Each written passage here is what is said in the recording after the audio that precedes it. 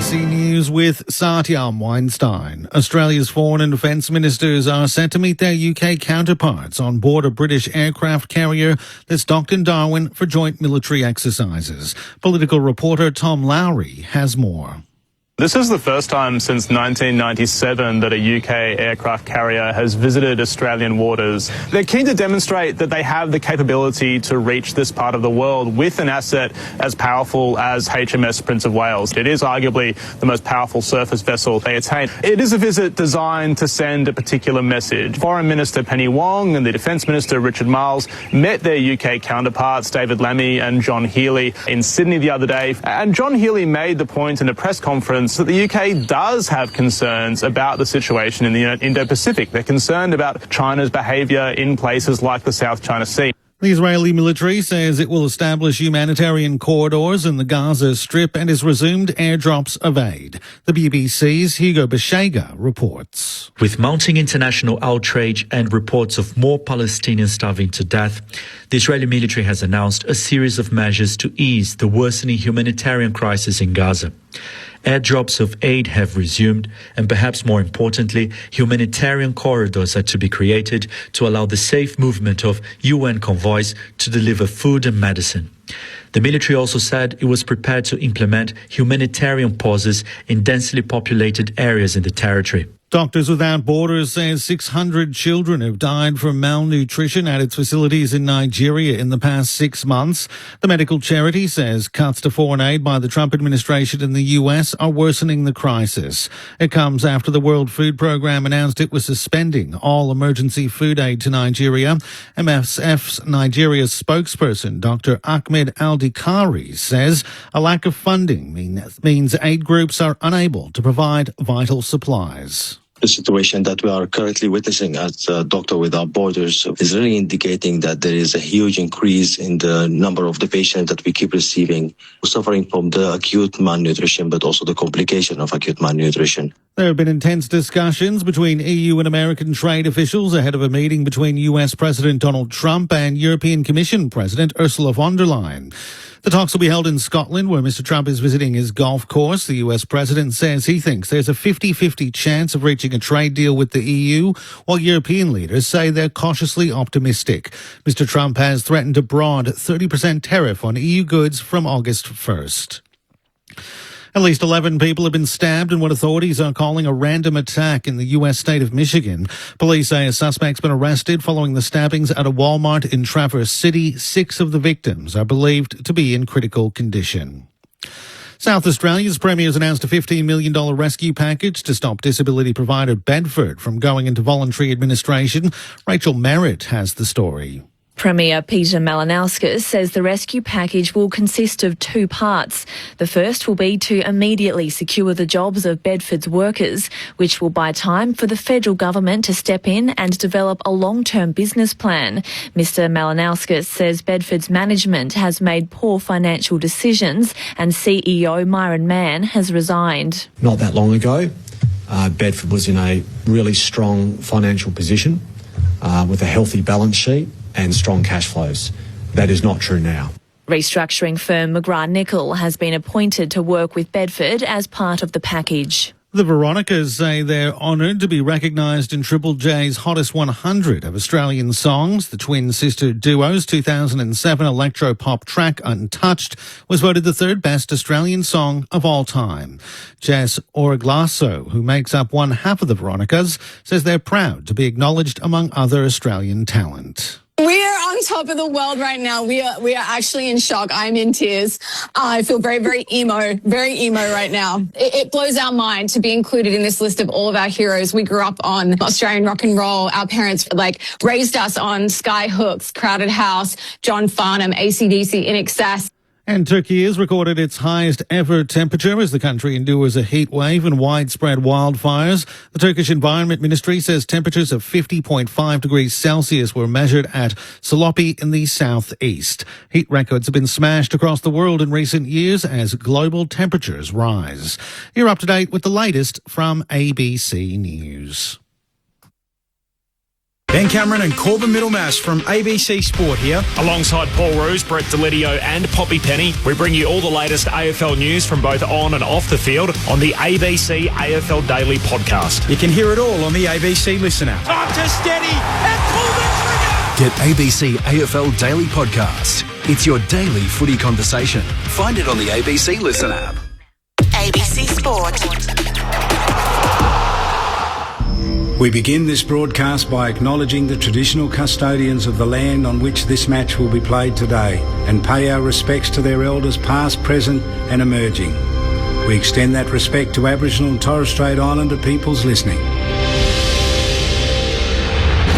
It's all on the line. Here we go. And the moment of truth has arrived. What a matchup this is. What a game. The umpire holds the footy up. I wouldn't want to be anywhere else on earth. On ABC Sport, this is the AFL. Oh, there's a bit to get excited about. The intensity and the pressure in the ball is unbelievable. Take your moment. This is that moment of the game of footy. This is just football at its best. And that'll be it.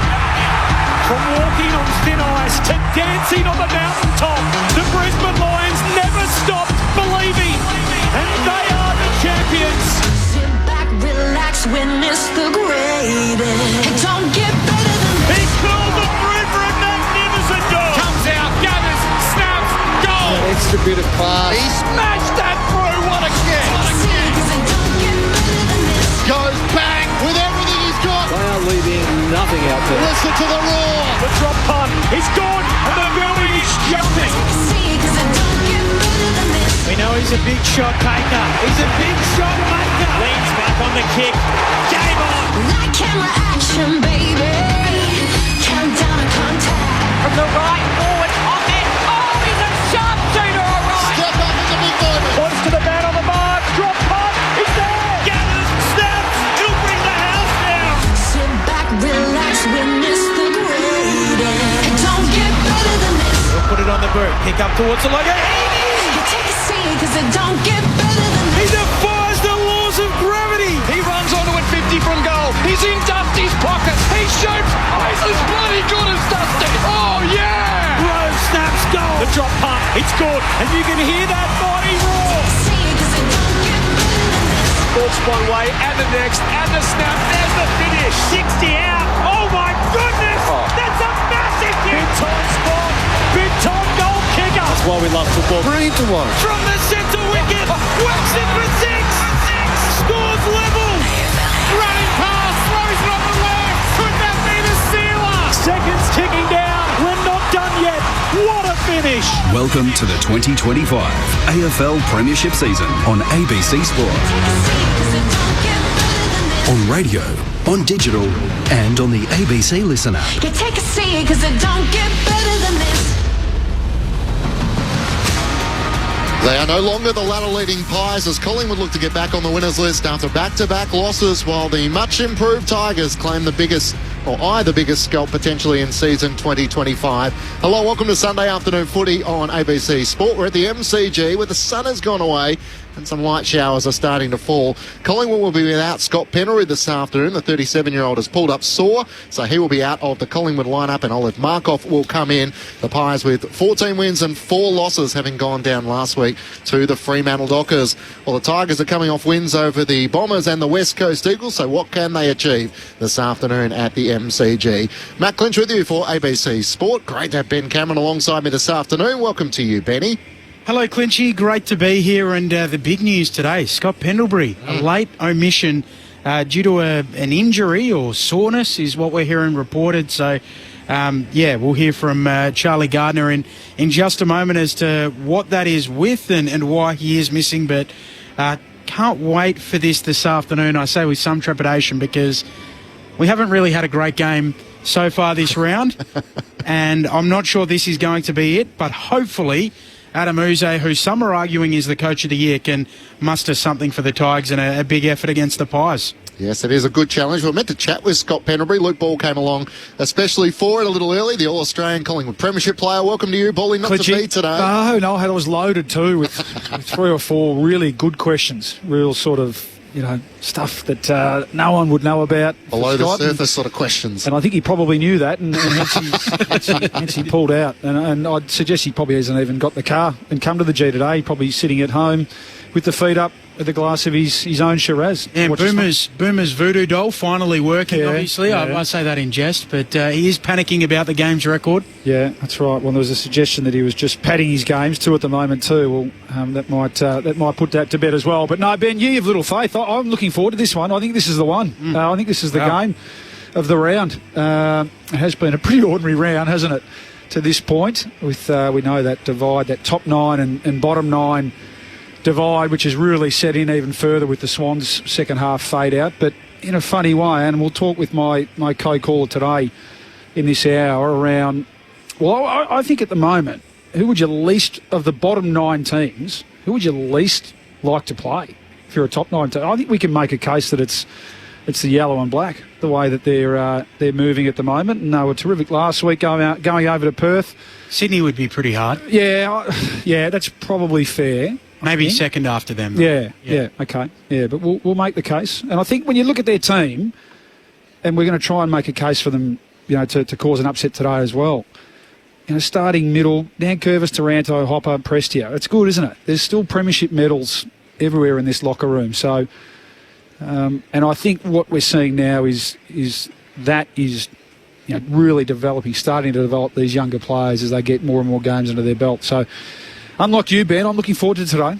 I'm looking forward to it. Rebuild ahead of schedule. Yeah, we will delve into that. And alongside Paulie this afternoon, you can hear him on ABC Radio Melbourne with Chanel Vella. But today he was selected amongst the 25 Bulldogs greatest in the last 100 years. And his bio reads as such. The Bob Murphy, the legend, oh, come on, Clinchy. celebrated as one of the Western Bulldogs' most versatile and cherished legends. This is the auto bio, is it? Well, Bob sent this through earlier today, actually. Self-written. The autobiography. The important thing is that this needs to get sent to my kids who've got a healthy disregard for my footy career. They just need to understand certain things. Good afternoon to you, gentlemen. Enough of that Bulldogs nonsense. We need to talk about today, because I'm very excited about today's game, because up until this point, round 20 has been the nail salon. Give us a look at your hands, fellas. Give us a look. Yep, pretty good. Round 20, the nail salon. All we've seen is shellacking. Today. You said you were in good form, and you've started on a very positive note. I grew up a Tiger, and I think the Tigers today could channel the great Jeff Hogg in what was Bloody Monday in 1990, where Jeff Hogg against the Tide kicked 10 goals and dragged the Tigers over the line against the Magpies. But it's lovely to be in your company, fellas. Particularly Luke Ball. We don't get to see each other enough. I think we both retired about 11 years ago. Yeah. We've been working our way here in the commentary box since, and this is our debut together. Circling each other for a long time. So I look forward to waxing off him. No, Bob's a couple of years older. He's super draft. Yeah. Well, I thought you might have been a part of it as well. Yeah, his draft had much better PR than mine, despite that our draft was probably better. You put a case forward for that. I did see that. You put a case forward for that. I learned the other day that Jimmy Bartell went number 8 in the Super Draft. So, gee, it was a good draft. And you're still in a formal mood as well, I see, Bob, because you've got the Canadian tuxedo on today, the double denim. Yeah, well, this is serious footy. This is big-time, elite level. This is, our sporting coliseum at the MCG. So I thought it's a formal affair. Double denim. I notice you guys are pretty casual, which is neither. That's okay. That's fine. This is without a word of a lie. I somehow flicked on one of those quiz shows during the week at 4:30 or whatever it is, and there was a question, what is the 2 items of clothing for a Canadian tuxedo? Denim was obviously the answer, and the first person I thought of was you. Yeah, thank you. And the first time I've seen you thereafter, you've gone with the double denim. I love it. I take that as a high watermark. That's high praise from you. I appreciate that. Thank you. I feel like regardless of what happens this afternoon, you're going to be in good company. We shall have an enjoyable afternoon. Bob Murphy and Luke Ball, your experts. Matt Klitsch and Ben Cameron to call the action. Ray Chamberlain will be down on the boundary for us. Hugo Ralph Smith, the injured Tiger, is going to come past for a chat. And in a few moments' time, we'll take you inside the Collingwood camp. Ben Cameron caught up with Charlie Gardner about the news. The late out is Scott Pendlebury, and Olaf Markov will come into the Collingwood lineup. So maybe just as a tone setter to start the afternoon, Collingwood have been out in front for so much of this season. All of a sudden their lead has been swallowed up. Adelaide have moved to the top of the ladder, and the Pies are looking to bounce back after 2 consecutive losses. How much is the motivation for Collingwood this afternoon? And, I mean, how much does it matter in their premiership year? They did lose 3 games in 4 weeks, but they managed to hold the Premiership Cup up in 2023. So how does Craig McRae keep his side motivated and make sure they are building in the right direction? It's almost impossible to go through an entire season without some sort of a dip in both form and wins and losses. Even the mighty Essendon footy team of the year 2000 lowered their colours for 1 week against my old mob. So Collingwood, it's not necessarily a surprise that they've had, had a little battle in the last couple of weeks. It's how you get out of it. And I suppose if you were looking through optimistic glasses for Collingwood, and it's pretty easy to do that today, they should win today. Now, should is one of the most treacherous words in sport. We should do a lot of things, shouldn't we, in both sport and in life. But this is the perfect opportunity for them to get their mojo back. But like Luke has suggested already, that the Tigers are hungry and they can also see the finish line. So they're through probably the most difficult part of the season. They can see the end. They've already exceeded expectations. They get to have a free hit today. So for Collingwood, they're still the team to beat. They've had their little lull. They'll make a charge again. It's just whether they can reclaim their best footy today or it's just a step into the light. Yeah, I think a lull's a good descriptor, isn't it? And when you think about it, I mean, you have a look at Brisbane yesterday, if we're going to call that a little dip or a lull. Collingwood, I wasn't here last week, but 3/4 time, in fact, halfway through the last quarter, they were 3 or 4 goals up against Fremantle, who are a side that we all think are gathering ahead of steam, aren't they, heading towards a final series. And then it was a combination of some really good Fremantle play, which was acknowledged somewhat cheekily by the coach, I think, after the game, Craig McRae. So I think this will sharpen them up. And then, and the week before that, they go down to a Gold Coast team who'd built it up as the biggest game of their season by a point, or by less than a kick, after a horror first half. Yeah, in terms of lulls, it's an okay lull. It's a pretty soft lull, isn't it? You lose 2 games by less than a kick. Now, Craig McRae's a winner. He doesn't like losing. He'll be certainly looking at the why and the things that have made them such a good team. Their stinginess in defence, they got opened up a little bit. A part of that's personnel as well. So I think that's the other part too. They haven't been settled, have they, over the last month? There's been at least 3 changes every game for the last month. Now that's a combination of doing the work early, so managing, being able to manage, being in a position to be able to manage some of the more senior players who've got the aches and pains this time of year. Others we just haven't seen a hell of a lot of. Think of Tom Mitchell, Jordan Ngoe and Bobby Hill played in the VFL in Frankston last night, as did Billy Frampton. So there's a bigger picture piece there. So I don't think we'll see the best of them today. I think, and Bob, you think back to your playing days, you tended to work in blocks. You look at their next block after today, and again, this is absolutely not taking anything away from the fact they'll want to return to the winners list today. But then they go Brisbane, Adelaide away, and Hawthorn. So I think there'll be, from a coach club point of view, there'll be a bigger picture eye towards that, and that includes returning personnel. Today's about sharpening the little things that they just haven't quite got right over the last couple of weeks. You've done it, Borley, at least in 2011, where you guys only lost to Geelong. So you were right up the pointy end of the ladder. You knew that you were going to finish top 2. Is the last 4, 5, 6 weeks difficult when you know you're going to be top 2 in terms of motivation and keeping yourself going? Well, I think there's a natural tendency when you're in that position to look ahead, to glance ahead. I don't think there's anything too wrong with that, and you're trusting your senior players there, and that's why I'm not worried about Collingwood, because of their experience both from a coaching staff and a senior player point of view. I think if you drill down a little bit, there are players there who are certainly in no position, Bob, to be doing anything bar putting their best foot forward, because there's a spot in the final series up for grabs for them. Usually you'll take a squad of 30, 32 into a final series. So there are players who missed out a couple of years ago who, as I said, should not be. There's absolutely no reason for them at all to take their foot off the gas. There are players who have come from other clubs who are going to get this opportunity for a first time to experience. And playing in a final series for Collingwood is a big thing. It's bigger. Yeah, it really is. That's right. So think of Houston and Memory and Schultz and others. So as a club, potentially, Ben, I understand what you're saying, but that's where it's about just trying as much as possible to be present. And in a way, the slip-up last week almost might even help you to do that.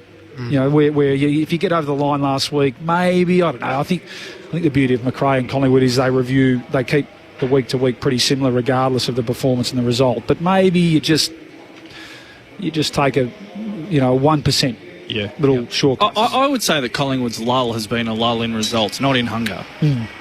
Gold Coast were fierce and they're a good team. They got them on a good night. Very good yesterday. Yeah, they're very good. They're still a bit up and down, but their good footy is very good. Fremantle, the 1 point loss to Fremantle last week, that's already ageing pretty well. That was just a classic game of footy. They're arguably the form team in the competition at the moment, the Dockers, with the way they're going. Them and the Crows.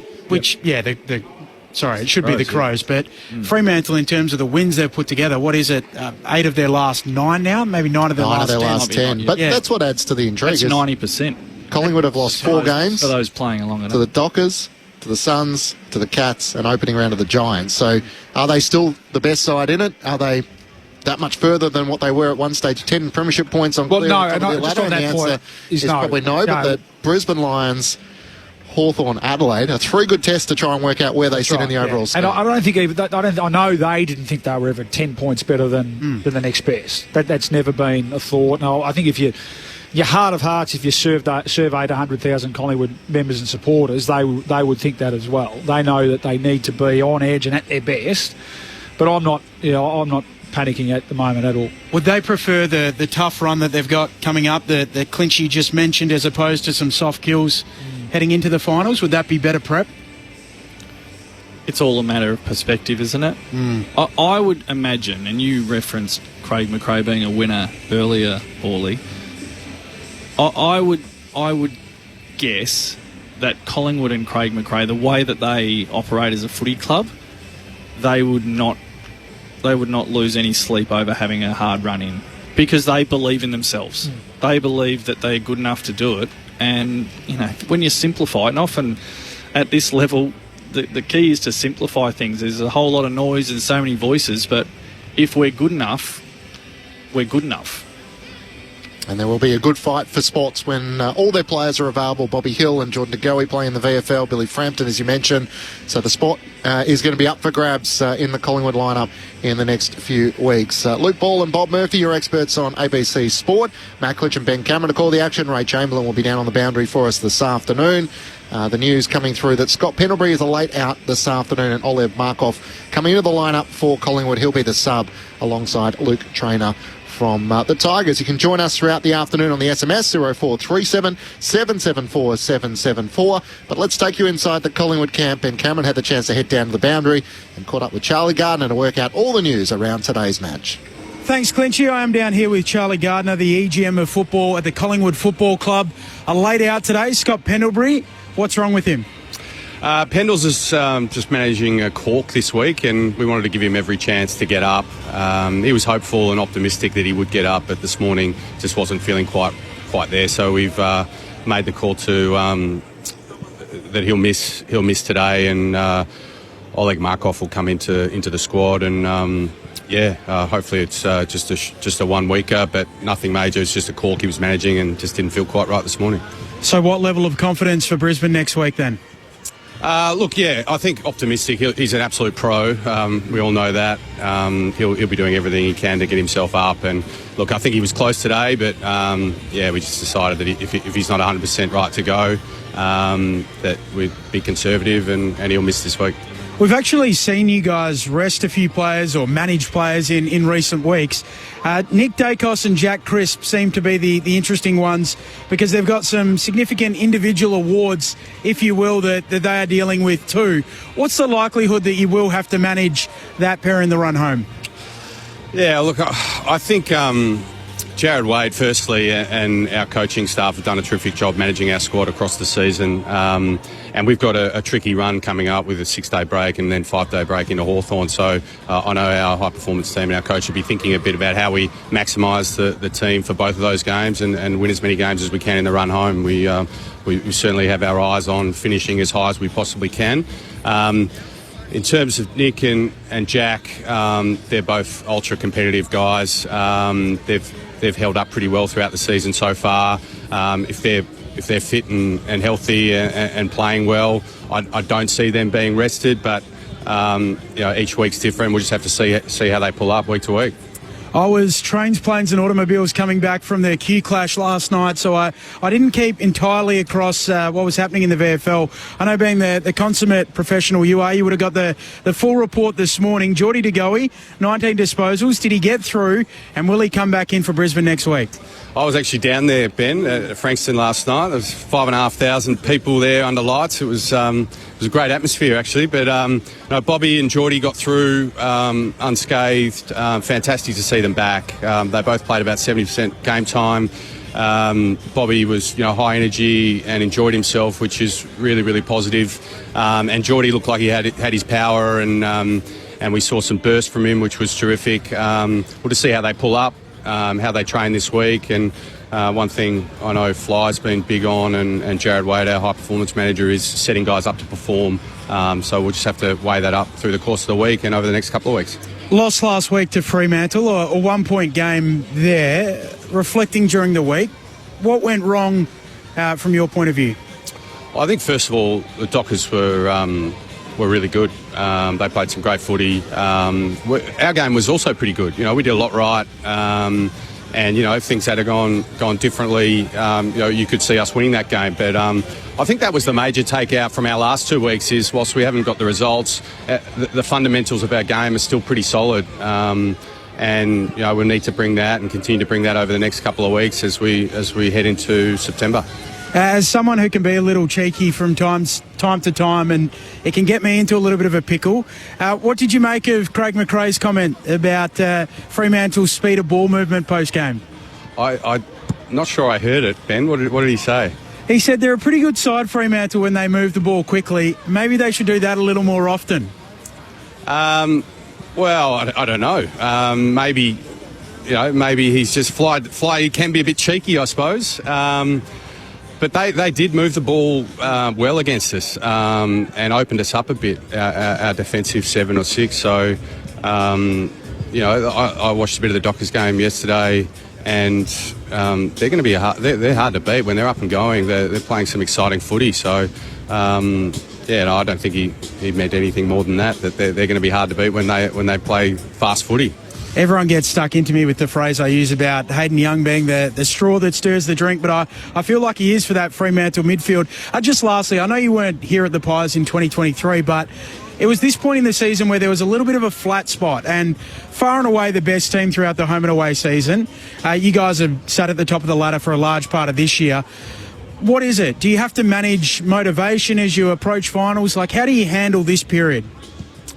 Oh, look, we're out to win every game from here on in. I think what often gets forgotten is just how hard it is to win games of AFL footy. Teams are doing their homework and scouting each other relentlessly. What they need to manage and what are the weaknesses they can exploit. And I'm sure that's what other teams have been doing to us. Gold Coast, you look at their recent results, they're going really well. They were great against us 2 weeks ago. So I don't think it's any more than teams have a bigger sample size on other teams. They can do more work on them and find ways to get over the top. So look, it is a long season, and we're getting to. I think this is the last game of the normal season. Richmond's the last team we haven't played. Teams are working each other out, but it's just a long season and hard to win games of footy. I don't think it's any more than that. Yeah, I could easily ask you about whether the season is too long, and maybe I will, but I've got to ask you about the cowboy tackle. Our experts are all over it. Brett Delidio is as sharp a football mind as there is. He called it in the moment. He said, look at the Pies players. They're not trying to tackle them. They're trying to keep the ball in motion. You guys just continue to innovate. Well, our guys tell me they've been doing that for a few years, so everyone's been a bit slow on the uptake. Yeah. But maybe Lids isn't as sharp as I thought. No, Lids is very sharp. Look, I think one thing I've been really impressed with coming to Collingwood is some of the coaches we have on staff. Hayden Skipworth's an incredible senior assistant coach, supports Fly really well. Those guys are looking at how they can maximise moments and millimetres and inches in the game, and that's a great example of it. I feel like we've covered off nearly everything. Is the season too long? Oh, Ben, I'll leave that up to other people. Look, I like some of the discussion around changing up the season and introducing competitions within the season. I like thinking about those things. How do we keep the season exciting towards the end for those teams that may not be in contention for the top 8? I really support all of those discussions. Appreciate your time. Thanks, Ben. Ben Cameron there catching up with the EGM of footy at Collingwood, Charlie Gardner, alongside Matt Clinch, Bob Murphy and Luke Ball with you on ABC Sport. Are you just writing down a few notes, Paulie, throughout that interview? Well, I was just trying to work out, Bob, who was interviewing who at one stage there. I think I counted 28 eyes, not from Charlie, but from the interviewer. That's a bit unusual, isn't it? And no, Charlie was quite self-deprecating. I was wondering if there was 2 or there was 3 people in that interview. But they say there's no I in team, but there is 5 in individual brilliance. And I just want to compliment you, Ben. That was magnificent. I hope you enjoyed my interview with myself and Charlie Gardner. Our listeners know a little bit more about Charlie, but a lot more about our very own Benny Cameron. We're at the MCG in the lead up to Richmond taking on Collingwood. It is the Alana and Madeline Foundation match. There is a late change for Collingwood. Scott Pendlebury is out. Olive Markov comes into the Collingwood lineup. He will be the sub this afternoon, and Luke Traynor as well. A chance to head inside the Richmond camp. Hugo Ralphsmith's been good enough to come and join us in the commentary box. Hugo, great to see you. Unfortunately, your season is done with a hamstring injury, but what's it like when you come along to the footy this afternoon and you're not featuring? Yeah, no, it's a little bit weird. Obviously, I want to be out there, but hopefully the boys are in good form at the moment, and 2 wins on the board in recent weeks, so I'm excited to see if we can make it a third.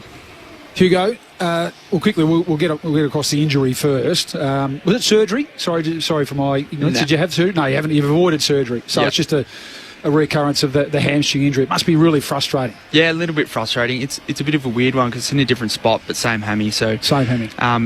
Annoying. And I felt like I was kind of working my way into a little bit of form. Obviously, it's hard to get back from injury and play well straight away. So doing it at the start of the year and then to now. So a little bit frustrating, but what can you do? It's just one of those things. Is something you've always? I mean, your running power is your strength, isn't it? That's your one wood. Has that always been something you've had to deal with a little bit, being that type of athlete?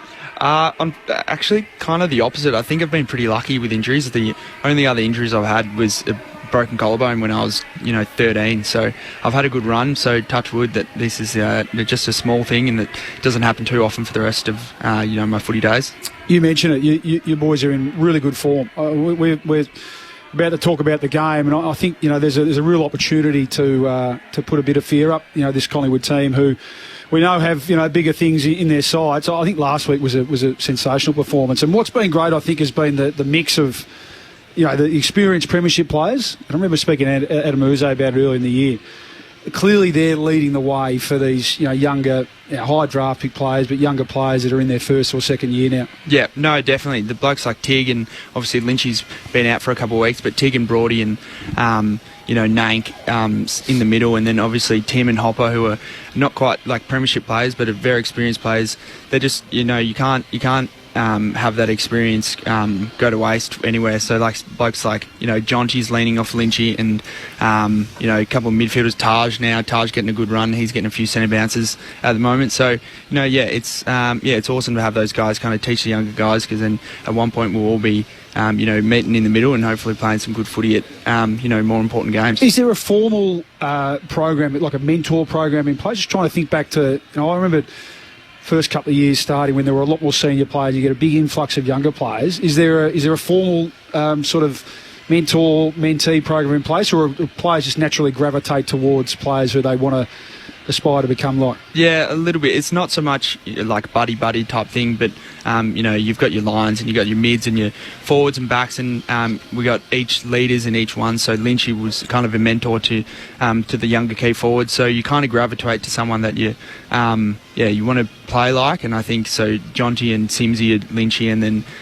trainers with Tigger and those type of things. So no specific like set, but it kind of just happens organically. Hugo, it's great to meet you in person and have a chat. You've never met you. What's your Richmond Footy Club knowledge, history like? Are you familiar with the name Jeff Hogg? I'm not familiar with the name Jeff Hogg. You would have grown up. Did you grow up a Saints supporter or a little bit of both. Saints and Hawks. Yeah. Hawks, yeah. Who was your favourite player, Bawley? Nah, not Bawley.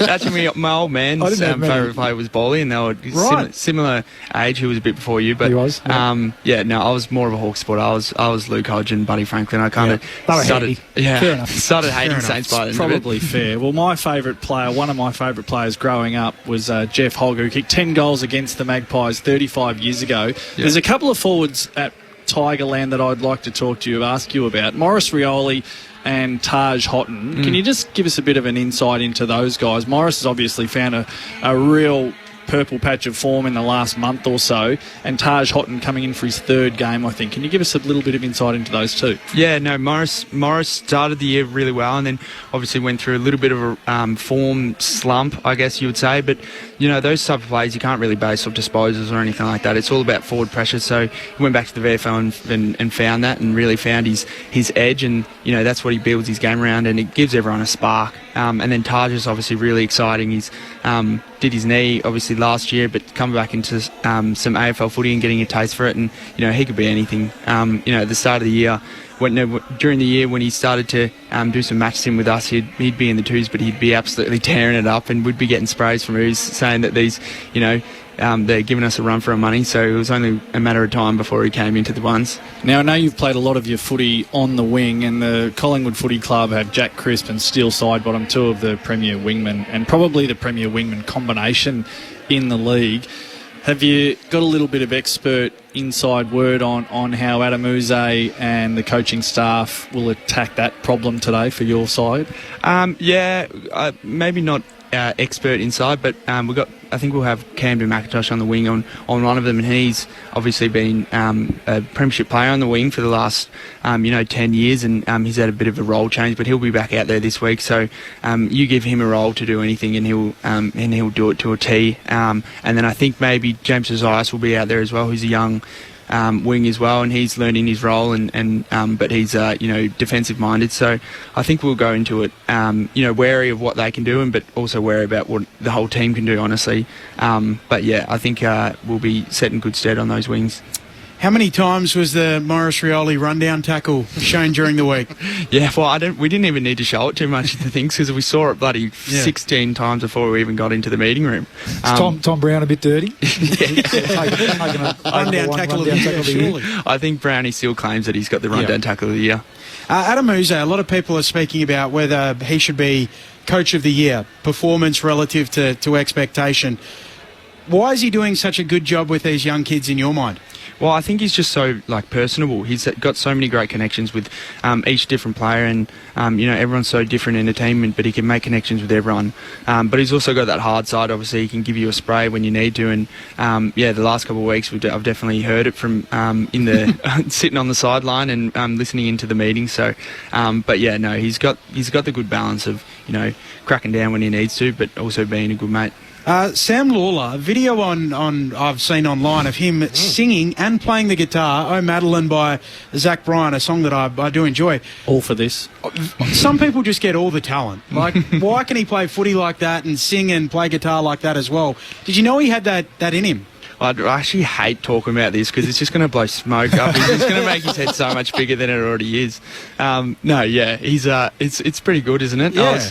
we were playing PlayStation, and he's together, and he goes, "Oh, I just filmed this video. Should I whack it on TikTok?" And I was like, "Yeah, do it. It'll be a bit like everyone will get into him, thinking it would suck." But now he's blown up. He's got 1 million views, and now his head's bigger than it already needs to be. Yeah, I enjoyed it. I was stunned by how he can sing and play guitar. I loved it. Yeah. Hugo Rouse-Smith is with us from the Tigers. So 5 wins so far from the season. If we asked you at the start of the season sort of what you're hoping to achieve out of it, would you say you've exceeded expectations this year so far? Yeah, well, I think we didn't really have any expectations. We could have come in and won 10 wins for the year, or we could have won none, but we just wanted to play a good, exciting brand of footy.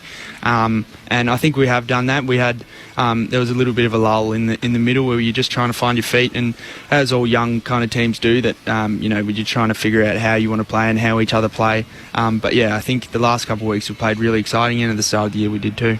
There were some big calls made, weren't there? Yeah. And there was a good article today about it, and Tim Livingston, who I know a little bit, getting some credit along with Blair Hartley. I mean, what about early days? So you walk into the locker room first day pre-season and you look over, there's no Bolton, there's no Liam Baker, Jack Graham, am I missing one as well? Jeff Hogg.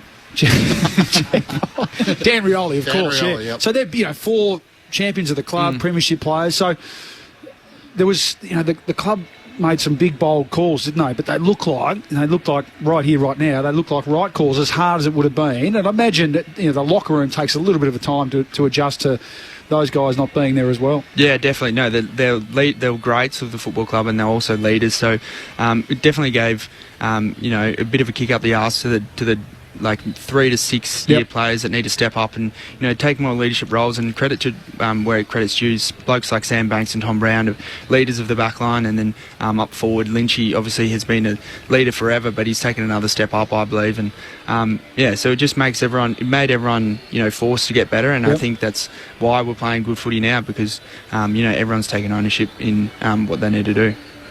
Tell our listeners that might not be aware about the Alana and Madeline Foundation, preventing children from violence, bullying and cyberbullying.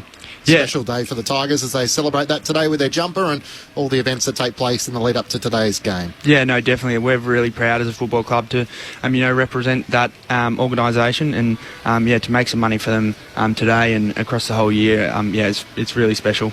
Now, you grew up in the Bayside suburb like Bawley. Oscar Piastri went to school with you. Do you follow the Formula One? Are you close mates still? I'd like to say we're close mates. That's my claim to fame. But we went to school together, and I've been into the F1 maybe the last 2 years. Me and Jacob Hoppers, he's really into it. So we went along this year to the Melbourne one, and been following on closely. And I've actually flicked him a message, but he R&R'd me, so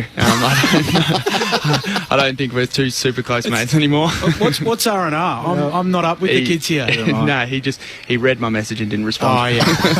I'm going to start using that. I just say crowbar that into a conversation with my kids this week. Well, that happens to you a lot, so now you know. That is true, Bawley. I wish it wasn't, but it is. Now, the final question, Richmond, so many speedy forwards. Who's the fastest? Where do you sit in the grid for the Richmond small forwards / wingers?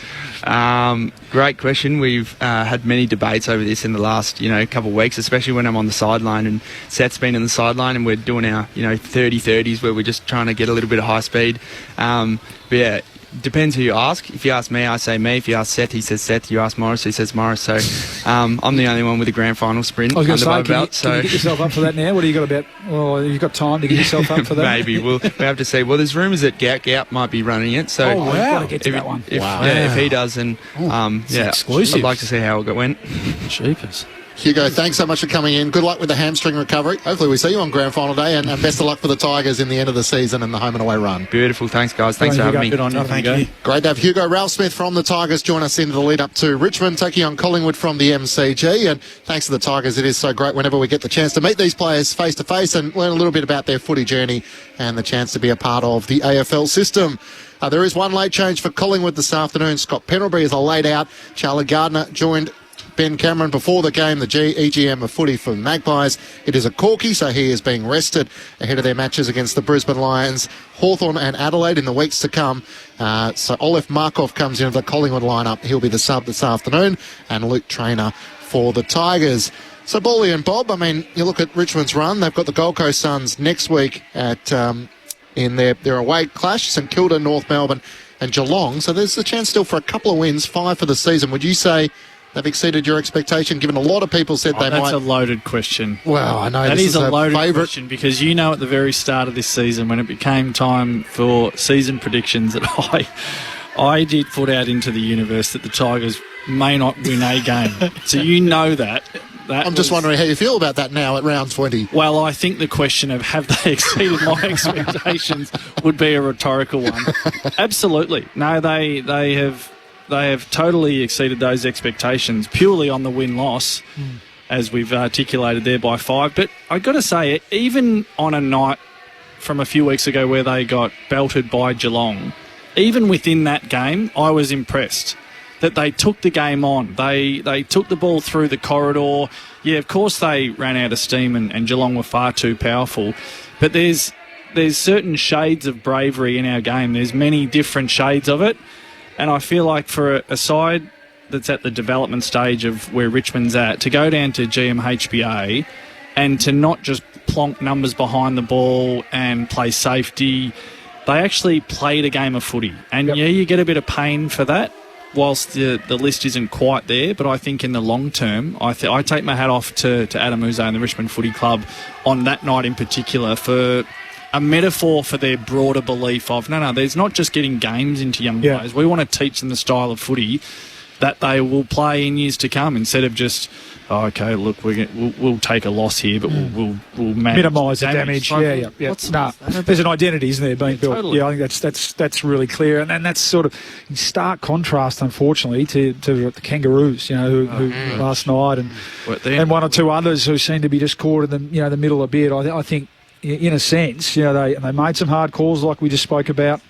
We've seen glimpses, haven't we, from all these young, and not only the high draft picks. I mean, you look down today, no Layla, no Smiley. We haven't seen him at all this year. Armstrong, Hotton's second game in, which is great. Trainer's been really good, I think. But it's Fall, it's Brown, Rioli, Tyler Young. Some spine, I think, as well, which is really starting to take shape, and then they're getting well led. I think that's and that's probably the difference maybe between them and a Kangaroos at the moment. They're getting really well led by Floston behind the ball. You hear, I mean, Tom Lynch hasn't been out there a heap and hasn't been performing, but I think you're feeling, probably Monday to Friday, his impact on the group, and then Nankervis, Prestia, Taranto, Hopper in the middle. So the bones are still there. It feels like they cut deep so that they could go to the draft and get the full regeneration, but they've kept a few bull elephants as well to just bring the kids through, as Ross Lyon would say, like you alluded to there with Floston and Broad and all of the older guys, to just see them through, teach them the habits and how they need to go about it. Yeah, and I think they identified last year's draft as being really strong. Yeah. And so far, nothing to indicate that that's not the case, and potentially this one not being as strong. Hence, making the big calls on Rioli and the Premiership stars to get big maximum bang for buck for them. And in the space of a year, you'd have to say they've leapfrogged the Kangaroos. Well, I was just about to say, Ball, you took the words out of my mouth. The performance of the Tigers this year is embarrassing for North Melbourne. It really is. North Melbourne are years ahead in terms of how they've cut their list back and developed and brought in new people and done everything that there is to do in terms of redeveloping a footy team and a footy club. Where are they at the moment? So the cherry on top of that is Richmond received North Melbourne's first round pick this season, the end of this season, which is currently pick 2. So they might have pick 2 and pick 3, with West Coast potentially on what happens with the free agency around Oscar Allen, with maybe 1 and potentially 2 jagged in the middle, depending on how that plays out. But the Tigers have accelerated their progression incredibly well, and it feels like the next step will be next year the competition for spots. They have depth in their spine, in defence and in their forward line.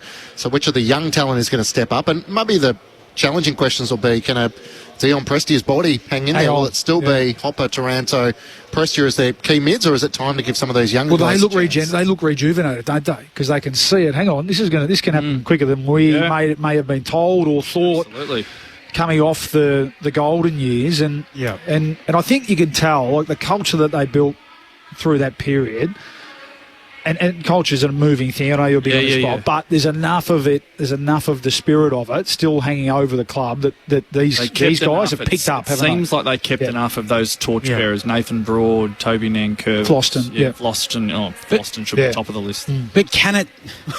What? Because he's got red hair? No. Oh, Ben. No, just because of the way he plays. Superstar, he just seems like he is the perfect embodiment of what that side was, I think. I didn't know if that's where you were going with it, but a shout out to all the gingers out there as well. While we're there. The point around whether it can turn quickly as well, I think is fascinating, because I agree with you that Taranto and Hopper would be seeing that. But I feel like when I look at rebuilding sides, it feels like it takes a long time. I mean, you were at the Dockers for a long time, Bob, as they rebuilt, and it feels like, you need these guys to have 5, 6, 7 years in the system, all of those pre-seasons before they can be, really dominant AFL players. And we saw that with Melbourne when Petrarca and Oliver got to that age. They won the flag in 21. And it feels like the Dockers with Brayshaw, Sarong and Young are starting to get to that point now. I actually think it's really dangerous for players to hear development in 3 years, in 4 years. Now there's a responsibility of football clubs behind the scenes in terms of leadership and administration, list managers, to go through that process. I'm not ignoring that for one moment. But it is a bit of a trap when players start to hear, oh, yeah, we're a developing team. Oh, in a couple of years, in a few years.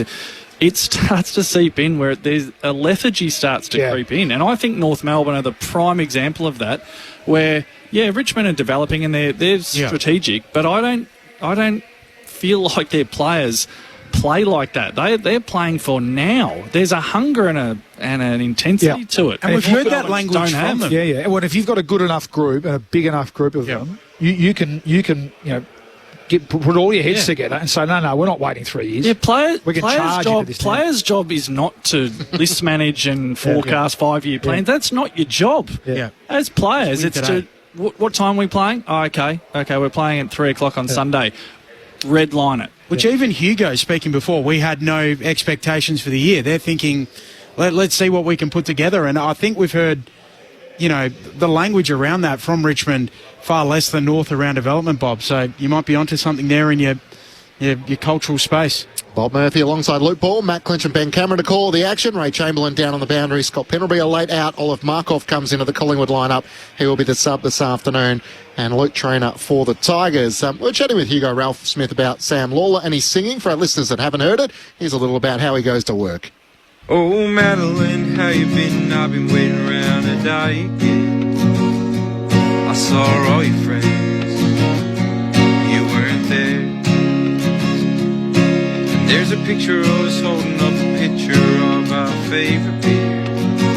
I'm trying to slow down this year, I can't hold it like we used to. And I ain't never felt lonely as I do tonight in this nice hotel. 200 miles from that shit motel, you kiss me softly in. So he could certainly hold a tune. Sam Lawler challenging Isaac Rankin maybe as the most talented footballer off-fielder could hold a note. It's pretty good, isn't it? It's nice. Yeah, 3 chords and the truth.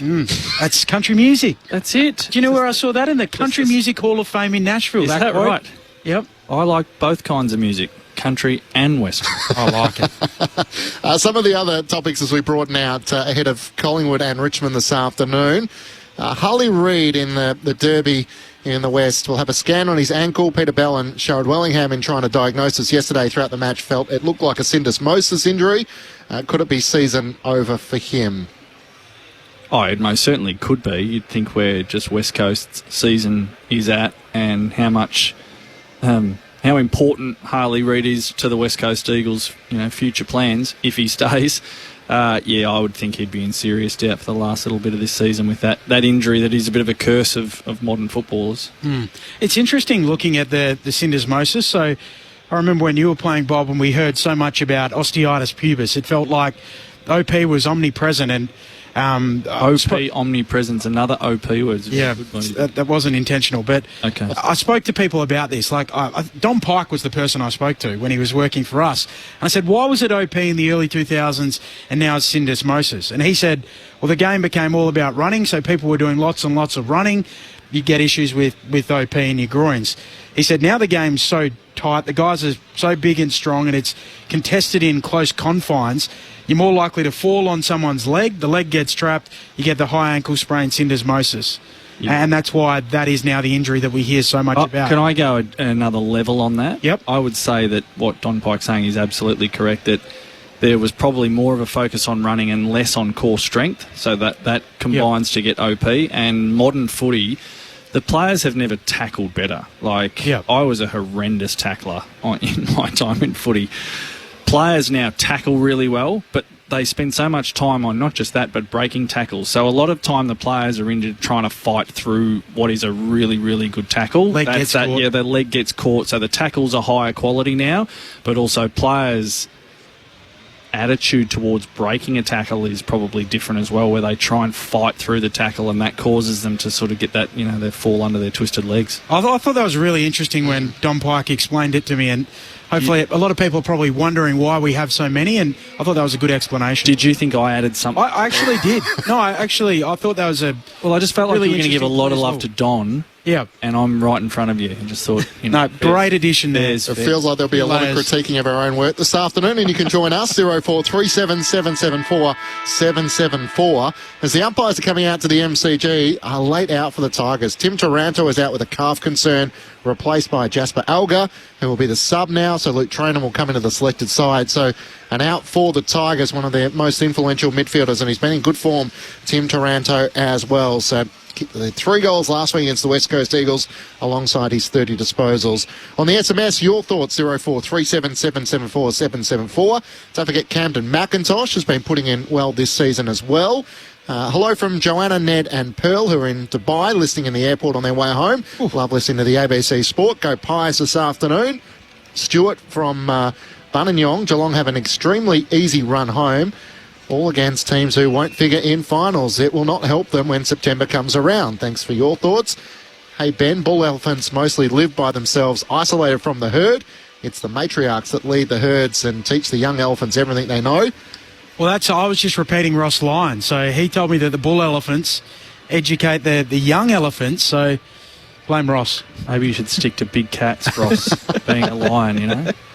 I'm just having some trouble scrolling down my mouse, so I'll sort that out. But the Giants have confirmed calf strains for Josh Kelly and Jack Buckley, so both will miss the remainder of the home and away season. So each week, Bob, you're familiar with this question, who will finish 9th on the AFL ladder? The potential that if the Bulldogs win, let's say 4 of their last 5, then they could finish on 14 and a bit wins with a big percentage, which might mean sort of 15 would guarantee you safety in finals. So all of a sudden with Toby Green with that suspension for one match They're against probably vulnerable, aren't they? Isaac Heaney. Gee, the Thursday night now Giants builds versus us in Bulldogs is a massive to game. a massive game between the Bulldogs and the Giants on Thursday night. How much do you think that'll shape the run home, and who do you think in your eyes for just this week? You can change week to week. We'll finish 9th. On the basis of those injuries, I think the Giants are now vulnerable. I think they might be the ones to slip out. So the Giants have the Dogs, North Melbourne, the Gold Coast Suns and St Kilda. Could be game of the year Thursday. Yeah. We need to win 2 of those on the run home. The Bulldogs have the Giants, Melbourne, West Coast and Fremantle. Yeah. So they probably need to win 3 or 4. Need to win They maybe 3, so it comes down to that one last game potentially. slip up 4. Hawthorn have a couple of tough ones coming up. 3 don't tough they, ones. Clinchy? Yeah. They have Adelaide, Collingwood, Melbourne and Brisbane. Yep. They're the team I think are a bit vulnerable all of a sudden. So do I. I'm with you. Be hard to fathom, wouldn't it, the Hawks missing out? Because you feel like their graph's trending up. But probably need to win 2 of their 4. Yeah. Adelaide, Collingwood, Brisbane, Melbourne. So you think that we'll give them Melbourne? They need to pinch one of those other games. yeah.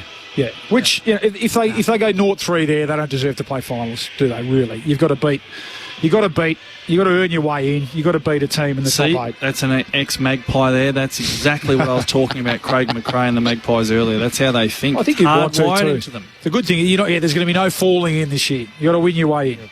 And the Dockers have Carlton, Port Adelaide, Brisbane and the Western Bulldogs. So it feels like with their win over the Magpies last week, they've just about locked up their spot. But it's so even on the AFL ladder. While the top 9 might be decided, the gap between 4th on the AFL ladder, which is currently Geelong, all the way down to 7th, is just separated by percentage. So we should have a thrilling last 4 rounds of the home and away season. You can hear in the background, Collingwood have made their way out onto the MCG. There is no Scott Pendlebury this afternoon. If Markov comes into the Collingwood lineup, he'll be the sub this afternoon. And then the late news is Tim Taranto is out with a calf injury. So Jasper Elgert will be the sub for the Tigers. Luke Traynor comes into the selected 22 for the Tigers this afternoon. It is the Alana and Madeline Foundation match for the Tigers as they're about to make their way out onto the MCG. And the crowd is building. So I've had a bit of rain around Melbourne this morning. It is a coolish Sunday afternoon, but the Richmond faithful have come along. They think there are chances the Jungle Drums are beating below us before Richmond making their way out onto the MCG. So we're about 11 minutes away from the opening bounce. So Paulie and Bob, maybe a few early thoughts about what you're looking forward to this afternoon, and Collingwood looking to bounce back after back-to-back losses. Gave the weather report there. It's a classic last weekend of July day, as it was. As I'm looking out. It does look very traditional. I can't remember whether I looked forward to playing. I know these sort of days potentially suited me a little bit more, but Look, all I will say about that is that I love driving under the roof at Marvel in July. Would you be long sleeves today? I would have wanted to. Put it that way. I would have wanted with to. Rocket though? Yeah, I would those have been too sheepish, but I would have wanted to. Okay. Yeah. Can you make the case for Richmond today? We've tried to, haven't we? Or a case? We're trying to. And if you were going to make the case, because I think we all expect Collingwood to win, and we expect Collingwood to win pretty comfortably, but if you were to make the case for the Tigers today, you might look at the recent form slump of the Pies. Maybe they're still in it. They could, in terms of win-loss, maybe they're just a little bit off. Maybe they're a little bit lethargic. The Tigers have got the Lions next week, so they could potentially be a top-of-the-table match next week. Has their attention just drifted, or has some of their attention just drifted? Scott Pendlebury's out. Now, I know Taranto's a late out, so this kind of they kind of cancel each other out.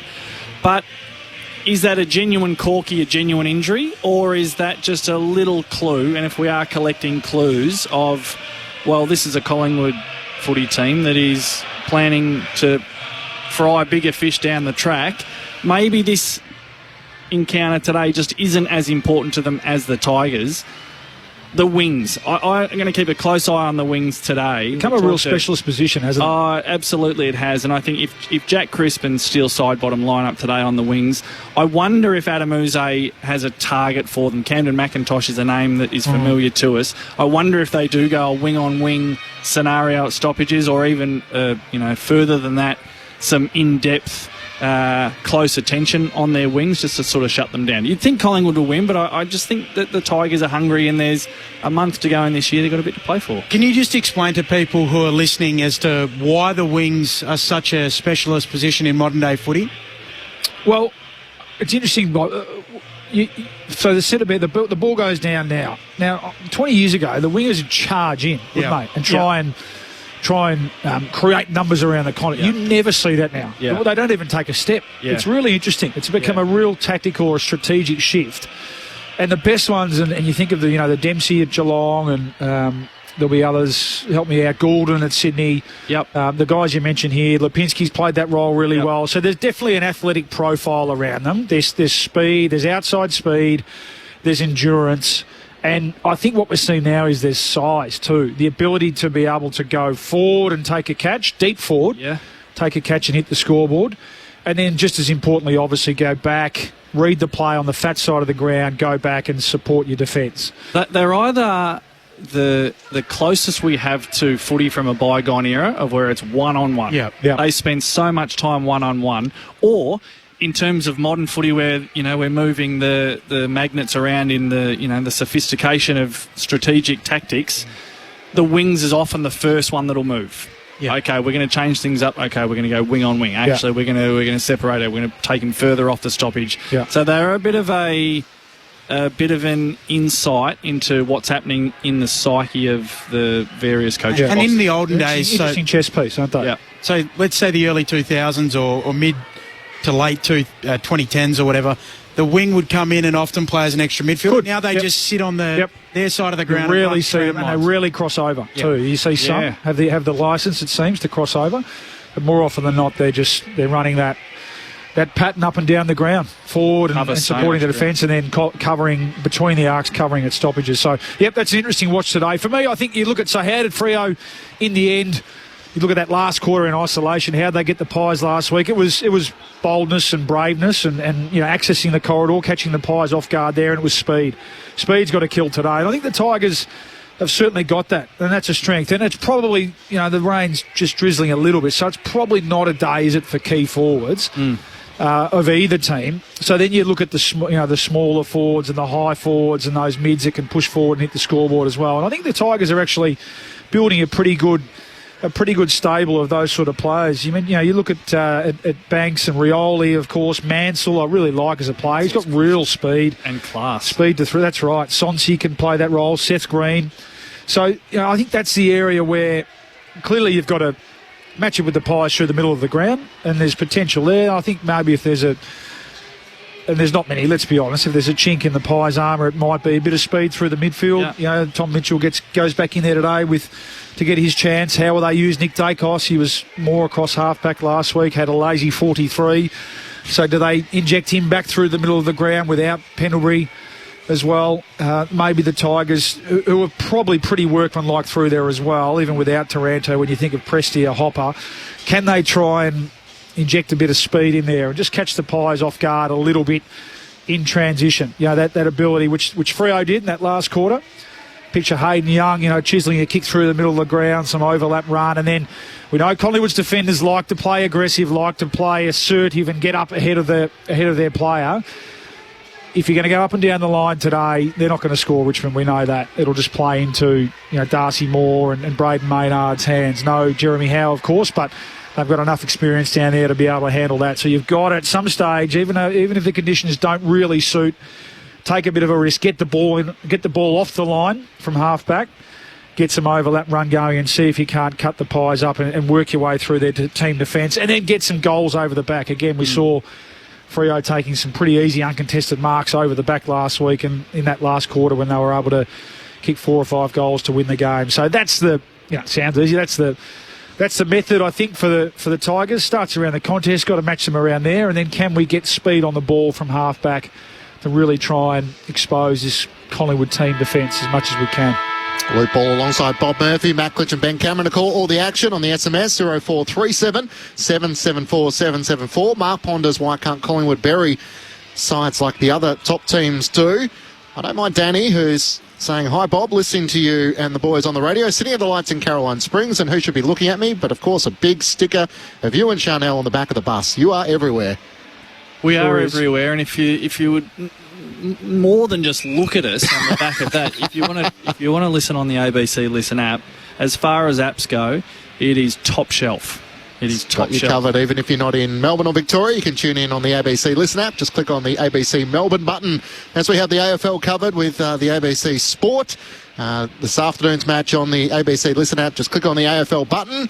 Melbourne and St Kilda later on this afternoon from Docklands. That's on the AFL Extra button with Quentin Hull and Lauren Borden. If you want to follow the actions, the bizarre Sunday fixture with both games just an hour apart. I'm not sure we've absolutely nailed this weekend, but that's a conversation for another day.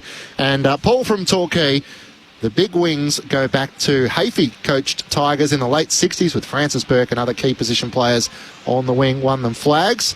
There's also one as well that came through in a reference to your shout, Bob. G'day, gents. The Mother's Day massacre in May 1991 when the Tigers stormed home in the last quarter to defeat the Magpies brings back great memories. Nida, Flea Waitman and Craig Lambert were all over them like a rash. Naish slaughtered 3 goals and Hoggy kicked 10 snags. A ray of light in what were the dark days. Calm the Tigers. That's from Ian.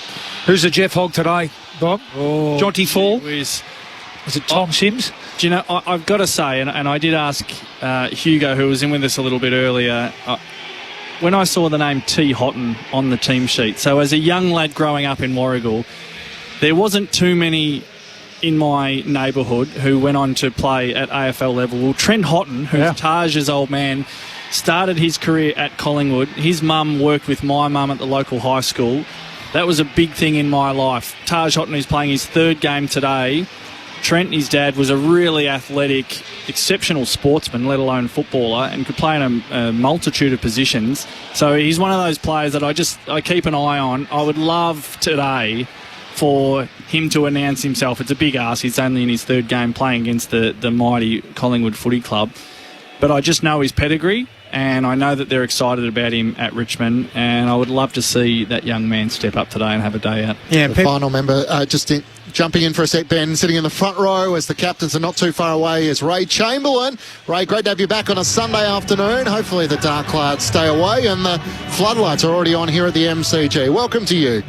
Guys, it's a pleasure to be here, and where else would you rather be than out in the elements today here at the MCG? I will say this, it's not cold, there's no wind, and these players are highly skilled with the wet ball. They know how to position their bodies. I'm expecting a pretty solid early sort of tussle, I think. The Tigers have ripped into their warm-up, and I think they want to get off to a good start, so fingers crossed we get that. Darcy Moore just heading out to the middle, and Nathan Broad is going to do the captaincy responsibility this afternoon, so interesting for him in his 167th game. I'm not sure there's a reason why he's taking the honours over Toby Nankervis, but maybe trying to get a bit of luck for the Tigers to start the afternoon. It's interesting that I think it was the text, that initial text now, just about the Pies putting teams away in percentage. We've seen The other top 8 teams do that, significantly, powerfully. When we think about Adelaide last night, now it was pouring rain, and they absolutely put Port to the sword. It's been the nail salon. It really, I did like that. That was terrific. I like that. Adelaide's percentage 146, Collingwood 133. So they win today. First, obviously, Port of call is to bank the points. They go ahead of them. We know they play each other in a few weeks' time. So I don't mind that call. I think Collingwood supporters, they can be pretty hard taskmasters at times, but maybe the one thing in recent times is they haven't really, once they've had foot on throat, they've just let it off a little bit. So, of course, first port of call is today to make sure they sharpen up and get the win.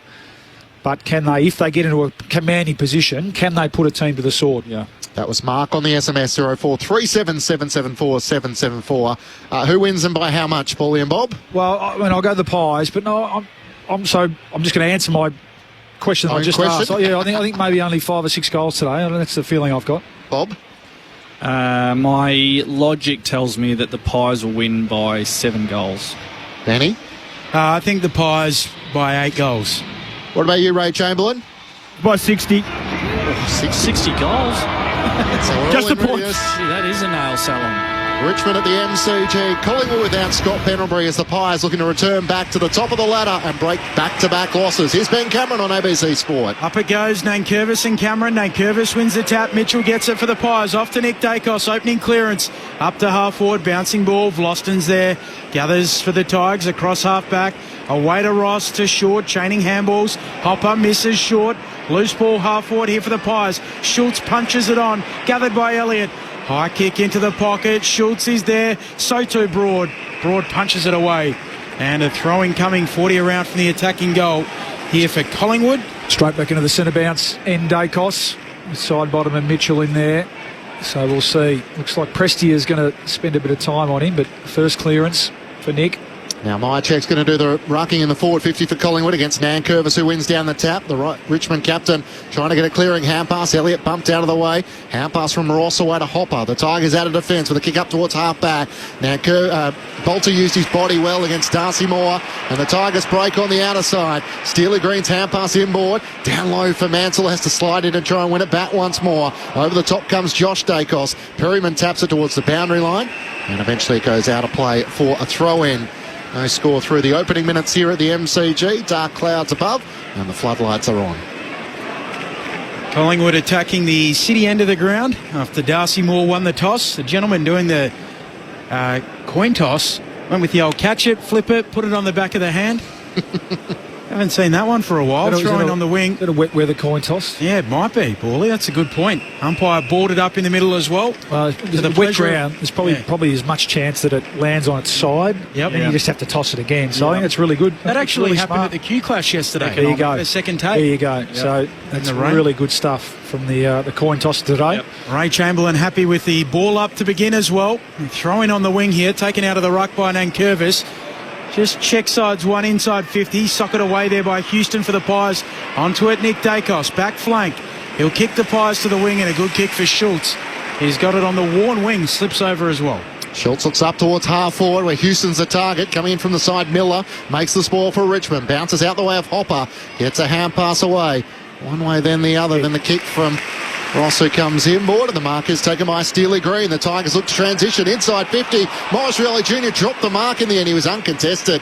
Dean with a hand pass to Maynard. Back to Jack Crisp, who keeps Collingwood out of defence, although Allen dropped the mark. Regathers for Collingwood. Hand pass to Nick Dacos. Links up with Tom Mitchell. Back to Nick Dacos on the Shane Warne wing. He looks up towards half forward. Elliott's the target. He flies up with one arm. Can't take the mark over the top of Myercheck. Ricochets off Nankervis. Back to Elliott. Inside 50. Kick over the head of Hoskin Elliott.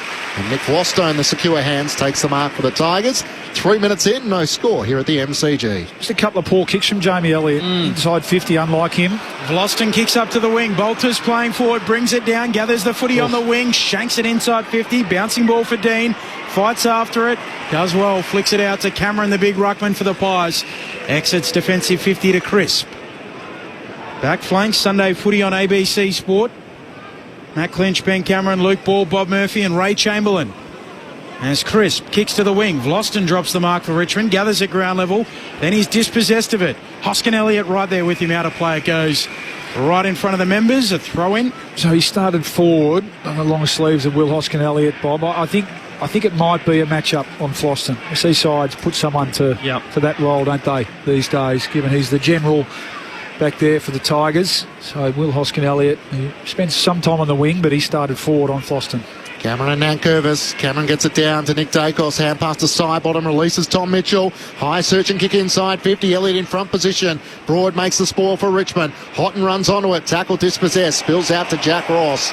And he's locked up by Lockie Schultz and Steele side bottom. So Elliott has been the deepest forward for Collingwood alongside Broad. Hoskin-Elliott seems to be doing the job on Vlosten. Membry on Young. And Myercheck has the company of Miller inside the forward 50 for Collingwood. Up it goes. They play some volleyball. Houghton trying to go in, and Curvis does. And holding the ball. 48 metres out. So the free kick will go to Collingwood. And coming up with it, Membry. Well, the big fella was on his knees, wasn't he? And so elected to take possession of the ball. Yeah. So I think Ray will probably tell us that to the letter of the law, Bob, that is a free kick. But you do know that law. Yeah. Student. So we're asking him there to belt the ball on, not pick it up. And then good sign from Collingwood here early, 5 or 6 early tackles in their forward 50. Talking of student of the game, if you want to know how to set shot a football, Tim Membry, one of the most classical techniques around. Laces through it from 50 and the first goal of the afternoon. It was managed last week and he's managed the first goal of the Arvo today. 1 straight 6, plays no score. It's all Collingwood through the opening 5 minutes. Our premiership pirate, former umpires boss Luke Ball, and top 25 Bulldog of all time, Bob Murphy. He's a beautiful kick of the ball, Tim Membry. There's something in the simplicity of his technique that is just beautiful to watch, and he knocked that one in from right on 50. Just going back to the initial contest though, so Toby Nankervis is pinged for the free kick. Just with those stoppages inside 50, inside forward 50 for the Collingwood Footy Club, we'll just see as the afternoon progresses, when you've got Nick Dacos, Lockie Schultz and also Jamie Elliott in that vicinity, that will really test the Tiger Smalls. Up to 25 goals from 17 games, Tim Membry so far this season. The first year pie. Back in the middle, Tom Mitchell gets the clearance at Collingwood. Hand pass to Josh Dacos up towards half forward. Kick eluded Schultz. Wasn't marked by Tom Brown. Spills out the way of Collingwood. Lipinski back inside the centre square. Hand pass to Josh Dacos. Drives it long from 55 towards the goal square. Vlosten conservatively made the double fist spoil and sees it out of play in the left forward pocket for Collingwood. Ray Chamberlain on the boundary. Very interesting description from Ben Cameron. I've just jumped on LinkedIn. No sign of the umpiring role there for Luke Ball on his profile. I'll get back to you. Thanks, Chambo. Just the Dacos brothers. Just looks like they're going to straight swap. So Josh in the centre bounce that time, and getting that inside 50. Nick back to the half-back flank. Shaw with a long kick up to the wing. Morris Rioli Jr. keeps it in. Flicks a handball away to Sonzi. Tight ropes the boundary line. Kicks up to half forward out on the full. So Dean to get it back for the Pies. Sunday footy on ABC Sport. Round 20 from a gloomy MCG. And Ray still chuckling away downstairs, enjoying his own work. Our man Ray. Been a bit of that today, isn't there? Yeah. Coverage. Dean kicks around the members' wing. Contest kick. Pack forms. Ball hits the deck in front. In they go. Sullivan emerges with the footy for the Pies. Kicks it forward. It ricochets back to him. Ross pinches it. Hooks a kick for the Tigers. Back around the wing in front. Dean marks. Good hands. Yep. Collingwood ball backward of the logo. He turns and comes inboard to Nick Dacos, who takes the mark on the members' wing. Adventurous kick into the middle of the crowd. Lipinski and Moore on. Darcy Moore takes the mark. Has Hoskin-Elliott on his own in the left forward pocket. Great transition. And in the long sleeves, he reaches out with 5 or 6 metres on Nick Flostone and takes the mark. He's going to give it off. Elliott's in the pocket. Barely 15, but he marks hard against the boundary line. Just a little closer to goal. Good footy, isn't it, Bob? That's classic training drill. Intercept mark at half-back, shift the ball inside. Like the kick of Dacos in the middle of the ground, it opens up the entire ground. So Nick Vlostone, who we know is one of the best intercept markers in the game, he's playing the percentages, but because of that kick, it allows Will Hoskin-Elliott to become part of the play, and he's able to hand it off. A career best 46 goals this season for Jamie Elliott as he opens up the angle. Kick is across the face of goal. Myercheck flies in the pack. And off hands it through from Ina score. So Collingwood 1-1-7, Richmond yet to score. Noel Bolter also starting forward for the Tigers this afternoon. Short with the kick in, up to the wing in Bolter's direction, coming across Quaynor, gathers at ground level. Collingwood ball again, flicks a handball away to Allen, who bounces a handball away to Moore. Pies high half forward, Lipinski, left foot kick into the pocket, shanks it, it floats like a flower bag out on the full. Richmond ball in their back pocket, Collingwood 1-1-7, Richmond yet to score. Ben Cameron, Matt Clinch, Luke Ball, Bob Murphy, Ray Chamberlain bringing you all of the action. Craig McRae, as is customary, coaching from the bench. Trademark puffer jacket on. Broad with the kick to the wing. Moore arriving late. Spoils Maynard in the end. Down at ground level. Pies have the numbers. Flicking out a handball, Green gets rid of it towards Prestia, who rushes a kick, and Bolter marks. Bolter looks up towards half forward. Doesn't have a lot on offer.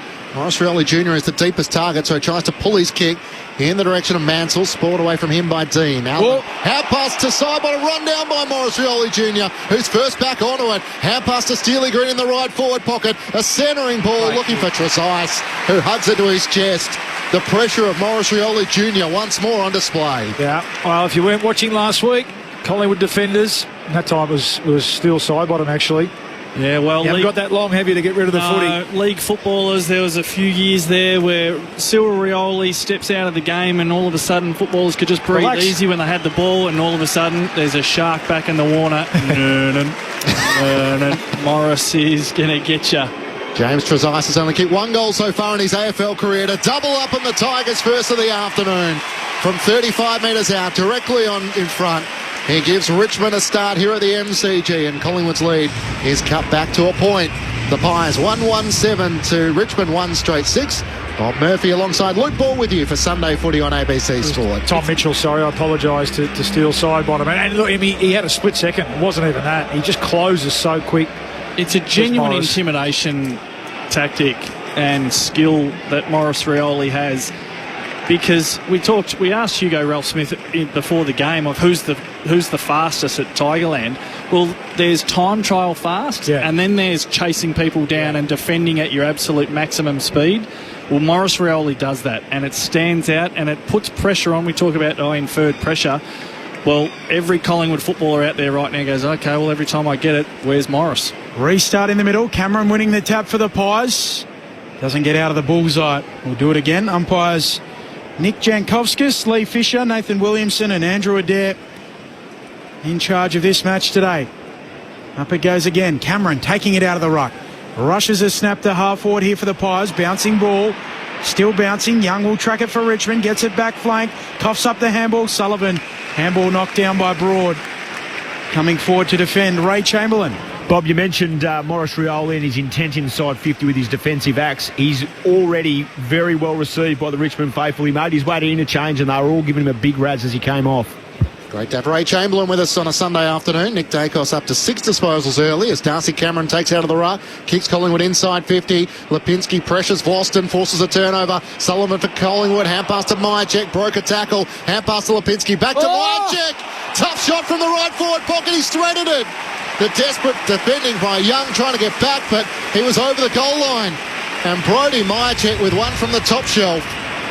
Collingwood's versatile forward sends through an absolute belter in the right forward pocket, and the Pies are back out by 7 points. 2-1-13 to Richmond 1-6. Paulie, you had a good view of that one. Becoming Brodie's pocket. I think he kicked the first goal of the game from there last week, did he not?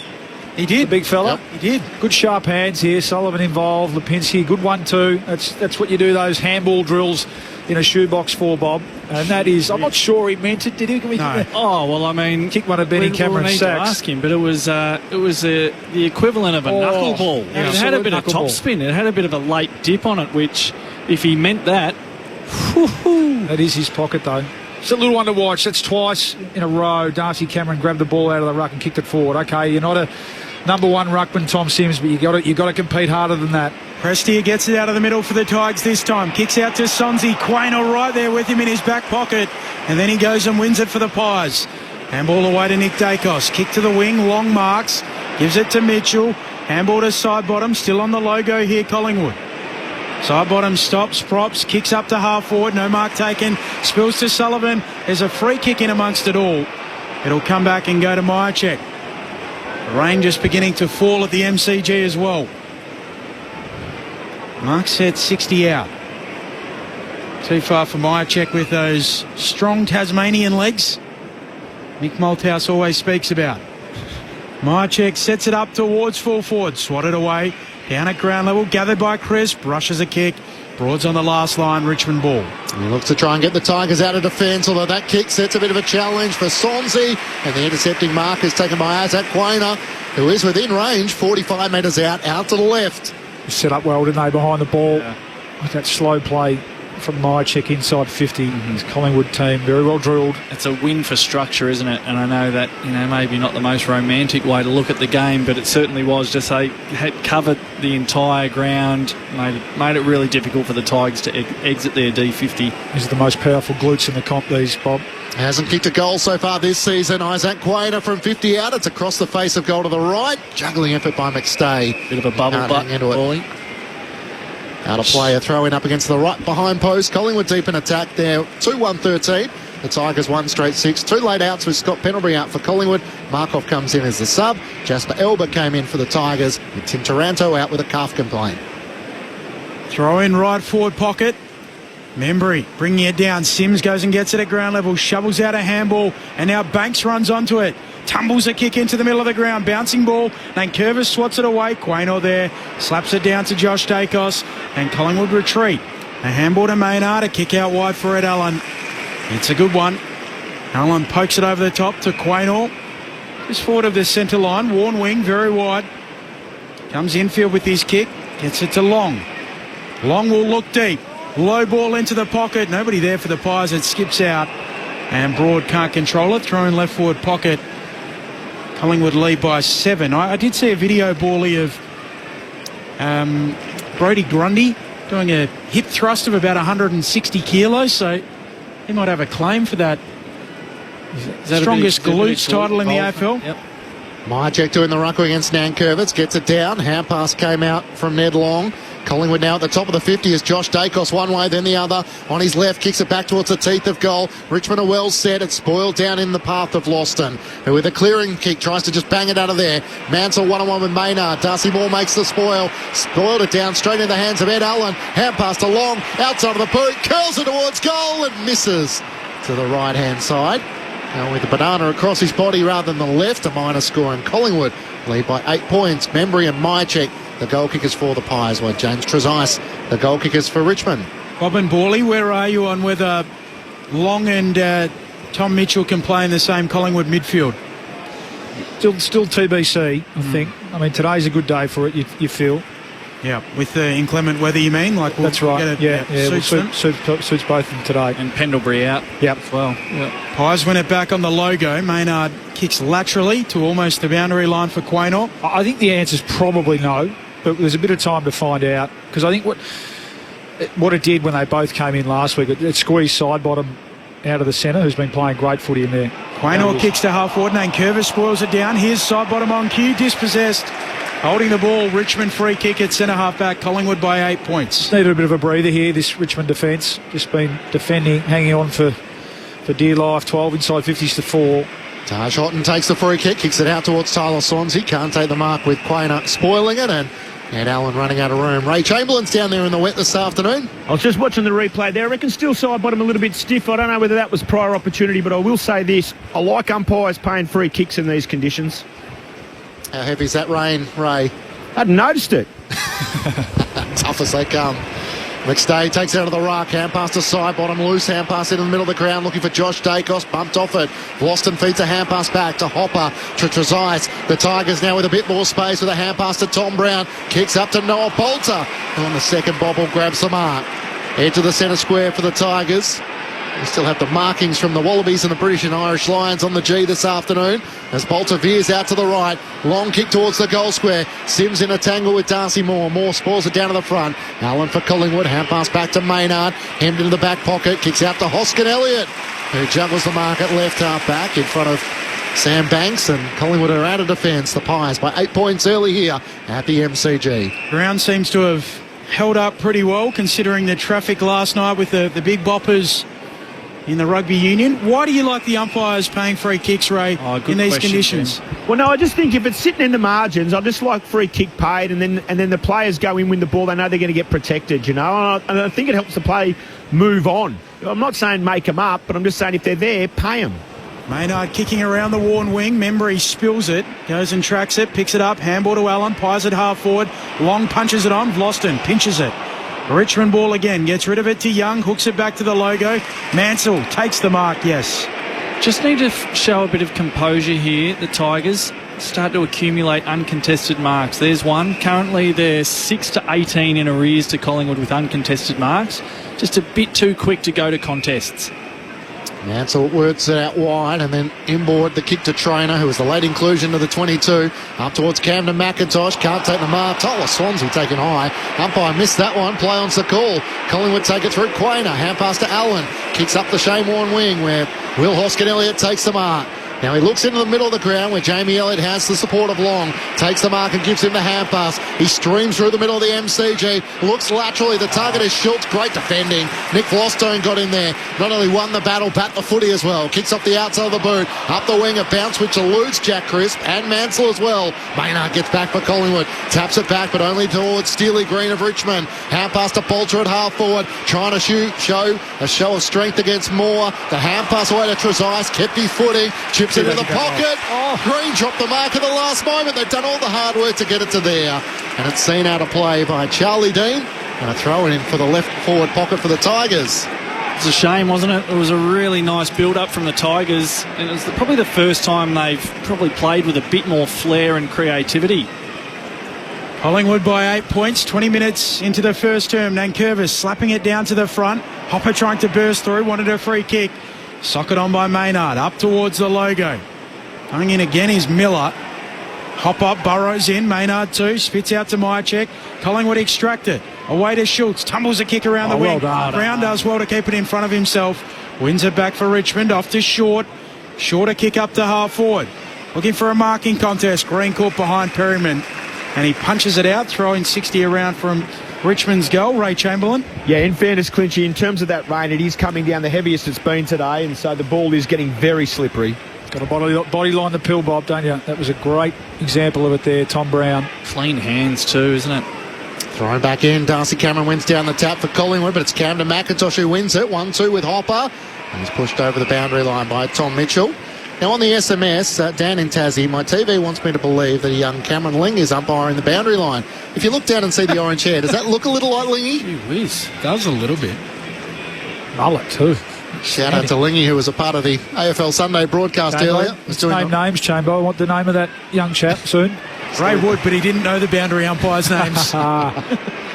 Pies through Lipinski, a couple of drive-bys there. Got it from Schultz, kicks up towards Membry. In front, Broad, thought he was held when not in possession. Short gets back for the Tigers. Hand pass to Miller, hand pass to Ross, floating hand pass to Houghton. Has to sidestep, side bottom. He did so successfully, but his hand pass let McIntosh still a little bit of work to be done. Feeds the hand pass back towards Young, who bangs it up the members' wing. Swansea takes the mark for Richmond, inside 50. Bolter on the lead. Can't reel in the mark with his right arm. Had a few metres on Darcy Moore, but sliding in the greasy conditions.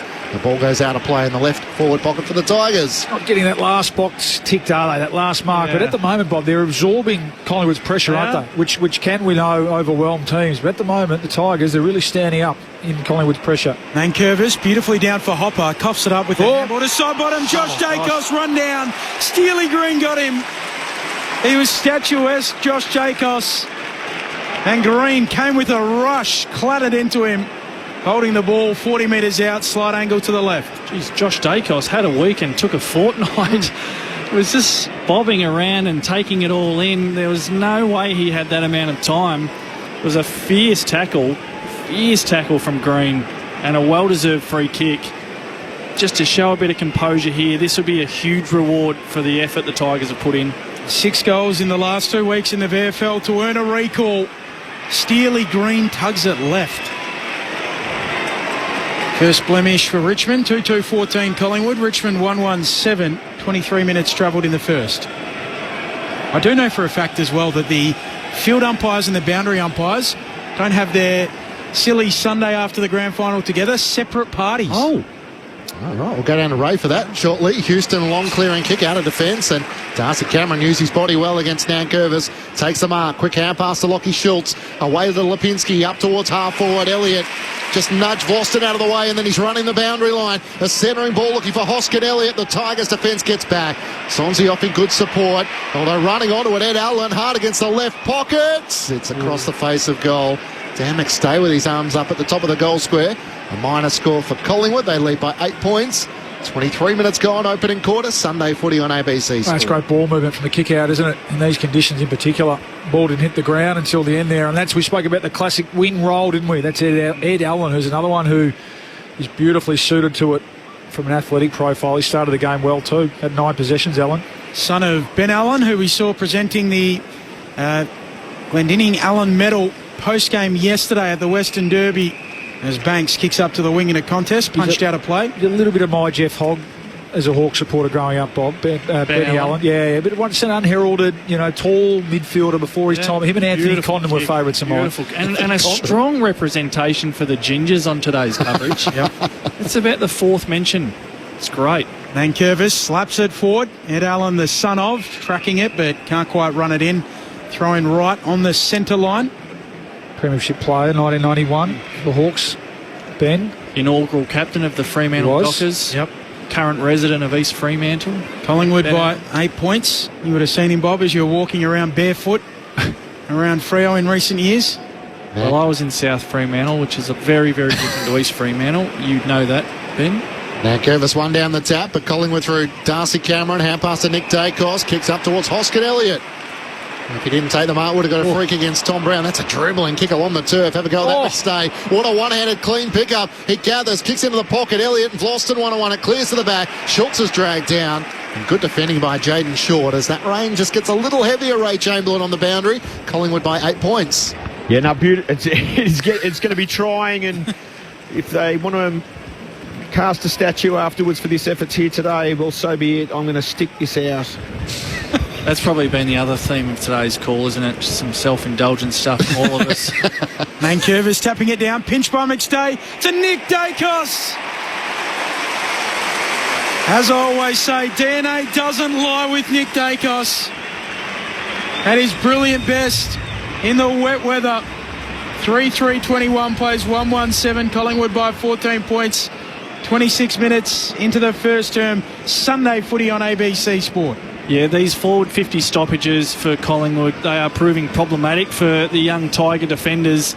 This time it's Nick Dacos. If he's not the best player in the competition, he's certainly in that conversation. Just given way too much space. And I know they've got their problems down there. They've got Elliott to contend with. They've got Lockie Schultz, who's also dangerous in this situation. But the Tigers need to clamp down, and especially when Nick Dacos is in the area, they just gave him too much room.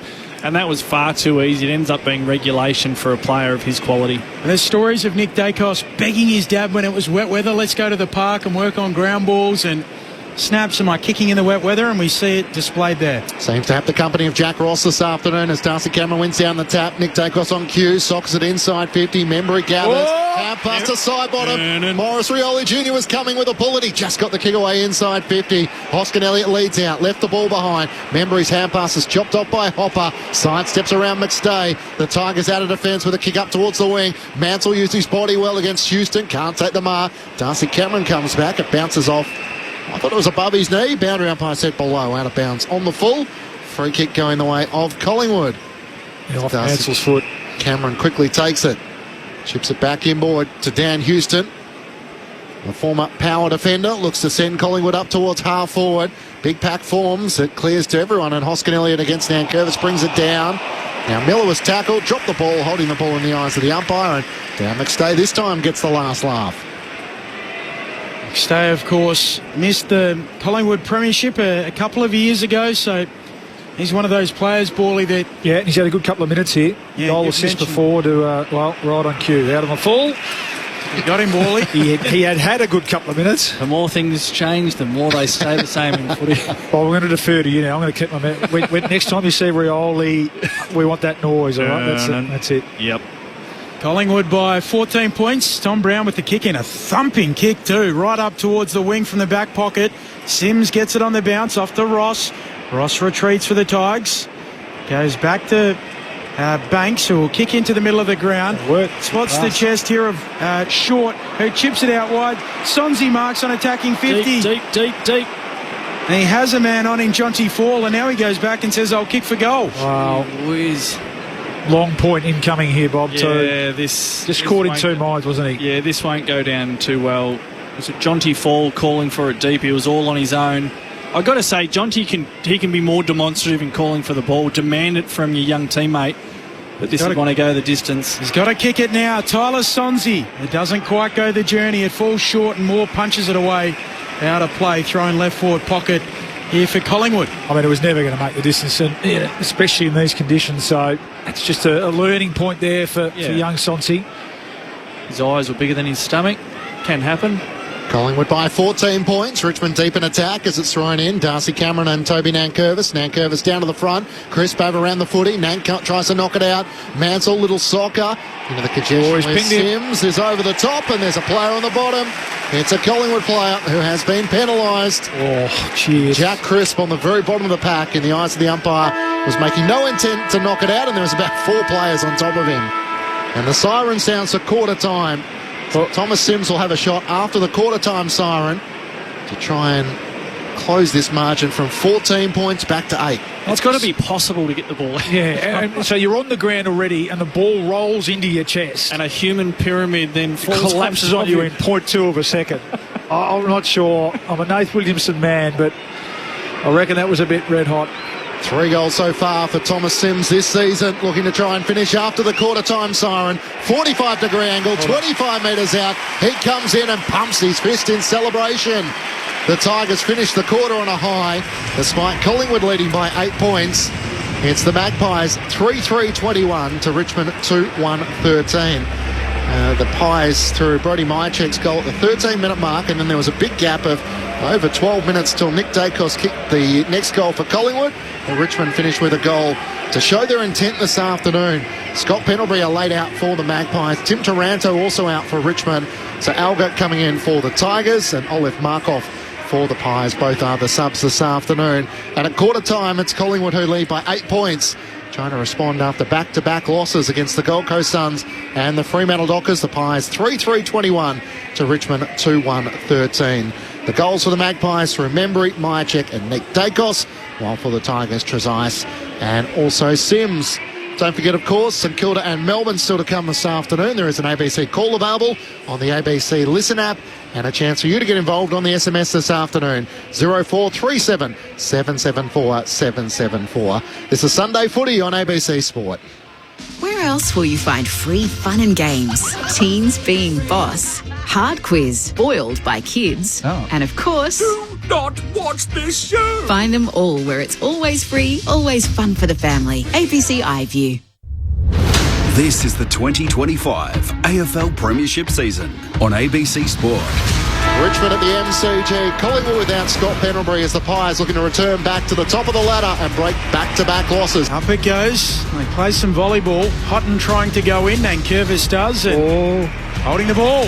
48 metres out. So the free kick will go to Collingwood. And coming up with it, Membry. Laces through it from 50 and the first goal of the afternoon.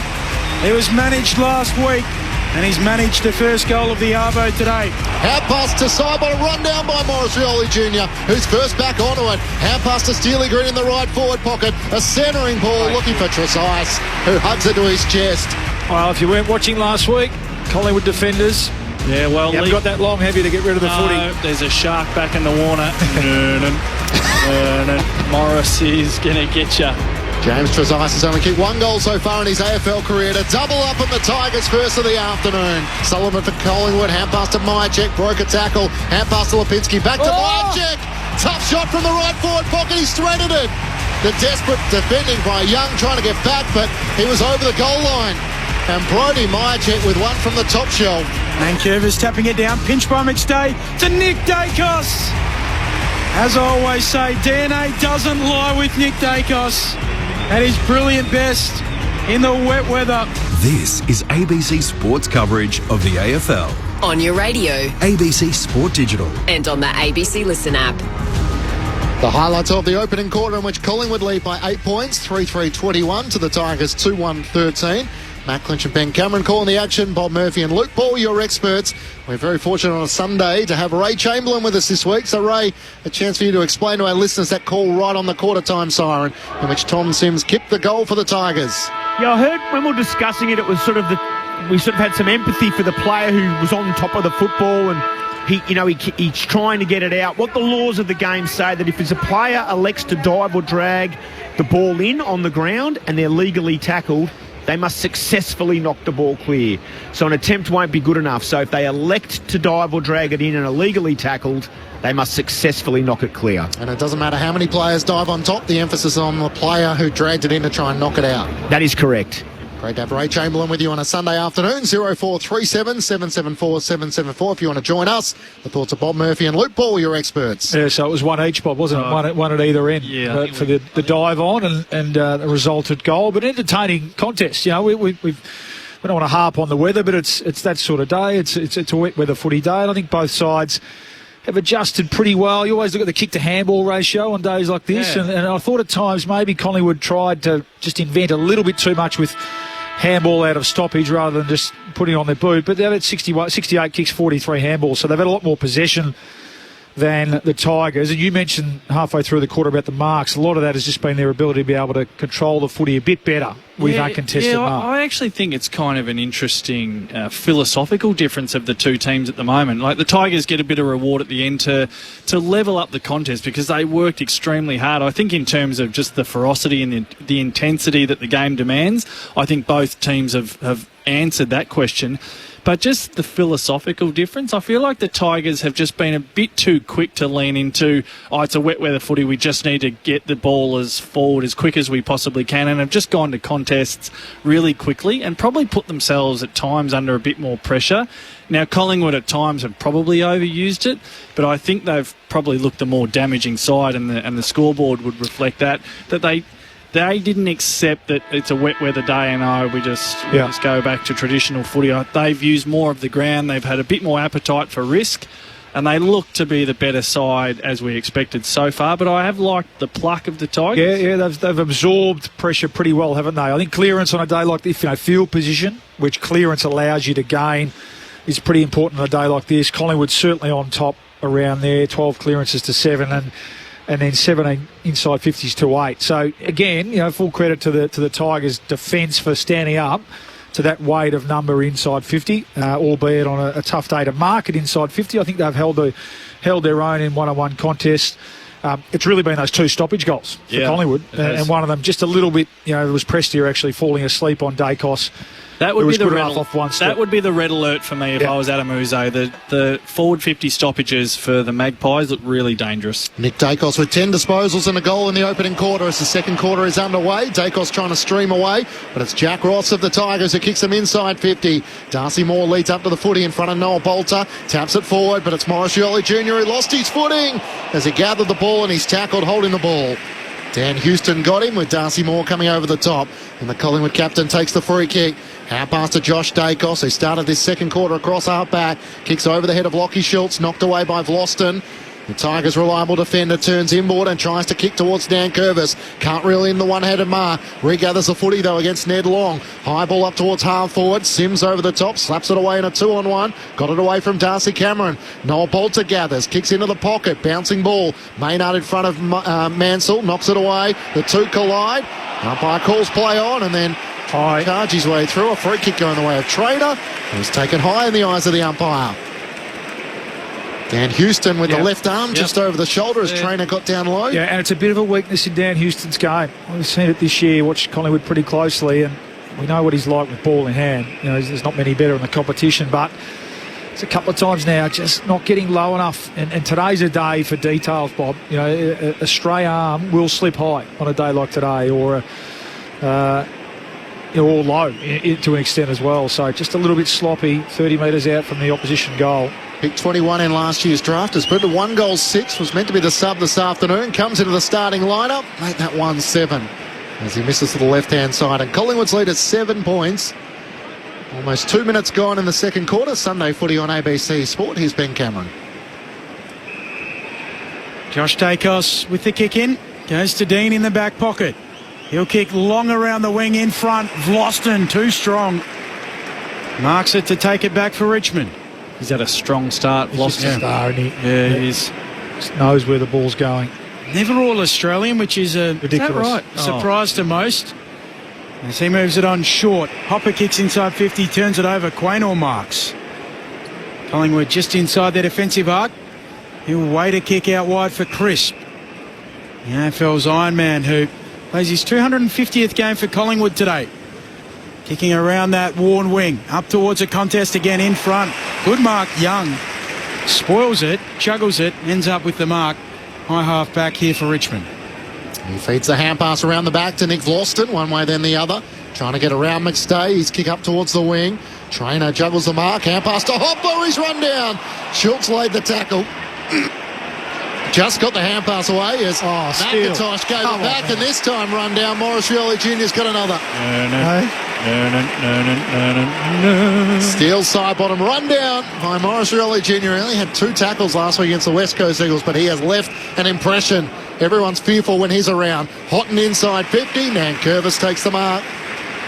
Out to the left, 45 metres out from goal as he thought about the hand pass around the back from Banks. Now, Big Nank, this time he will give it.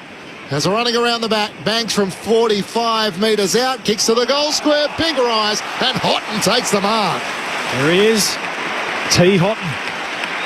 That is an impressive mark from the first-year Tiger in the goal square, despite being heavily contested in the pack. Very, very athletic family. Trent played a fair bit of footy for both Collingwood and Carlton, but the entire family played a lot of basketball. Multi-talented family, and Taj, promising young Tiger, slots it through. In his 4th game, Taj Houghton has his 2nd goal, maybe that his 3rd game, and all of a sudden pick 12 from 2024 gets the Tigers back within a point. Collingwood 3-3-21, Richmond 3-2-20. 4 minutes gone, 2nd quarter, Sunday footy on ABC Sport. Just on Taj Houghton, speaking to people at Richmond who have seen him a lot in the VFL and at training, they tell you he does things that other people can't. There's a bit of Shea Bolton about him, isn't there? I mean, he's listed at 183, but, so he's not as tall as his dad. No, well, but his dad was taller, but his dad wasn't that tall, but played as a ruckman. Yeah. So they are more than the sum of their parts on what just is the raw data of their height and weight. But already in 3 games, hasn't he shown that ability to be able to launch, to go vertical, as they say, and that time landed on his feet like a cat. Nankervis palming it down out in front of Camden McIntosh. Handball to Hopper, head over the footy. Sullivan clumsily clatters into him. Free kick Richmond. Hopper gives it off to Short. One of the great oxymorons. He always goes long and he turns it over here. Maynard marks. Just inside the defensive arc. Well done, Ben. Collingwood by 1 point. Maynard looks laterally and mark taken by Quaynor. Glutes Quaynor, as he's affectionately known here in the commentary box. Last 2 goals of the game going the way of the Tigers. Sunday footy on ABC Sport. Quaynor up the wing, a whistle before the ball came into the area, and Brody Myercheck takes the free kick for Collingwood. Hand pass to Nick Dacos. Up towards Elliott, who dropped the mark. It's socket off the ground by Sullivan. Ricochets into Broad. Back to Long. Hand pass to side bottom into the pocket. McStay uses his body superbly. Made the early contact against Young and then flinged his body towards the boundary line and reels in an impressive mark. You mentioned details before, Luke, and you were referencing, the clumsy tackle up the other end of the ground from Dan Houston, but just Steele side bottom there. We know how good a player he is, but just his composure to kick slightly to Dan McStay's advantage there. Deep in the left forward pocket, he opens up the angle, curls it across his body and tries to ride it as it just lands the wrong side of the right goalpost and a minor score. Collingwood by 2 points, but as Ben said, Tigers with the last 2 goals of the match. Boston taking the kick in, stabs it the bare 15 to Jaden Short. He does just chip it this time away to Camden McIntosh. The black headband on today, a sweatband. Still inside the defensive arc. He looks further afield, up to a contest on the wing, through the hands of Fall. Spills down to Cameron for the Pies, off to Darcy Moore. Now Nick Dacos, forward to the wing. 15-metre handball, clever, inventive, to Quaynor, breaks the tackle. Handball to Sullivan. Sullivan will hook a kick inside 50. Myercheck, brave mark, back with the flight. Clutters into the pack as he comes down with the footy. 25 out, slight angle to the left. Beautiful combination of courage and skill, wasn't it? Yep. Myercheck had eyes for the footy, goes back with the flight. Just said, that's mine, didn't he? Yeah, he as did. The ball lifted But he also did it with thought, technique and skill. You know, he had his footwork right. He was able to turn slightly to the side. Yep. So he was relatively safe as well. But a beautiful mark. Already got one today. He can make that two for Brodie Myercheck. And what a career he's put together off the rookie list. A mature age pick and a 5-time leading goal kicker at the Collingwood Football Club. 4-4-28 plays 3-2 27.5 minutes into their second. Luke Ball, the premiership pie, and Bob Murphy, the former Dogs skipper. Oh, he's just become such a reliable player, hasn't he, Brodie Myercheck? And not pretty from the Pies at the moment. Pretty sort of hard labour, isn't labour intensive, but at times Sullivan, who's another that will certainly thrive in conditions like these, throwing it on the boot. And he did. You were spot on, Bob. That is exactly how you do it. At times, some of these players are too brave for their own good, aren't they? Yeah. And go back and leave themselves exposed. That Absolutely. time just turned his body and high level of skill. Luke Ball and Bob Murphy with you on ABC Sport. Back in the middle, Tom Mitchell gets it for Collingwood. Hand pass away to Nick Dacos. 1-2 with Darcy Cameron. Nick Dacos up towards half forward with a kick looking for Hoskin Elliott. Sport away from him by Brown. Onto it, Josh Dacos dribbles it inside 50. Membry onto it. Tackled in the end and locked up. As Miller slides across the turf and locks the ball up. And centre half forward for Collingwood. The Pies 4-4-28 to Richmond 3-2-20. Brodie Myercheck with a couple of goals for the Pies. Scott Pendlebury and Tim Taranto both laid outs. As Hopper extracts the footy from the stoppage. Hand pass to Tom Brown. Kicks up the wing. Sims had it, Sport away from him. Mantles onto it. Hand pass to Trainer for the Tigers. Threads it up the wing. Oh, in the end, Sims sported away from Rioli Jr. And Dean for Collingwood. Hand pass to Mitchell. Away to Darcy Moore. Links up with Nick Dacos. Back to Mitchell. To Allen around the wing. Hand pass over the head of Brown. Bumps off Quainer by Trainer. Mitchell down low. Can't gather the footy. Trying to knock it out. Vlosten it was for the Tigers as the kick up the wing in the direction of Mansell. He drags down Darcy Moore. Ball spills out the way and Nick Dacos composed. Possession number 16 as he tries to come inboard. Interesting kick looking for Schultz. It's Prestia who gathers for the Tigers. Pulls his kick at the last moment. Spotted fall. He tries to just bang it up inside 50. Tough one in the end for Stanley Green, who comes in from the side on the back of Perryman and he's landed awkwardly. What? Paid a kick. Paid to Shepherd. He just stood his ground. Now he got has sat on. Oh, no. Landed here very awkwardly and got a good ride. And 1-2, enough for the umpire to say. I hope he's okay. It's not a good decision, in my opinion. I don't think that was a mark, was it, Bally? No, I think he paid the free kick. It was Ray Chamberlain. Now, Bally's right. He's paid a free kick in this instance for a block. Now, you'll watch on the replay. Collingwood player does turn his head and look for his opponent, but that doesn't constitute a free kick. To award a block, you want to see the defensive player who's not contesting the ball step off his line. Yeah. He held his ground, which he's permitted to do. I don't know if you saw Ray Dan Houston point towards the big screen as well. That has been a topical one this weekend. And Steely Green now is back on his feet from just inside 50. He fires on goal, and that's how you finish it. Steely Green with his 9th goal of the season, and Collingwood's lead once more is cut back, and the Pies lead by 2 points. 4-4-28 to Richmond 4-2-26. Regardless of whether the free kick was there or not, courageous from Steely Green and a great finish to go with it. Luke Ball and Bob Murphy with you on ABC. Yeah, that's right, it was. It was a courageous effort, and looks like he's okay. If anything, I thought it might have been a head knock on the ground, but no, just the hip hitting the ground hard. But yeah, they get a bit lucky there, but it's the pressure here, Bob. And I think Collingwood just being a bit too cute here. I think that's sometimes they can fall into that trap a bit with these, such brilliant players like Dacos and both Dacos. It was a poor kick, it really was. And just a few, again, not acknowledging that Richmond are bringing the heat today. A few of the sort of look away over the head handballs that Collingwood are going to have to shelve here, or they're going to really give the Tigers a sniff. Sims and McStay back in the middle. The ball up, neither decisive, and we'll get another ball up. And Tom Mitchell just overrunning the ball down here. He struggled to bend over, didn't he? Didn't get low enough at all, Tom Mitchell. That was his bread and butter. Yeah, certainly in his Brownlow year of 2018. Richmond have the footy again across halfback. Short kicks laterally and spots up Brown. Defensive point of the square. He bites off a kick up the middle, turns it straight over. Nick Dacos marks. Collingwood football. Pokes it short to Tom Mitchell. Handball releases the run of Quaynor. Forward handball to Josh Dacos. Eyes the sticks from 55. It'll go right to the line. Broad's back there. Halves the battle with Elliott right on the goal line. Minor score. Collingwood's lead moves from 2 to 3. 12 minutes into the second. Sunday footy on ABC Sport. They just need to tidy up their ball movement from half back, the Tigers. I feel like they're kicking either recklessly in the middle or too quickly to a contest. They just need to keep their composure, hold their nerve a bit more. Banks into Vlauston to Miller up the wing. Sims competes in the air. Dean brings it down. Gets the hand pass to Perryman for Collingwood. Up towards Sullivan in a tangle with Miller. Miller wins the show of strength there at half back for Richmond. As you heard, an adventurous kick into the middle of the ground that finds Ross. Had McIntosh with the hand pass. Goes for the short pass to Hopper. Allen makes the spoil. Into the middle of the ground. Ned Long for Collingwood. Hand pass to Myercheck. Side steps Banks. Hand pass to Nick Dacos. He breaks the tackle. The little champ from 45 out. Bounces through his second. 17 disposals and 2 goals for Nick Dacos, who is putting on a shoulder in the wet.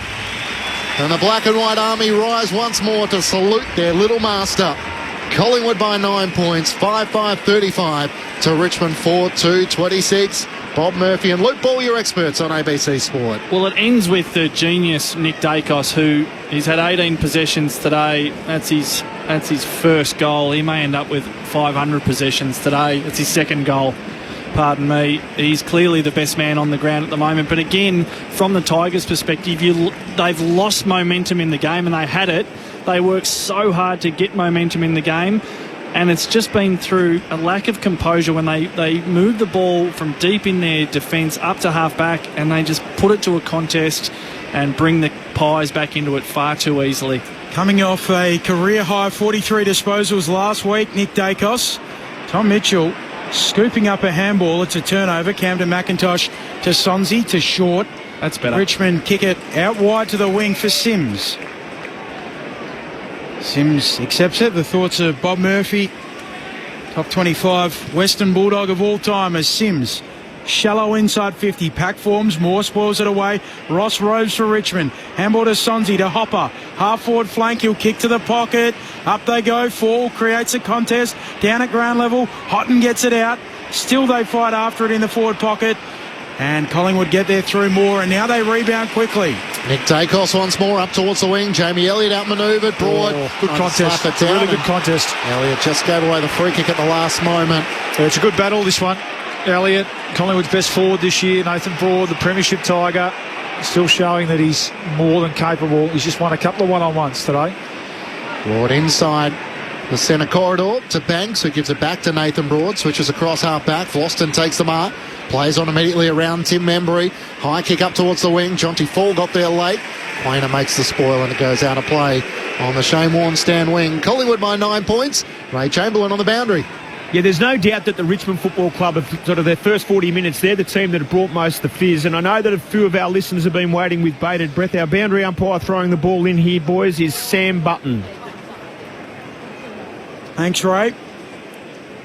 Sims wins the tap down on the wing, away towards Hopper. His handball goes straight to Tom Mitchell, gives it to McStay. Big don't argue now, snap around that Warne wing. Vlauston. Here's the spot. Back there and marking. Let's see what Nick Vlauston can do. This is where the Tigers have been falling down. So he's switched it across. Yeah, they're going with the big V switch as he goes back inside defensive 50 to Broad, and he brings it out the other side for Miller. Better. He'll kick into the corridor now. Sonzi releases Banks from the logo. Long kick inside 50. Bolter goes up, hands to it, doesn't mark. Houghton swoops on it. Handball away to Ross. He'll kick into the pocket, falls down there, reels it in. One-handed sticky fingers. Left forward pocket. 15 metres out, hard up against the boundary line. It's a Miller kick, isn't it, Bob? It's a Miller kick. Much better kick, and then they come back into the corridor, still at half back, but this time they go with the little handball to a running small, and then you break through the Collingwood defence that's set. They're up to their eyeballs in this, the Tigers. It's like his namesake, Jonty Rhodes, with the impressive catch as he snaps and can't quite curl it through on the left. Gee, he was a good fieldsman. John Greatest of all Rhodes, time, wasn't he? I reckon. Yeah, I think I'm with you on that. Outside of the slips, I reckon. The diving run out was unbelievable, Yeah. and I Some of loved his him at catches- backward point. He's, yeah. Who was the worst? Phil Tufnell. Let's get into the nitty Tuffers on the lower order BBC batters. at the moment. Phil Tufnell, Collingwood by 8 points, 17 into the second. Dan Houston into Isaac Quainer, sends it up the wing on the members' side, and Dan McStay rises up and takes the mark against Sims. Turns it comes inboard immediately to Tom Mitchell. Getting his opportunity again this afternoon, one of 4 inclusions for Collingwood. As Mitchell looks up towards half forward, sends a long ball in the direction of Tim Membry. Mychek tries to put a block onto it. It's spoiled down by Young. Membry goes to work at ground level, trying to tap it out for Collingwood. Gathered by Sullivan. Hand pass back to McStay. At half forward to Allen. Searching hand pass to Long. He and Sullivan collide at half forward, and ricochets out in front of Lockie Schultz at left half forward for the Pies. Now, just a shout out to some of our listeners throughout the eastern suburbs of Melbourne and regional Victoria. We have had some issues with a transmitter on standby on reduced power. So for listeners in the out areas of Melbourne or regional Victoria that regularly tune into 774, you may get some dropouts or some loss of signal. So we suggest ABC Ballarat, which is on 584 AM or 107.9. ABC Gippsland, of course, on 892 AM or 100.7 on the FM, and of course the ABC Listen app. Dan McStay receives the handball from Schultz and finishes on the left from 45. And Collingwood, their lead, it goes back out to 14 points. 6-5-41 plays 4-3-27. 18 and a half minutes into the second term. Sunday footy on ABC Sport. Nick Dacos might get 4 Brownlow votes today. Might be the first time. He pinched it off. He actually pinched it off Floston's boot there. Yeah, Mid-kick. There's Smothers, and then there's what Nick Dacos just did, where he's plucked the ball. He's really dialed it up. He sensed the moment. Your call was right, Bob. The Tigers are right in this. That's where you want your great players to stand up and sense a moment. And he's up to 10 possessions for the core and 5 score involvements, Dacos, with a goal himself. And that's a lovely finish from Dan McStay. Wrong pocket for a left footer. He's well and truly in the game as well. And the pressure, as you said, bully from Nick Dacos on display once more. Back in the middle of the ground, Prestia gets the clearance for the Tigers. Out to the members' wing, hand pass to Trainer. Over the top to Houghton, to Morris Rioli Jr., who centres the ball to Prestia. Spot him out of the corner of his eye. He marks it right half forward. Side steps around, side bottom into the pocket. Full got rid of his opponent, McStay, and the umpire spotted that. Collingwood fans with the Bronx cheers. He looms full, doesn't he? I mean, we know he's a young player. He's got plenty of upside. I like the fact that he gets to the right spots more often than not. Provides a good target. He'll get better as he gets stronger, more experienced. 8 apiece, the free kicks so far in this match, despite the cheers from Collingwood fans there as Maynard up towards the wing. Schultz tries to come inboard with a kick looking for Sullivan, spoiled away. Morris Rioli Jr. kept it alive. Hand pass to Prestia. Got it forward to Houghton. Now Trainer through traffic. Back to Morris. He can't break away. And this time Sidebottom wins a tackle. He wants revenge. He does. Arc tamer. Still 2-zip though. Still 2-zip on the holding the ball still. Sorry. Up it goes. Both rucks with hands on it. Spills out to Long. Forward handball to Schultz. Well done. Right tackle. Richmond player coming the other way. Banks lays a big tackle on Richmond. They win the loose footy. Trainer away to Sonzi. Kick to full forward. Up goes Fall. Spoils from behind. Down at ground level. Josh Dacos for the Pies. Emerges beyond the arc. Kicks to Schultz on the wing. He's getting his breath back, Lockie Schultz. He got a bit of a taste of his own medicine there too. Yeah, absolutely nailed. It's got the dirty Collingwood jumper. It's got grass stains all over it. He wouldn't mind that one bit, Lockie Schultz. Well, I think the property steward does the washing, so it doesn't bother him. Yeah, that's true. Kicks to Long wide out on the members' wing. He sends Collingwood up towards half forward. Cameron, Membry, Mychek, they're all there. In the end, it was Cameron who left it for Membry, and it's gathered by the Tigers. Trainer with a kick up towards the wing. Quainer underneath it. Just a little nudge on Steely Green. Got rid of him. Lutz straight up in the air. Strong hind legs. Takes the mark inboard to Sidebottom, who releases Josh Dacos. Long kick to Membry, one-on-one. Got rid of Miller, who's gone down awkwardly. Membry's hand pass to Elliott. Hand pass to Mychek. Tackled as he gets a kick away towards the teeth of goal. Membry underneath it, spoiled away by Broad. Ricochets out to Perryman at Collingwood. Inside the forward 50. Hand pass away to Elliott on the run. He misses. across the face of goal and misses everything. Out of bounds on the full. Free kick for the Tigers. Collingwood by 14 points. There's some concern here for Miller is in the hands of the trainers. Looks sore. A bit out of sorts, Jamie Elliott. Yeah. Today. He had Jack Crisp all alone. Hopefully he's just jagged his hip a bit. Yeah. Hopefully it's not his knee. It was one of those classic left leg slips and end up doing the splits. Yeah, when you're 6'6", isn't ideal, is it, Bob? I don't think any of us want it, but particularly for a big man. I'm hoping he's just jagged his hip a bit. He might be okay, but he looks a bit sore. Had a sneaky good season as well, Ben Miller. Yeah. Maybe not even sneaky, just a really good season. Yeah, agree. Yeah, Jamie Elliott just not working for him at the moment. Yeah. He's one of 9 Tigers who's played every game in season 2025, which, given their young talent, has been an impressive season for him. Trainer taking the kick, sets it up, flying at the ball, and hits the deck and goes after it. So too Nankervis manages to get it out to Hopper, runs headlong straight into Tom Mitchell, and now Collingwood win it back. Schultz, fresh area on the handball, into the muck it goes, knocked out by Schultz, and Richmond have the numbers through Short. He'll kick to the wing, sets up Green, coming late, Cameron spoils it down, Quaynor clean, picks it up, cuts infield with his kick, spoiled away by Richmond, now Nankervis. Opportunity here if they can get it clear, and they have. Yeah, flicks it out to Prestia, forward handball for Ross. Had his bootlaces, set him a task. Collingwood desperate, and they get it back in their control. Darcy Cameron slides in, hand pass away to Maynard for Collingwood, runs the members wing, pulls his kick up towards Mychek.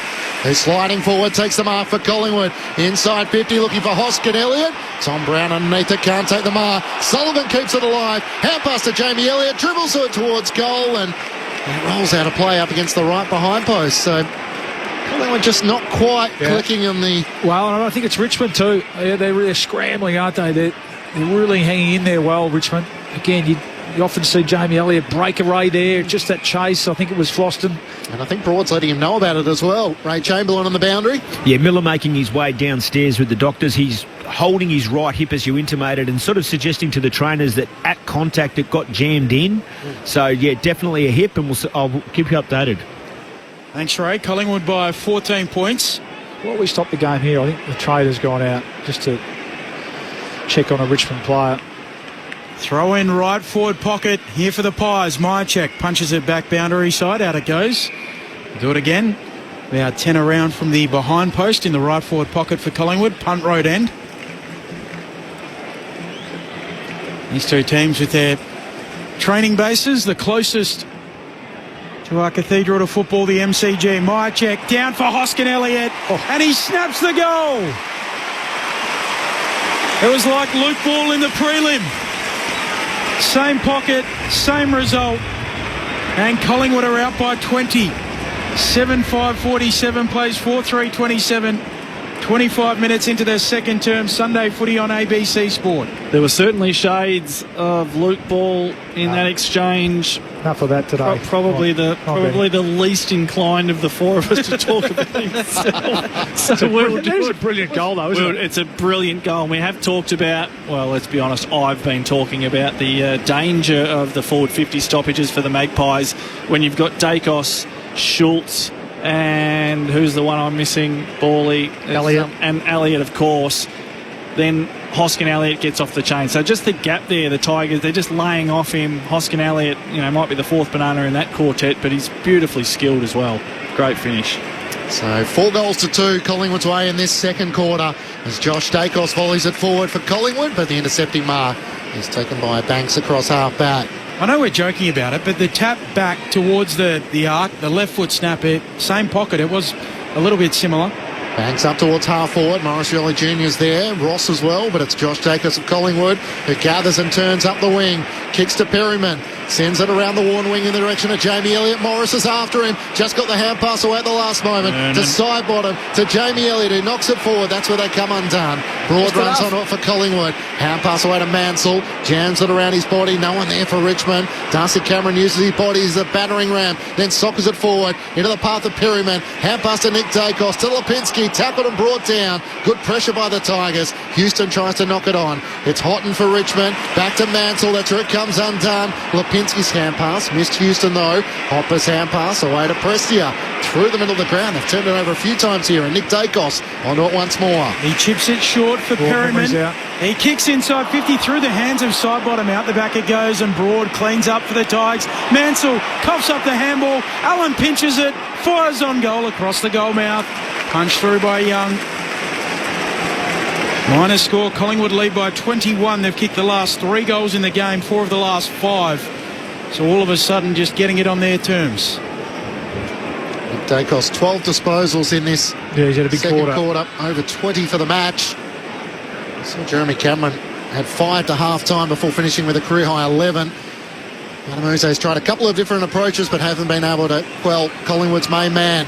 The kick from half-back from Tyler Young up towards Hopper. Tries to keep it alive. Hot and clever around the boundary line. Got it to Jonty Fall. Hand pass towards Banks. In fact, it was Swansea who was bumped off it. And Cameron with a little topo for Collingwood. Gets it up to Maynard. He quickly blazes away to half-forward where Myercheck was out the back.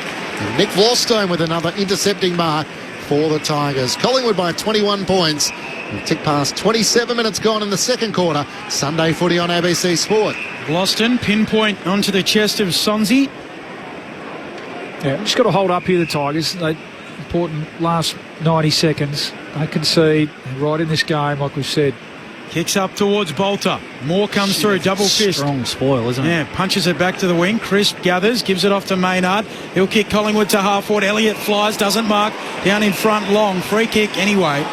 Yeah, against Myercheck, and he's hurt too, actually, Floston. Oh, he really pushed him into that contest, didn't he? Jeez, the great battles these, the Floston and Broad against Myercheck and Elliott battle. Beautiful kick from Vloston up to Hopper. He'll chip it short. Bolter, 51 metres out, he marks. He's Maynard stood inside 50.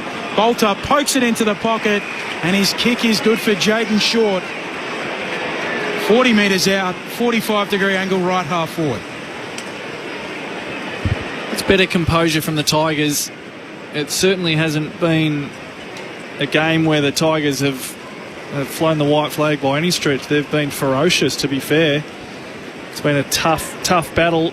Maybe Collingwood just shading them with their composure with the ball, but that was a nice build-up from the Tigers. The best and fairest in a premiership year in 2020 just tugs this kick, and it's swatted through on the line.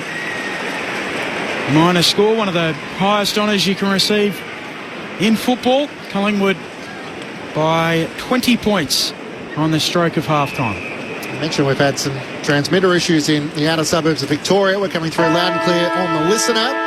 As Michael's listening to us from Berlin, having brekkie over there, listening to the match, and also a cheerio to Maddie, who's listening on the ABC Listen app from San Francisco on holidays here and having a great time. Go Pies, 0437 774 774.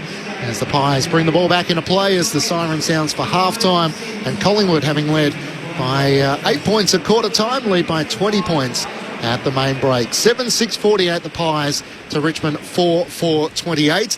2 goals to Brody Myercheck and to Nick Dacos. Individuals to McStay and Membry for the Pies.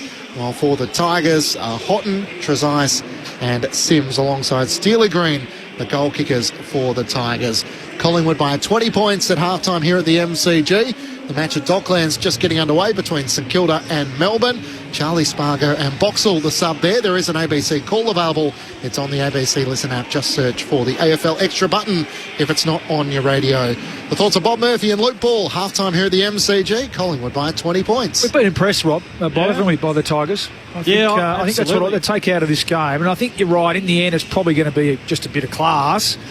And in the moment, it's in the form of Nick Dacos, really, that's separating this game. And that quarter, as we said, what did he have? He had 12 possessions. Yeah, I think it's almost twofold. That there's a difference in class, and Nick Dacos is probably the most obvious example, or is the most obvious example in terms of personnel. But it's also the way that they structure up around the field, particularly in offence. I think defensively, they're pretty reasonably evenly matched, I suppose. But when both sides have the ball in their hands, you can see that Collingwood are far more in tune with one another. They spread the ground out well, they get more uncontested marks, and they just do it a little bit easier. The Tigers, they get themselves into a frantic chaos pretty quickly, which has a fatigue level that then accentuates their difference in class. So in terms of their effort and intensity and willingness to take the game on and hit in hard and put their body over the ball, I think A+ for the Tigers. Absolutely. But at the moment, just that maybe the experience with that structure on the ground and the class just with the pure skill element. But it's been a thoroughly enjoyable half of footy. Yeah, Tigers ahead, contested possessions, pretty level on tackles. So, a day like this, those are the desired probably stats or indicators that tell and that backs up, I think, what we're seeing, aren't we, to our naked eye. There's been times where you thought, Collingwood are out here, they'll score here. They've just fought and scrapped. I just love. I mean, we spoke about it before the game, but Broad and Floss, that's why they've been able to be so competitive.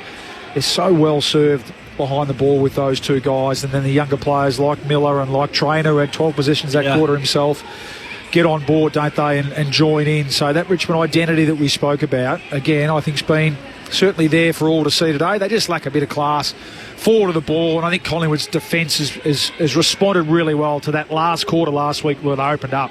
Think about Darcy Moore, and I've loved Quainer's game. He's had 7 intercept possessions, 3 intercept marks. So it's been a struggle for the Tigers to score. Really, they got that lucky free kick that quarter, and then I think it was that transition sort of play where they were able to score as well that quarter. But other than that, it's been a challenge for them to score, whereas you're right, Collingwood have just looked a little bit more dangerous going forward. And Nick Dacos, really, that quarter, was the difference in the end. 5 score involvements, a goal himself from his 12 possessions. Almost a metaphor for the Tigers, I think, because, clearly they don't have Tom Lynch out there, but they are lacking a couple of those workhorse big forwards.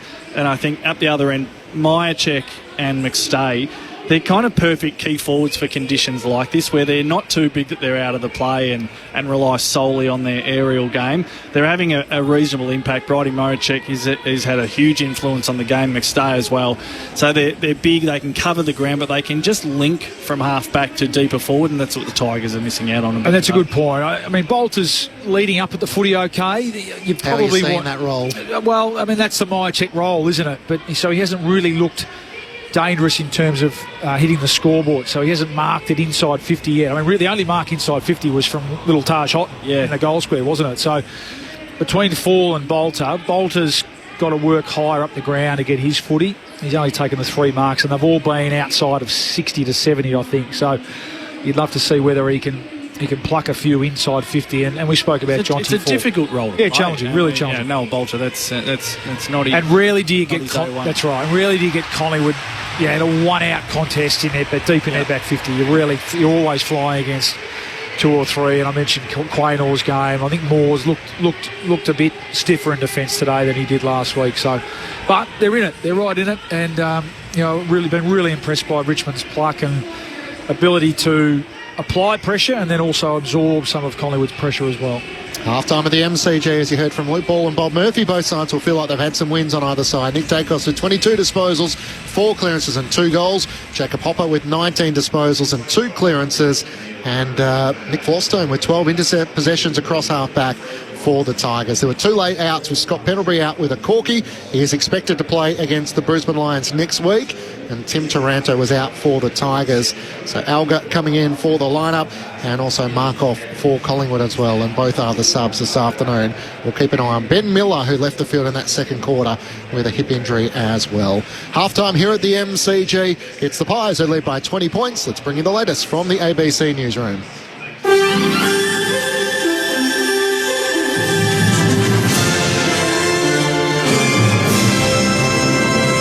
ABC News with Satyam Weinstein. More aid is reportedly making its way into Gaza after the Israeli military announced it's resumed aid drops into the territory.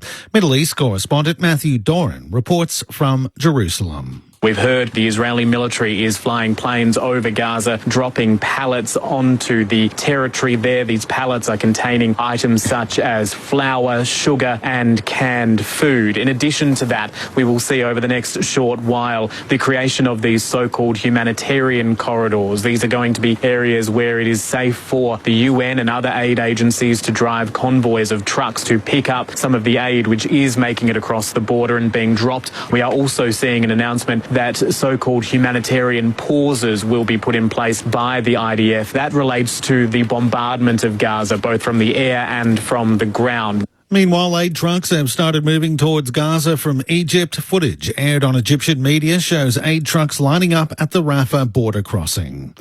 The Prime Minister says he never discussed American beef imports directly with the US President Donald Trump. Here's our national affairs correspondent, Jane Norman.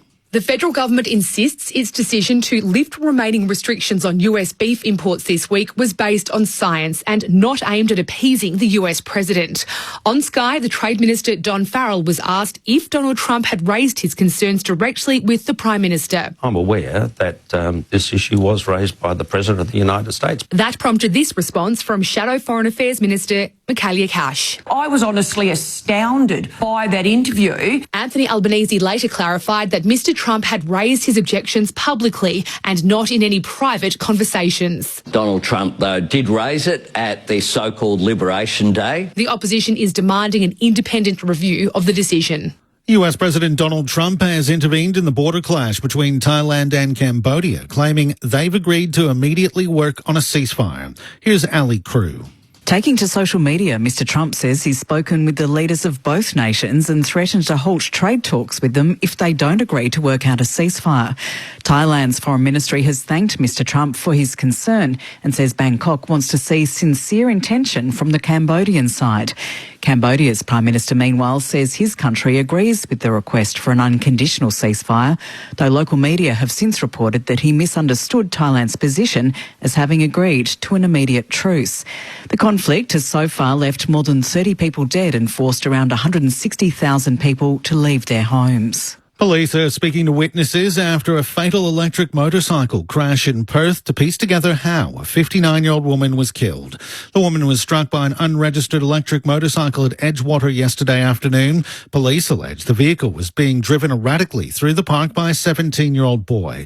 The teenager has been charged with using an unlicensed vehicle, having no authority to drive, and manslaughter.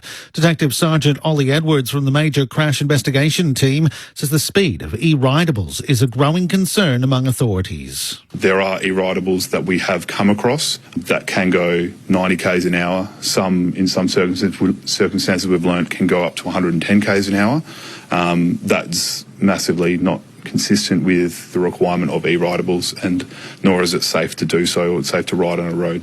Police are investigating an assault at a motel in Melbourne's outer east overnight. Officers were called to reports of a group of people behaving erratically at a motel in Lilydale on the Maroondah Highway.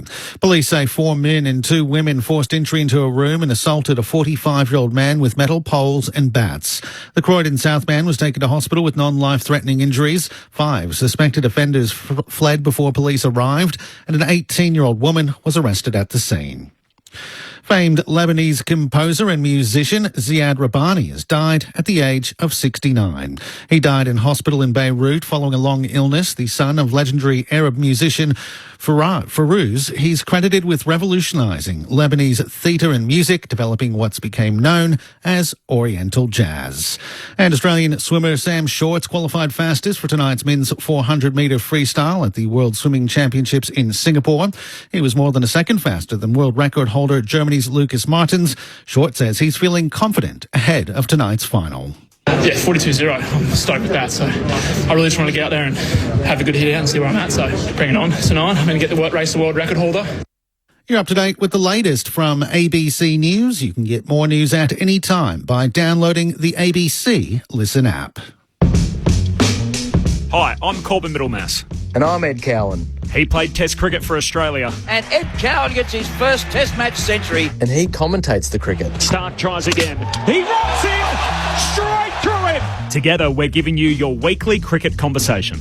We're pulling apart the biggest stories in the sport and delivering them to you each and every week. It's called the Grandstand Cricket Podcast. Find it on the ABC Listen app.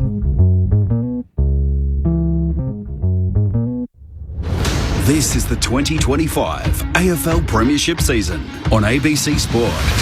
Banks from 45 metres out, kicks to the goal square, bigger eyes, and Houghton takes the mark. There he is, T. Houghton, promising young Tiger, slots it through. Taj Houghton has his second goal. De Quaynor breaks the tackle, Handball to Sullivan. Sullivan will hook a kick inside 50. Myercheck, brave mark, back with the flight. Beautiful combination of courage and skill, wasn't it? Yep.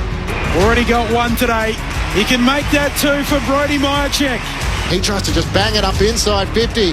Tough one in the end for Sterling Green, who comes in from the side on the back of Perryman and has landed awkwardly. What? Made a kick, made the shepherd. He just stood his ground. Collingwood player does turn his head and look for his opponent, but that doesn't constitute a free kick. Steely Green now is back on his feet from just inside 50. He fires on goal, and that's how you finish it. Into the middle of the ground, Ned Long for Collingwood, hand pass to Myercheck, side steps Banks, hand pass to Nick Dacos, he breaks the tackle, the little champ from 45 out, bounces through his second, putting on a shoulder in the wet, and the black and white army rise once more to salute their little master. Dan McStay receives the handball from Schultz and finishes on the left from 45. Nick Dacos might get 4 Brownlow votes today. Oh, yeah, he's really dialed it up. He sensed the moment. To our Cathedral to football, the MCG. Myercheck down for Hoskin Elliott, and he snaps the goal. It was like Luke Ball in the prelim. Same pocket, same result.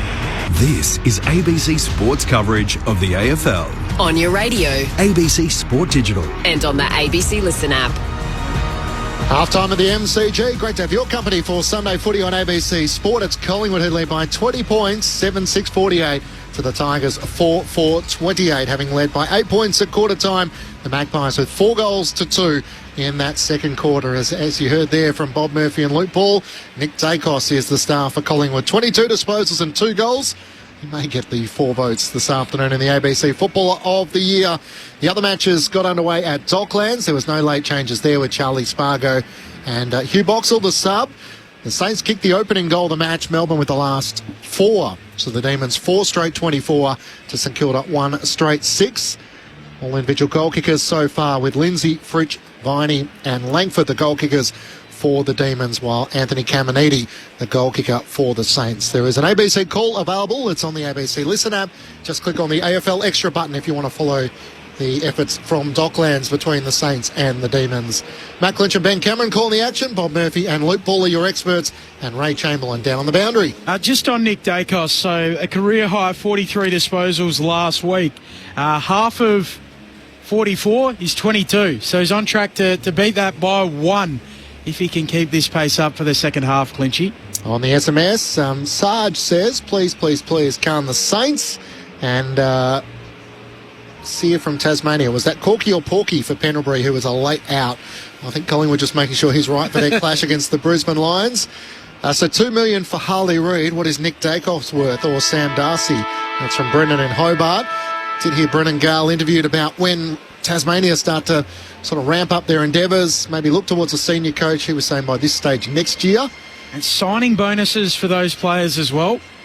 I think the understanding is that they will have some money for signing bonuses, so it would have to be pretty appealing if you're Nick Dacos or Sam Darcy, and it would certainly complete the Gary Ablett Jr. arc for Nick Dacos. If he starts at Collingwood, goes down to the expansion team of Tasmania, and then comes home to the club that he was drafted as a father-son to. When you say signing bonus, what sort of figures are we talking about? I don't know. I must admit I need to investigate that further, but I've heard people speak about the fact that they will have signing bonuses to dole out.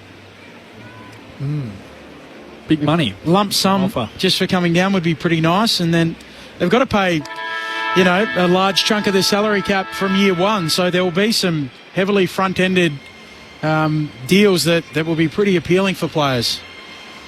Donnie in the dairy on 0437 774 774. G'day, fellas. Is Tom Mitchell in the Pies best 23? Well, we've sort of answered that he's getting his opportunity this afternoon alongside Steele Sidebottom with Ned Long in there. Is there a spot for all of them with Scott Pendlebury missing this afternoon? So I guess we'll give you a better answer at the end of the match. And just a reminder, if you missed AFL Sunday earlier today with myself and Cameron Ling, we had the special guest of Scratcher Neil, Shannon Neil from the Geelong victory last night by 101 points over North Melbourne. It's available as a podcast under the ABC AFL Daily Podcast, which you can catch during the week. Paul Roos featuring with Ben Cameron and Corbin Middlemass on a Monday and Brett Delidio on a Thursday, Poppy Penny during the week. And it was great to hear Bob Murphy as well, who made a little cameo paying homage to the greatest Bulldogs of the last 100 years, in which he featured in the top 25. So, where did he land? What was the number? Well, I was trying to build to this, but he dismissed it straight away. He didn't want to talk about it, but there was no What? numerical order. There wasn't. There was a top 5. They ranked the top 5, right. and then everyone else was mercifully. Okay, so he was 6th. Well done, Bob. It's certainly possible. It's a possibility. I've got a chance. I've got a question for you around it. Two-part question. Was there a sign-on bonus for it? Double barrel question, which they tell you not to ask, but here we go anyway. Were you happy that EJ was number 1? And by the end of Bond's career, will he be number 1? So I went to the function, and I was asked who I have as number 1. Now, I never saw EJ play. So you're going off the back of, the CV and the way people talk about certain players. Having watched Marcus from day dot, I have him as number 1, as a pure footballer. When the committee got up and the Meat Bain CEO got up and explained the criteria of, yes, it's football achievement, but it's also around impact on the club as a whole, I found myself hoping that EJ would still be number 1 and Marcus would be number 2. As much for Marcus, because EJ, the footballer, and EJ, the persona and the character and what he means to football, but the Bulldogs more specifically, is just humongous. Yeah. Now, Marcus means a lot to the footy club, but there's an EJ Whitten bridge, there's an EJ Whitten game, there's an EJ Whitten... Like, he is this... I think Marcus would have... His nickname's Mr. Football. Yeah, he's Mr. Football, so I think they made the right call. Yeah. He's the greatest of Footscray, and the Bond's the greatest of the Western Bulldogs, isn't he? Yeah. Greatest of colour TV Bulldogs, Marcus. Greatest of the black and white era. EJ. Will he get a statue, the Bond, at the end of it all? He may well. Well, he most certainly should. It's what hairstyle they go with in bronze that would be of intrigue to me. Top knot. I'd like to think the top knot would be left on the cutting room floor. I'm not sure if it's his strongest look. Can he get to Brad Johnson's games record? What did he just sign for? 4? 4, which is, let's say, 80 games. He's a little bit... That wouldn't quite get him there. I think he certainly 250 odd now. I would love to know what the final chapter is in terms of the forward. Yeah. He's pretty durable. I mean, this is the first year. What, he missed 6 games at the start of the year? That's the most games he's missed in a season for a long, long time. There's a bit of Pendlebury. There always has been Pendlebury about him, hasn't there? So not a lot of joint problems. His ankles and knees and hips have been pretty good. He's not quick, so he's not going to lose his speed. Wow. Jeez, strong from Cameron, not quick. Well, he's not overly quick. Wow. He's my favourite player in the game. Slow, so don't backtrack. You've called him. He's lost the number 1 spot to EJ. Now he's been called slow. Can he play that Paddy Dangerfield role in the forward 50 for the Bulldogs, and when might that moment come? Players are in position. We're ready to go for the second half. It's Collingwood who lead the Tigers by 20 points. Here's Ben Cameron on Sunday Footy on ABC Sport. Bounce back in the middle. Nankervis and Darcy Cameron. Darcy Cameron winning the tap, but Hopper gets it. Free kick too. Being held onto there. Jacob Hopper in the middle. Gives it off to the run of Banks, a Tasmanian. Speaking of that, playing here for Richmond, kicks out to Steely Green, gathers on the bounce, off to Trezise, back to Trezise from Green, who'll flick out a handball out wide, trying to get it to Nankervis. Nankervis goes in, wins the footy back. Ross flicks it back out wide. Green from the boundary line. An ambitious effort. Unbelievable.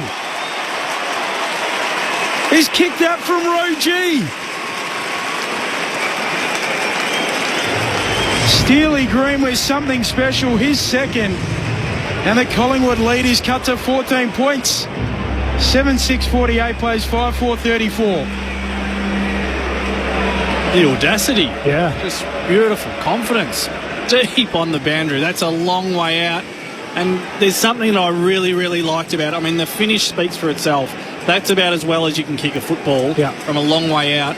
But the eyeballs, Luke, he had a quick look. He didn't have a lot of time. He was looking inside. Is there something I like that's on offer? No. And then took it upon himself to have the shot. So good call. No, that's brilliant. Just Ed Allen, who I've pumped up a few times, just a couple of times. If you want a spot in this team, if you want to play finals for Collingwood, not just fumbled, not hard enough with the ball in his hands, and then I think he could have put some more pressure on Green there. No Seth Campbell this afternoon. Steely Green making the most of his chances. I get him a bit mixed up. Banks and Campbell and Green and Mansell. Second stoppage in the middle of the ground. They are the next breed of Tigers as Nankervis wins down the tap. Hoskin Elliott couldn't take it cleanly. Jack Ross for the Tigers. Away to Banks from halfback. Kicks out to the Shane Warne wing. Houston leads the foot race. Steely Green after him. And he just steps it over the boundary line and the umpire says throw it in. We say it almost every time he plays, but struck by lightning as a teenager and named after the band Steely Dan. That's where the unique name comes from. Drafted out of South Fremantle as well, Bob. Your old stomping ground is thrown in on the wing and Richmond win it once more at the coalface. Nankervis to Hopper. Getting around a couple. He kicks out to half forward. Bouncing ball. Maynard inadvertently suckers it out. Mansell with the free kick. 60 out from goal. Right half forward for Richmond as they attack the punt road end. Collingwood by 14 points and a little late arriving after half time. Mansell sets it up towards full foot. Bolter plucks it out of the sky after a shove on Cameron. And he's got it 15 out directly in front. What do we say, Bill? What do we say? Can he get a bit deeper and pluck one inside 50? Well, I mean, I think that's a free kick. I don't know whether Darcy Cameron accentuated a bit too much. Usually he's a lot stronger in the contest there, but umpire gave him the benefit of the doubt, and that's a good, strong mark. It's a strong mark, isn't it? I mean, you can argue the toss of whether it's a free kick. Bolter comes in and steers it through. And Richmond are in this game up to their eyeballs. It's back to 8 points. 7-6-48. Plays 6-4-40. 3 minutes into the third term. Sunday footy on ABC Sport. There's not a lot of nuance to his game, and that can cut both ways. But if we live in the universe where that's a fair play on the ball from Noah Bolter, that is just brute force. He just gets rid of one opponent, resets himself, and goes up against Darcy Moore in a contested mark situation, and he's just so strong. Unnaturally strong. He's a beast of a man out there. That's a big, big goal for Noah Bolter and the Tigers. A smile between he and Steely Green. Maybe a question or two asked by the coach at halftime to give a bit more presence up forward, and Collingwood's lead is cut back to 8 points with Richmond with the first 2 goals of this third quarter. Back in the middle of the ground, Nankervis wins down the tap. Hopper, tackled by Long, got a hand pass away. No, he didn't. It was a throw. And Long takes the free kick for Collingwood. Hand pass to Josh Dacos off half-back. Inside 50. Membry the target and in front. He protects the space and takes the mark against Miller. Boston couldn't get back to support. And Tim Membry marks in the right forward pocket, 35 metres out from goal. It's a nice kick, isn't it, Josh Dacos? Certainly a player you want the ball in the hands of, kicking inside 50. I like that. When you get a free kick out of the centre bounce, you know you got one-on-ones ahead of the footy. We haven't seen Get a it lot on of quick. it today, have we? No. They're both sort of kick mark teams, but Josh Dacos and that cutting through on that nice angle that allows him to get a 45-degree angle for his key forwards. Managed last week against the Dockers. Tim Membry comes in, has one already, curves this beautifully from right to left. He has a second. And the Pies answer after 2 quick goals for the Tigers to start this third quarter. It's Collingwood who lead by 14 points. 8-6-54 to the Tigers, 6-4-40. Sunday footy on ABC Sport with Bob Murphy and Luke Ball. We talk about the difference, don't we, Luke, with teams that are a bit more experienced or teams that are on the development side. Collingwood today, clearly they're a side that's in that window of going after premierships. Richmond a developing side, but sometimes it's just in the little nuances of it. So Josh Dacos carving himself through the middle of it. He runs on that 45-degree angle. Tim Membry, who's 80 metres away, he already knows. He knows that Josh Dacos will get the ball, and he knows that there's space to lead into, and it's just those little milliseconds that get the advantage on your opposition. It's an important play, wasn't it? Yeah. Disposals to start. I was about to say, Clinchy, Richmond had the first 17 disposals before that tackle, before Hopper was dispossessed there. Little fishing celebration from Tim Membry as well. Put one in. Yeah, cast the line into the crowd and had them biting. The MCG. Nankervis laying it down. Sonzi, handball back into the muck. Gathered by Schultz, who's bracketed by a couple of Tigers. Fishing. Is that I'm not sure what to make of that. Is there something we're missing there? He's just had a young son, Ted. Okay. Didn't go the rocking baby celebration, but fishing instead. I think that's just an old boy just playing in a space that he probably shouldn't be, the Sally space. Leave that for the young bucks, Rob. Perryman gathering on halfback here for Collingwood and tackled out of play. They just don't hit, do they, when the 30-plussers do it? If I kick one today, it might be, imitate, a ginger tea. Ray Chamberlain. Rock and roll. We had 20 minutes without any rain over half-time. How good is this ground? They had the rugby union here last night. Membry's taken a clunk. The umpires are bouncing it. They do a great job here at the MCG. Ray Chamberlain on the boundary line. Ned Long gets the clearance. Hand pass to Nick Dacos. Up to half forward. Elliott in front. Can't take the mark. Good battle with Broad this afternoon. Schultz's hand pass inboard to Lipinski. Hand pass a little loose looking for Nick Dacos. McIntosh tries to remove him. It allows Crisp to gather. Bangs it inside 50. Membry comes leading out and hugs it to his chest. There's nothing more than a haphazard kick inside 50. Membry read it best. And he marks slightly right of centre, 45 out from home. Yeah, I like that from Crisp. Just not overdoing it. At times, reading the play. Tigers' pressure is good. Let's get the ball forward. And that time, Membry just reading it a bit better than Nick Floston, who we're used to doing that. We're seeing doing that so often. Just see if Membry is going to bait the hook up here. Chummy the waters. And his 17th game for the Pies this season, 26 goals of the season, looking for his third of the afternoon.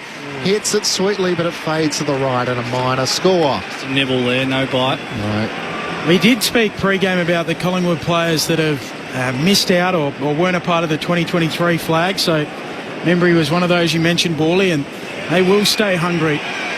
15 points Collingwood's lead. The short kicking goes about 7 metres, and then the Pies players thought so, swarmed on Brown, and he'll get 50 as he's marched into the middle of the MCG. Driving kick inside 50. They come from everywhere.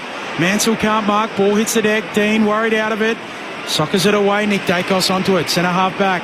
Dribbles a kick away to Sullivan. Handball. Can't find a target. Onto it McIntosh. He's dispossessed. And two bald heads going out at side bottom. Somehow ends up with it. Gives it off to Nick Dacos. Out to Josh Dacos.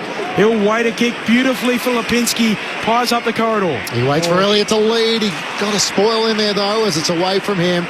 Great defending in the end by Young, although Pressy was a little slow. Just got his kick away before the chase of Schultz. The kick finds Mansell sliding in front of Quainer. At left half forward for Richmond. Gives it back to Pressy. Inside 50. Bolter leading out. Morris Elliott Jr. almost got flattened. Well done, Moore. Darcy Moore sliding in. Slaps it out for Collingwood. Finds Josh Dacos away to his younger brother Nick, who kicks it out towards the Shane Warne wing. Out in front of Sullivan. Gloston just shoved him out of the way and wins the footy back for Richmond. He's been superb today, Gloston. Works a hand pass back to Miller. So good to see him back there in the third quarter, and goes short to Tyler Swansea. Swansea goes for a gallop. Pokes it out wide, outside of the boot. Out to Vlosten again. Just such a good one-on-one player, isn't he? Reminds me a lot. I played with Heath Shaw. Very similar. Stabs it short here. Doesn't quite get to the target of Trezise. Swansea comes back in to mop it up. Back to Vlosten. High kick into the pocket. They fly from all angles. Cameron brings it down. Long gets rid of a handball away to Josh Dacos. Runs to the arc. Run down from behind. Just got a handball away. Back into the mark. Vlosten dispossessed in the tackle. Richmond ball through McIntosh. Handball too hot there for Miller. Miller now under the pump with a couple of pies. Slaps it out. Gets it off to Hopper. Richmond ball again. Sonzi turns it over straight to Ed Allen, who gets a handball to Lipinski on the wing. Through the middle of the ground to Nick Dacos once more. Fifth disposal in this third quarter. Up towards Elliott. Tries to slap it onto Schultz. That was clever. Directly in front. 40 out. Bounces it towards goal. And in the end, Nathan Broad gets back. Didn't quite deal with it as comfortably as he could have, but it ricocheted off him and through for a minor score. Collingwood by 16 points. At the 11-minute mark of the third quarter. Good passage of play, Bob. That 30 seconds from Braden Maynard then, that'll be shown. I don't know if he got a stat, but that will be shown at the review meeting on Monday. No doubt about it. Shorts kick up to the wing, pinched by, or gathered by a fall for Richmond as he kicks up to Bolter. Bolter drops the mark. Moore goes in. Handball goes back towards Bolter, allows him in. Josh Dacos picks it up. Collingwood ball, flicks it to Long, who goes with a flick over his head to Nick Dacos. Handball back to Long, just backward of the logo. Richmond bringing the heat as they always do. Trezise gathers the footy. Off to Hopper. Handball to Fall, who runs over it twice. Kicks it into Nick Dacos out of play. And a throw in on the wing. Great call, Benny. They're bringing the heat, and they've got the Pies a bit spooked at the moment. Again, a bit of that just one-handed stuff there, the knock-on, not taking possession. That won't please Craig McRae. That's not finals footy, Bob. Is that you who said nope when Long did it, Borley? Sure did. Thrown back in. Darcy Cameron knocks it down to the front. Ricochets off McIntosh. Trying to bust his way through. Tresice got a hand pass forward for Richmond. Gathered by Houston. He wins his own hand pass back. Knocks it on to Long, who tries to slap it forward in tow. A whistle. That's going to be a Richmond free kick. Allows us to go down to Ray Chamberlain. Yeah, Lockie Sullivan spent the last minute and a half making his way across the ground with the trainers. He's gone straight down into the rooms. Tyler Swansea gets the free kick against Dan Houston at right half back for Richmond. Spots McIntosh on his own around the Shane Warne wing. He takes the mark with that black headband and the fluorescent pink boots. He's called to play on because he stepped off his line. Maynard comes at him, so he's going to switch across half back. All the way back to Nathan Broad at centre half back. I don't mind this from the Tigers, making the ground big, forcing Collingwood to defend. Through the middle of the ground, short pass to Swansea, who takes the mark and plays on. Out to Miller, inside the centre square. Kicks up to Trainer. Trying to find the loose player for the Tigers. Beautiful kick, Miller. He kicks it like a mule, doesn't he? Just got Houghton, but he ignores that. And Trainer's looking longer and deeper than that. Noel Paul to the target. Falls in the pat. 1-2 bites, not paid. It spills out the way of Houghton. Tries to knock it out to Sims. Dragged down by Darcy Moore. Ball still alive for the Tigers. Houghton has another go at it. Spills out to Mansell. He's tackled by Quainer in the left forward pocket at the punt road end. Collingwood by 16 points. 2 goals to 1 the Tigers' way in this third quarter. It's like a rugby scrum there on the remnants of the British and Irish Lions and Wallabies ground markings from last night. Another throw-in coming. Wallabies robbed late in the game. Our man's got it, Benny. He does. Is his name Sam Button? Yeah, sounds like a Roald Dahl character, doesn't it? Sam Buttons. Throw-in at half forward, tapped down by Sims, pinched by side bottom, rushes a kick into the middle of the ground, and Richmond have the numbers. Mark taken by Brown. Now Tom Brown here for the Tigers. Driving kick back inside 50. Wants a marker. Fallen Bolter. Neither can take it. Roving the pack long for the Pies. Off to Dean. Now to Nick Dacos running through the middle of the G. He takes a bounce and then spots Will Hoskin. Elliott is streaming towards half forward. He long kick inside 50. Elliott the target. He can't take the mark as he and Broad both collide in the left behind post, and it goes through for a minor score. Good battle between Jamie Elliott, who's fighting for his first ever All-Australian spot. 46 goals for the season. He can't get away from it, can he? Broad, he's got his measure at the moment. 3-time premiership Tiger. Collingwood by 17 points. Kick into short in the pocket. Now Prestia off the back flank, kicking Richmond to the logo. Sport away from Mansell by McStay. Down here for Long. He'll send the Pies back inside 50 towards full forward. Broad again, double fister towards the boundary line, and it tumbles out. Throw in right forward pocket here for Collingwood. Orly, we've talked about it a couple of times today. The endeavour of the Tigers, hats off, A+ all day. Just in this third quarter, just with their drop of ball technique, feel like that Collingwood have got bases covered, got a bit more balance at it. Tigers just a little bit of a rush of blood. Thrown forward pocket. Myercheck palming it down, bounces away towards Broad, back there for the Tigers in their back pocket. Off to Ross, off to Trainer, flicks the handball away to Short. He runs off the back flank and bounces down the members' wing. He draws an opponent and then hand passes inboard to McIntosh. Around Tom Mitchell to Nankervis, around the wing to Swansea. Hand pass forward to Bolter. They've got this to left half forward. Big kick inside the middle of the ground. Ed Allen had to sit underneath it and takes a good mark. Well, there's some space open now. If you can get up quick, Ed Allen. That'd be the lack of nuance in Noah Bolter's game at its worst right there. Forward craft. Just decision-making so bad. Kicking forward was never on. As the Pies through Charlie Dean to Darcy Moore. Around the members' wing to Perryman, who off balance kicks it up towards half forward, and Myercheck worked underneath it. Miller dropped the mark, knocked out by Vlosten. Into the path of Banks, who can't deal with it yet for Richmond. Crisp gathers for Collingwood, and Nick Dacos, who kicks to Hoskin Elliott, and he is just a class above Nick Dacos in these conditions. And Hoskin Elliott almost had a little bobble and then eventually held on to the mark. Such was the kick right out in front of him to leading into space. Just quickly down on the boundary, Adam Uze calling out to Noah Bolter and saying, I want that going deep, not back corridor in that instance. Literally that specific feedback that our experts have picked up. Will Oscar Elliott has kicked 1 goal this afternoon. One of the over 30 brigade as he comes in and sends through his second. The Magpies with back-to-back goals as they steady here at the MCG. The Tigers started with the first 2 goals of the third quarter, and it's Collingwood who lead by 23 points, 9-9-63 to the Tigers 6-4-40. Meanwhile, at Docklands in the clash between the Saints and the Demons, it's Melbourne who lead by 25 points, 6-2-38 to St Kilda 2-1-13. We'll take you there for the final quarter after here. Bob Murphy and Luke Ball with you. Sunday footy on ABC Sport. He's done his bit, hasn't he, Oscar Elliott? Kicked 2 goals now for the game, just bobbed up. I mean, it is Dacos the one who's just been able to separate himself from some of the other players who, that money kick inside 50 where you just have to put it to the right spot to advantage. There's an element of decision-making, as you said. You think about the Bolter one prior to, and then the ability to execute. Dacos has been able to do that better than anyone. Only got 5 goal kickers for their 9 goals, the Pies, so 4 players have 2, and then just Dan McStay with this single. They'll take it away from the middle. Mitchell to Perryman.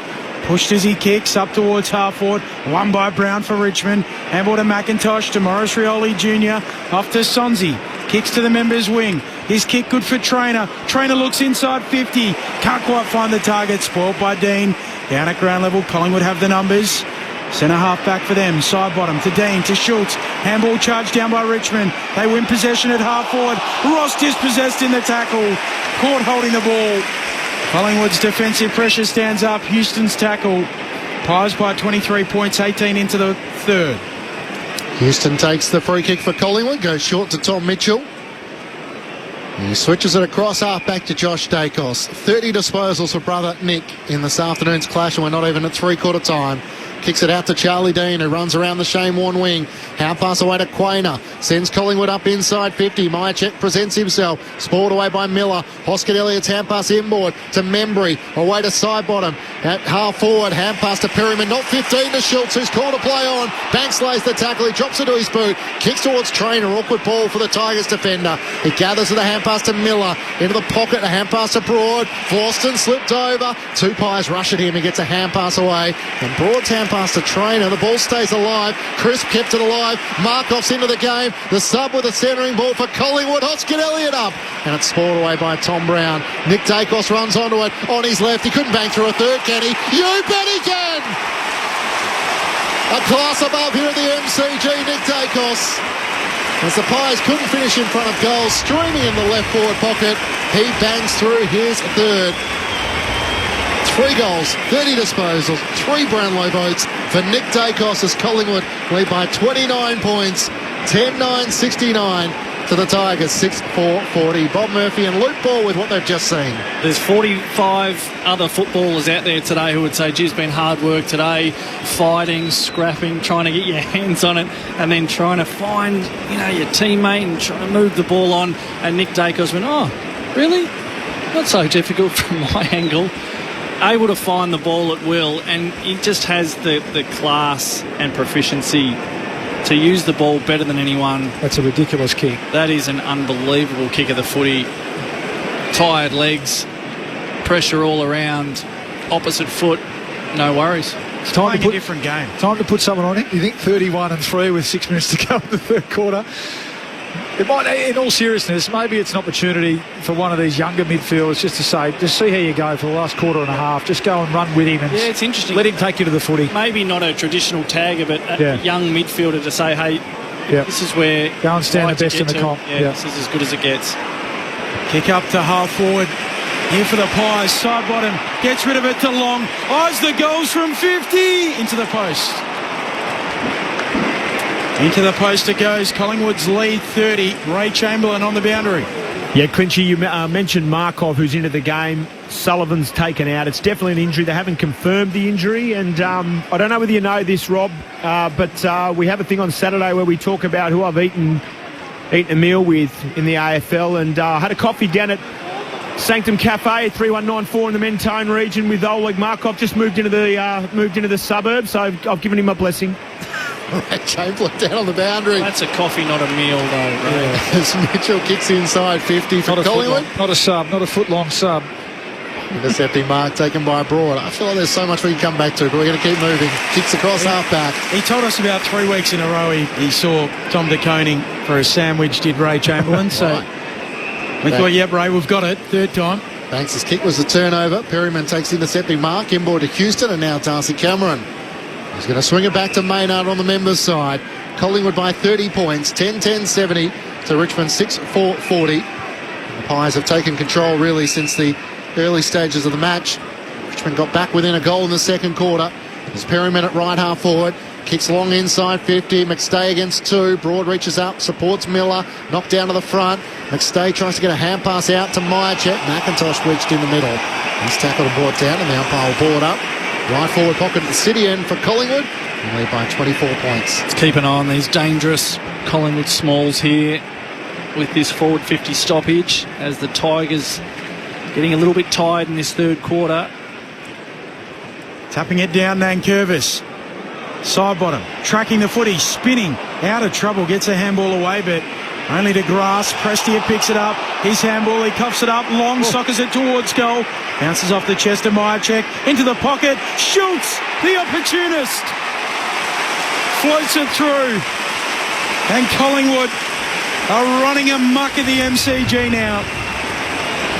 They lead by 6 goals, 11-10-76, plays 6-4-40. 23 minutes into the third, Luke Ball and Bob Murphy. Yeah, it's just the weight of numbers now, isn't it? And you're right, this young Tigers team, just the pressure coming now, just the whole, it hasn't been pretty for the Pies, has it? It hasn't been their usual, efficient, slick self, but it's just contest to contest now, isn't it? It's just getting more and more Collingwood jumpers around the footy, nothing pretty about it, as I said. And that weight of numbers will slowly wear an opposition team down, and all of a sudden it's 6 goals, Bob, isn't it? And it's felt tighter than that. Totally. But all of a sudden now they kicked 3 in a row after the Tigers really jumped out in this second quarter. You can just feel Richmond's belief just start to fade in the last 10 minutes. 8 of the last 10 scores have gone Collingwood's way. The last 4 goals in the match, leading by 36 points. Back in the middle, the Tigers through Hopper. Half pass to Nankervis. The ruck sends it towards half forward. And Perryman had 2 goes at it. Tried to volley it out of the air and missed the ball on both occasions. Steely Green tries to knock it out for the Tigers, and Jack Ross is tackled by Ned Long, and the umpire will board up. Members side of the MCG, Collingwood by 36 points. Sunday footy on ABC Sport. Matt Clinch and Ben Cameron call the action. Ray Chamberlain down the boundary. Luke Ball and Bob Murphy, your experts. Ed Allen overran the footy for Collingwood. A chance for Ross, who gets a hand pass backwards for the Tigers, but McIntosh is locked up, and the umpire will ball it up. Nick Dacos with 9 disposals in this third quarter, 31 and 3 goals. Cameron wins the tap down. Prestia steals it, spirals it inside 50 here for Richmond. Punched away by Maynard. Into the pocket, out after it Dean. And slapped out by Jonty Fall. Free kick. Got around the neck there of Charlie Dean. So Collingwood's ball, back pocket. Dean just loops a kick. Look out, Prestia chops it off. It falls down. Mansell, he misses. He misses to the right-hand side of the goalpost. A little bit of pressure coming late from a desperate Dean. And made the initial mistake. Collingwood by 35 points. 25 minutes into this third term. Maynard brings the Pies back into play to Josh Dacos in the back pocket, who plays on. Drives it up towards the wing. McStay presents and takes a good mark. Waston just got boxed out in the end by Darcy Cameron against Toby Nankervis, and McStay chips it short to Ed Allen. Around the wing on the broadcast side, up towards Cameron. He's involved once more at right half forward. He looks inboard and spots up Perryman, who takes the mark at right half forward. Chips it short to Mitchell, barely 15, but still 55 metres out from home. Tom Mitchell will have still been Collingwood's best side at the end of the home and away season. He points in the direction of the goal square, sends it towards there. In the pack, McStay flies. Membry has it off hands, trying to break through. Hand pass looking for Elliott, chopped off in the end by Ross. It spills out the way of Jamie Elliott, who turns and fires towards goal, and he has his first of the afternoon. Collingwood with 5 goals to 2 in this third quarter. And they put in the last 5 goals of the match to open up a 41-point advantage. 12-10-82 to the Tigers, 6-5-41. And Jamie Elliott with his 47th goal of the season. Luke Ball and Bob Murphy, your experts on Sunday footy on ABC Sport. Yeah, it hasn't been his day. Jamie, we've spoken about that a lot. Had a really good battle with Nathan Broad and Floston at times. But you get the sense he might just sniff out a few goals late here. And that's a good lesson, isn't it? I mean, it cannot be your day. If you keep working, you keep getting the contest, eventually the tide will turn. And that was just clinical ball movement, wasn't it, Rob? You've spoken about that all day. That's just what we've seen as the day has gone on, which is maybe not that surprising, really, in the context of the entire game. But Collingwood now able just to move the ball a little bit easier than what they have done for the previous couple of quarters. 5 goals unanswered to Collingwood in this third term. Lipinski, a nice spin move off to Tom Mitchell, driving ball to full forward, launching out at Membry, doesn't mark at ground level, arriving the Tigers, going in Broad, knocks it out, still a live ball, Collingwood tackle, the umpire wants it. Left forward pocket here for Collingwood. It has all been the city end in this third term. Oh, look at the Collingwood smalls now. They're like piranhas around this throw up. Up it goes. So does McStay, slapping it down Nankervis. Elliott gathers, just dispossessed momentarily, gets it back to Lipinski. High kick to full forward, punched away by Broad. Vlosten reads the punch and then clears with a spiral. And what a kick it is. Works out beautifully for Sims, who marks on the back flank for Richmond. He has players streaming past as he tries to look for the right avenue out of defence. Sends it long up the wing where Darcy Cameron's waiting for that kick against Jonty Fall. It comes down to the front. Precious hand pass. Swansea tackled by Quainer. No whistle. Prestia chips the ball up towards half forward and Bolter leads up and takes the mark in front of Darcy Moore. Oh, he's got Morris one-on-one. Get it down there. He tries to get it to him as he leads up. Dan Houston's there, makes the spoil, and Perryman getting back. So out of play for a throw-in in the right forward pocket at the punt road end for the Tigers. Collingwood by 41 points with the last 5 goals of the match.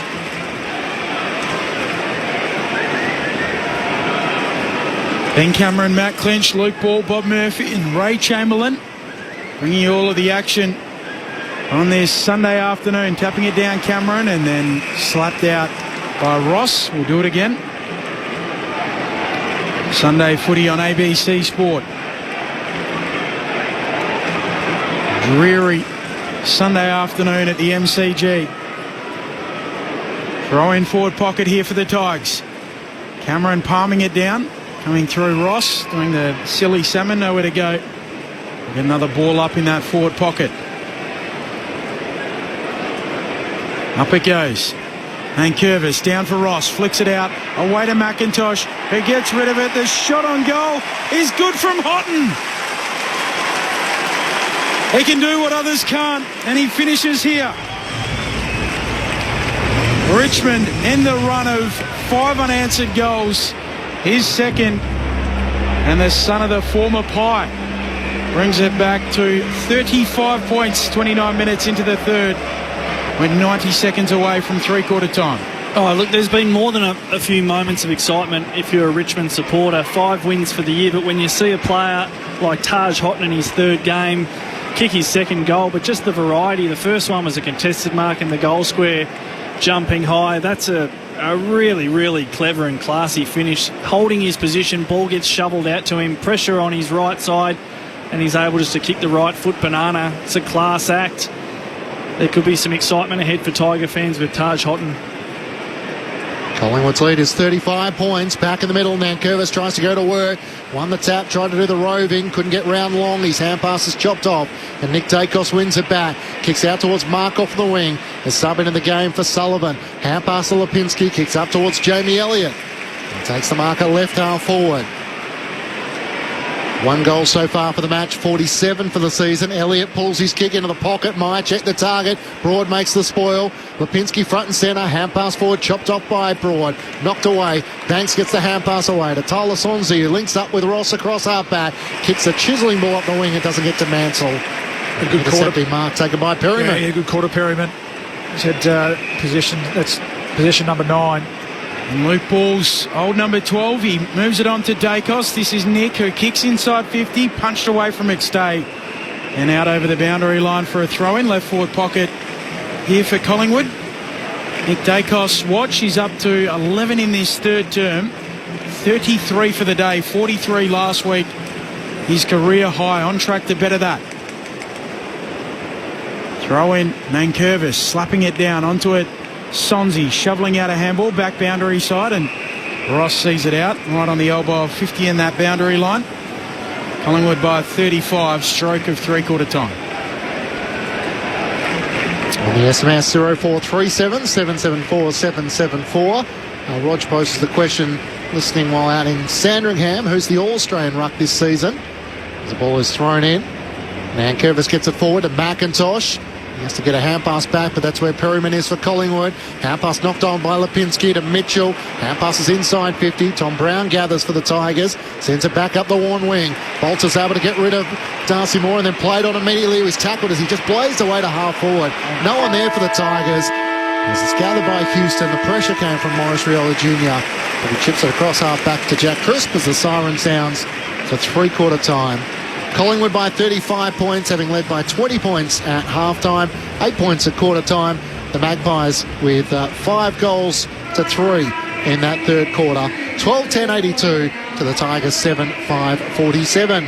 For the Magpies, 3 goals to Nick Dacos alongside his 33 disposals and 4 clearances.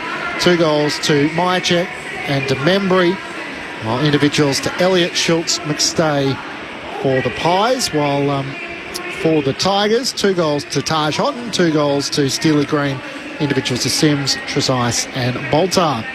Three-quarter time of the MCG, Collingwood by 35 points. Across town at Docklands, the Saints and the Demons, Melbourne leading by 35 points, 8-2-50 to the Saints 2-3-15, with 3 goals to Bailey Fritsch there midway through the second quarter. We'll take you to Docklands and join our team for the final term. Great to have your company on Sunday Footy on ABC Sport. Hello, Patrick Stack here. Do you like sport and good conversation? Then we've got a great podcast for you. One cracking story, in depth, every day, in under 15 minutes. It's called ABC Sport Daily, and you can find it on the ABC Listen app. This is the 2025 AFL Premiership season on ABC Sport. Nankervis goes in, wins the footy back. Ross flicks it back out wide. Green from the boundary line. An ambitious effort. Unbelievable. He's kicked that from row G. Steely Green with something special. His second. The audacity. Yeah. Just beautiful confidence. Mansell sets it up towards full forward. Bolter! Plucks it out of the sky after a shove on Cameron. And he's got it 15 out directly in front. And that's a good, strong mark. Bolter comes in and steers it through. And Richmond are in this game up to their eyeballs. Into the path of Banks, who can't deal with it yet for Richmond. Crisp gathers for Collingwood and Nick Dacos, who kicks to Hoskin Elliott. He's kicked 1 goal this afternoon. One of the over 30 brigade as he comes in and sends through his second. And it's spoiled away by Tom Brown. Nick Dacos runs onto it on his left. He couldn't bang through a third, can he? You bet he can! A class above here at the MCG, Nick Dacos. As the Pies couldn't finish in front of goal, streaming in the left forward pocket, he bangs through his third. There's 45 other footballers out there today who would say, geez, been hard work today. And Nick Dacos went, oh, really? Not so difficult from my angle. Time to put someone on it. You think 31-3 with 6 minutes to go in the third quarter. Bounces off the chest of Myercheck into the pocket. Schultz, the opportunist, floats it through. And Collingwood are running amok in the MCG now. This is ABC Sports coverage of the AFL. On your radio. ABC Sport Digital. And on the ABC Listen app. Three-quarter time of the MCG, as you heard, Nick Dacos with his third goal of the match. Collingwood leading by 35 points. 12-10-82 to the Tigers, 7-5-47. Matt Klitsch, Ben Cameron calling the action. Ray Chamberlain down on the boundary. Bob Murphy and Luke Ball are your experts on ABC Sport. In other news around the country, Australia and the world, Australia won the 4th T20 International against the West Indies by 3 wickets. Australia finished 7 for 206 inside their 20 overs after the West Indies posted 9 for 205. Another half century from Cam Green, top scoring with 55, while Adam Zampa finished with 3 for 54 with the ball. And in the Super Netball Grand Final, the Melbourne Vixens have advanced through to the Grand Final. So a 66-65 goal victory over the New South Wales Swifts.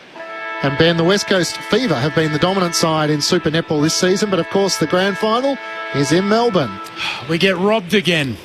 Just the rough end of the pineapple for the West Coast Fever. again. Boys aren't coming with me on that. A couple of years ago, I think the West Coast Fever were the lower seeded team, and the WA government had paid for the grand final, so they got a little lucky there. But yeah, Melbourne versus WA in the grand final with the Vixens and the Fever. Fever have won 13 in a row. Bob Murphy and Luke Ball with their thoughts at three-quarter time here at the MCG. It was almost the culmination of predictability that quarter, because Richmond, who played with so much heart, so much vigour for the day, but maybe just with their lack of depth, lack of experience, and at various times lack of composure, they were in the game halfway through that third quarter. They were in the game. They were 10 points, 11 points. Yeah, they were actually pushing. Noah Bolter had found himself at half forward on the end of a really promising bit of play that was run and carry handball, and he just had a moment that Noah Bolter sometimes has where he just thought he would roost the ball into the centre of the ground, and from that moment on it was really one-way traffic. It was all Collingwood. They were just able to tic-tac all the way through and score easily, and it was a story for the rest of the quarter. They were able to dominate inside 50s. Some of their players who'd had really quiet days up until then, Jamie Elliott being one of those, found themselves in the game a bit more. Nick Dacos took his game to a whole new level in that third quarter, which is saying something because he's been absolutely exceptional all day. The weight of numbers was strong for Collingwood. They looked really hungry, and the Tigers, after showing such strong belief for the first 2.5 quarters, just lost their way a little bit in the back end of that third quarter. Yeah, they did. Again, couldn't fault their effort. We've been pretty consistent, haven't we, saying that throughout the call, and you hope for their sake and the supporters' sake as the rain starts to fall again that they can finish off this game and continue to put pressure and make it hard for Collingwood to score. And then from Collingwood's point of view, the caller before the game asked the question, can they put a team to the sword when they've got a foot on the throat? What are they, 5-6 goals up? Can this become a 10 or 12 goal win and a percentage booster for them? Let's wait and see. Scott Gray again as the final quarter gets underway. Collingwood leading by 35 points. Nick Dacos with an early disposal. Can he get to a new career high of 44? Legging free kick. Side bottom to get it. Yes or no, Borley and Bob? Oh, again, I think letter of the law. It didn't look dangerous. Side bottom was pretty clever then, the way he played it. But, yeah, keep your feet young, hot and skid it in. Side bottom, kicks up to half forward. Vlosten punches it away. Bouncing ball, Nankervis. Tries to sucker it on. Goes a second time as well. Yoga Benito, the beautiful game, as he keeps it moving out towards the wing. But Collingwood are there and able to mop up through Dean, who gives it off to Allen. Handball to Houston, tumbling to ground. Handball out to Markov. Markov looks to get a kick up towards half forward where McStay takes the mark right half forward as the rain gets heavier here at the MCG. Collingwood by 35 points. Myers heading to the punt road end in this final term. McStay veers out to the left, sends it long inside 50.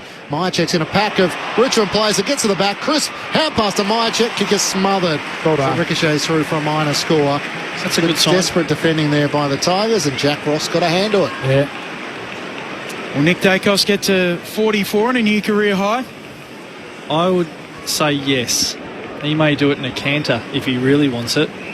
Miller ambles to the pocket and shorts his kick away to trainer. Grandson of the great Doug Wade. Kicks up to the wing. Bolter launching at it. Moore right there with him, and Bolter gets it on the second bite. Where's he going to kick it, though? That's better. He'll just wait a kick over the top for Hopper. Good Noah. Collingwood by 36 points. Nearly 2 minutes played in the final term. Very good Hopper. Tried hard. Position 27. Out his running mate Taranto today. Ruled out pre-game with a calf injury. Kicks up to the arc, and Bolter has worked down there now to take the mark. Involved in this chain on the back flank. Kick to Hopper and then marked it from Hopper at half forward. And his opponent's back in the goal square, Darcy Moore. He can have these brain fades. That's where Collingwood, you can get them. If you're smart with your ball use and you're a smart forward, you can really expose this Collingwood defence. We saw it in the last quarter last week. Going back as if he'll kick for goal. The man on the mark, right on the arc of 50. From 55, starts it right, brings it back. No issues with the distance. Just offline. Collingwood's lead back to 35 points. Nearly 3 played in the fourth. Sunday footy on ABC Sport. 11 disposals, 1-1 for Noel Bolter this afternoon. As Dan Houston brings Collingwood back into play. His kick won't get to McStay. Trainer in front, can't take the mark. Miller knocks it on to Trainer. Hand pass away to Banks. They look to reload. Inboard to Prestia. Trying to find an avenue at the top of the 50. Good kick. Finds Jack Ross. Reaching over the top of a couple of pies to take the mark. He's 55 out from home though. And waiting for the leads to come. He looks into the pocket where Sims is the tallest target, or in fact more direct than that, to Bolter. Nudged underneath. Quainer takes the mark. And his calves on display there as he kicks out towards Markov. He marks in the back pocket. Glutes. I think we decided on glutes, yeah. You can't speak for his calves. The old baby cows, as well as the Pies quickly up the wing. Markov chipping it short. Away to Membry, who comes infield, and here is Nick Dacos again. Disposal 35. As he so often does, goes back to brother Josh, shanks his kick it. As end over end, works out for Houston. Handball to Darcy Cameron, who's under the pump and coughs it up. Richmond back the other way. Here's Houghton, waiting a kick, and a good one for Sims, attacking edge of the square. Now he looks inside 50. Out wide for Mansell, juggles it, drops it. Collingwood with the numbers in their back pocket. And they do the handball drill, and then Quaynor flicks it on for Dean. Dean's hand pass inboard to side bottom. Loops the hand pass boundary side to Jack Crisp. Looks up to half forward. McStay has space. He takes the mark at left half forward. Well, 2 on 2 ahead of the ball. Oh, too slow, Dan. Now Curvis hobbles his way back. Remember, he was out the back. He probably just couldn't get it that far. So McStay turns and comes inboard to Tom Mitchell. Marks at the edge of the centre square. Chips it over the top, and Schultz leads up.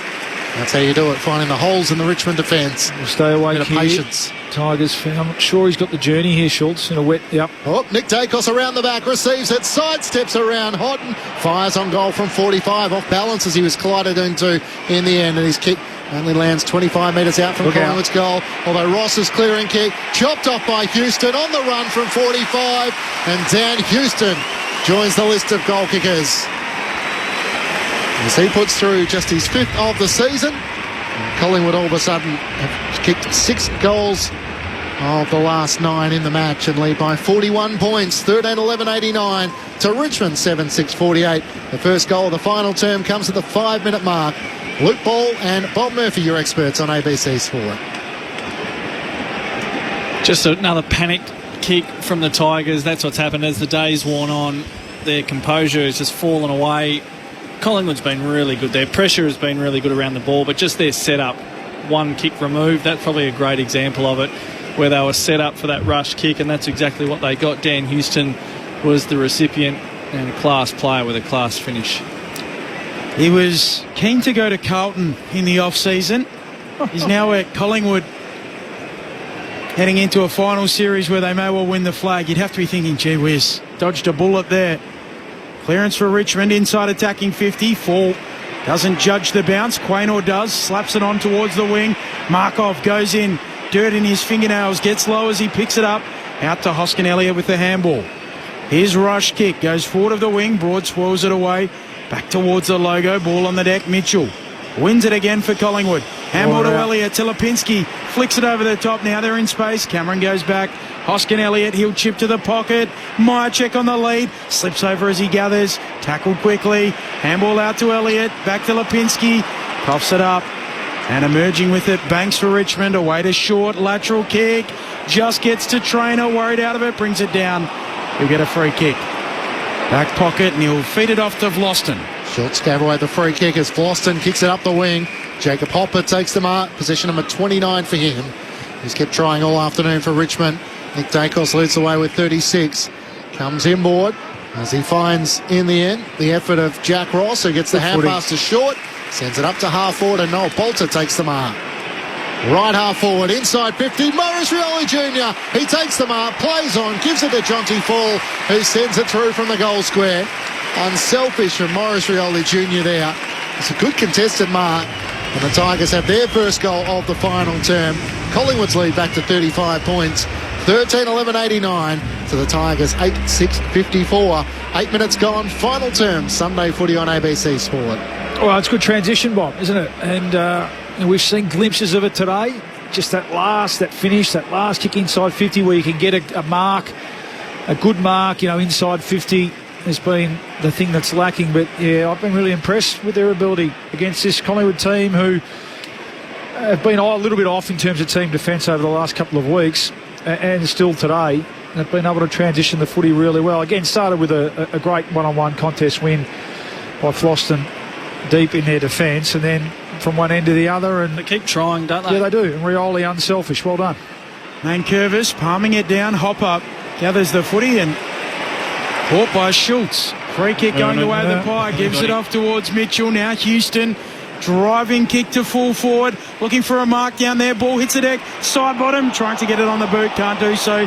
Elliott swoops through. Mychek soccers it into Miller. Out of bounds on the full. It'll come back before that. And still side bottom. Pinged holding the ball. Vlosten to get the free kick in the left back pocket. For the third time today too. The old fella. He's just been a little bit off his tucker today still. Elsewhere, Melbourne lead by 30 points over the Saints. Same margin right here. I'll take you 35 here, sorry. Final term with our commentary team at Docklands. Quentin Hull and Lauren Borden. As the kick up the wing. Cameron presents himself. Can't take the mark. Inboard, the hand pass comes to Long. Links up with Mitchell. Trying to cut round Ross Rioli Jr. and Steely Green. Good movement by Tom Mitchell and a beautiful pass to Jamie Elliott leading up. And Miller's run a long way over the mark. How's that not 50? The umpire almost went over as well. Both have a smile about it. And Ben Miller's thinking, I'm very lucky not to have conceded 50 metres there. It's almost like he forgot to hit the brake. And Jamie Elliott's kicked one so far this afternoon. It came in the third quarter. Do you think Ben Miller couldn't stop their post splits? Maybe. Tweak of the hip? Could be. Yeah. Good pick up. Good thought.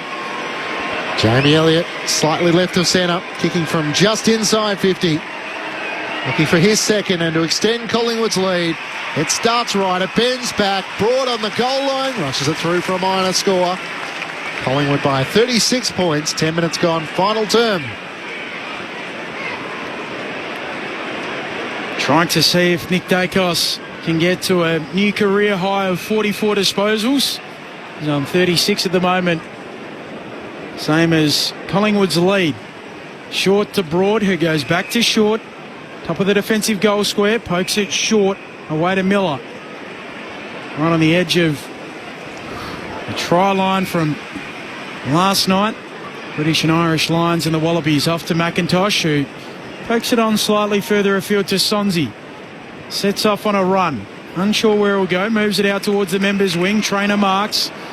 Now he feeds a handball forward. Tough ask there of Hopper. Chris breaks it up. Collingwood swoop onto it. Schultz to Ed Allen. Looping handball. Lipinski. The run of Crisp. Man on Membry. Gathers the handball. Runs to 40. Pulls the trigger. Misses. It was nearly Collingwood at their best.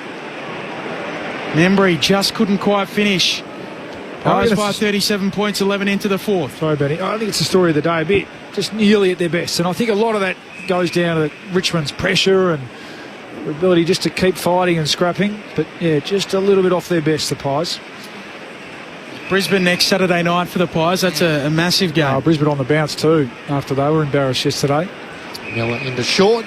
Cross half back to Banks, out to the wing. Trezise takes the mark on the Shane Warne stand wing. Up to Morris Rioli Jr. Quainer had a crack at it, missed it. Was it over the boundary line as Rioli kicks inside 50? No. Play on was the call, and Mansell marks in the left forward pocket. Collingwood fans on the far side thought it was. Fran in Melbourne poses a question for you, Bowley and Bob. Why is it that Collingwood can't blow away these sides? Be nice to get a percentage boost after the last two losses. Guess they're leading by 37. Yeah, well, again, I think part of it is due to, you've got to give credit to Richmond. They've kept at it and kept trying, whereas perhaps other bottom half teams have put up the white flag at times across the weekend. Ryan Mansell out to the left. 13 goals of the season. Comes in and just drags it to the near side. And a minor score to the left. Collingwood by 36 points. 13 minutes gone. Final term on ABC Sport. Cheerio to Gaza, who's listening to the call while on the road trip towards Caravan. Carnarvon? Yeah. In the northwest of, or maybe the midwest of WA. Bob's double denim would fit in there. Not bad this time of year. Could get a bit warm in, later in the year. Richard Ocean Grove wants to know how Razor has his coffee. What's the answer, Ray? We kick off with a strong latte and then there's short macchiatos from then on in. I've got a few questions about Ray's catch-ups. I don't. Well, they're not meals for a start, and are they organised meetings, or do they just happen to be chance meetings that then Ray goes public with? Steady on. You don't lob up in your Texas suit and start throwing hands, Bobby. Canadian Jesus. tuxedo. It'll be Have a look Toronto at that. for a start, but anyway, okay. Throwing on the wing, Collingwood by 36 points. He's up and moving, our man Ray, too. Are they chance meetings, Ray?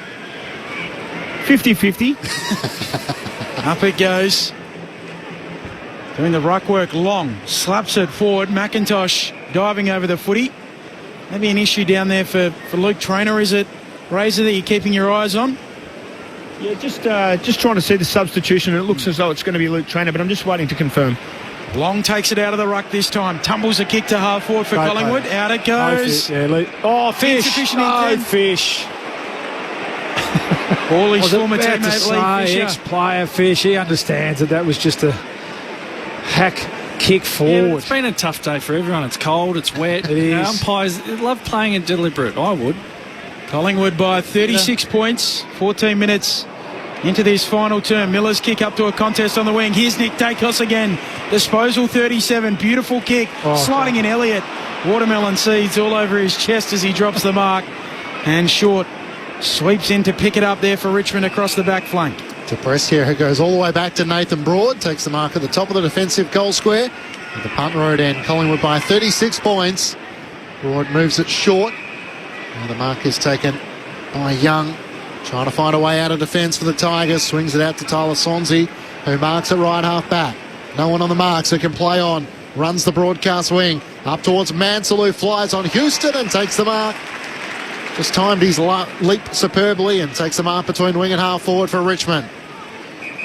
Mansell looks up, has Noah Bolter in the pocket, sends it in that direction with he and Johnsy Fall there in the pack. Fall got hands to it, can't mark. Josh Dacos, quick hand pass away to side bottom, rides the tackle, gets a hand pass to half back for Collingwood, where Banks hand passes it to McIntosh for the Tigers, to Jaden Short. Little fumble from Tom Brown as he gathers and kicks it out wide to half forward. Sims dragged down by Maynard, and off hands it goes out of play. The boundary throw in where the 50-metre arc meets the boundary. Crowd posted at 59,454, so a shout out to all those that have come along this afternoon in the wet. Shout out to Tim, Jack and Will, who are watching on, cheering on their pies as well. Enjoying the coverage as we'll get a ball up at right half forward here. Collingwood by 36. Going to win again. Collingwood coming off a defeat last time out to Fremantle. Stay taps are down. Mitchell's there, nowhere to go. Nick Jankovskis rushes in to ball it up. Be honest here, Ray. I've got a question for you in a moment as McStay wins it down again for Mitchell. Forward handball for the Pies, stolen by Sonsie. Spins out of trouble. Handball to Hopper. Half forward for Richmond. Bouncing handball inside 50. Maynard goes and gets it. And he cleans up on the back flank to Mitchell. Away to side bottom. Long check side up to the wing. Nick Dacos again. Disposal 38. He'll kick up to half forward. Long's back there. Vlosten too. Vlosten does well. Paddles it out away to Brown. And his kick goes 5 metres. Turns it over. Paid the mark. Must have gone 7.5.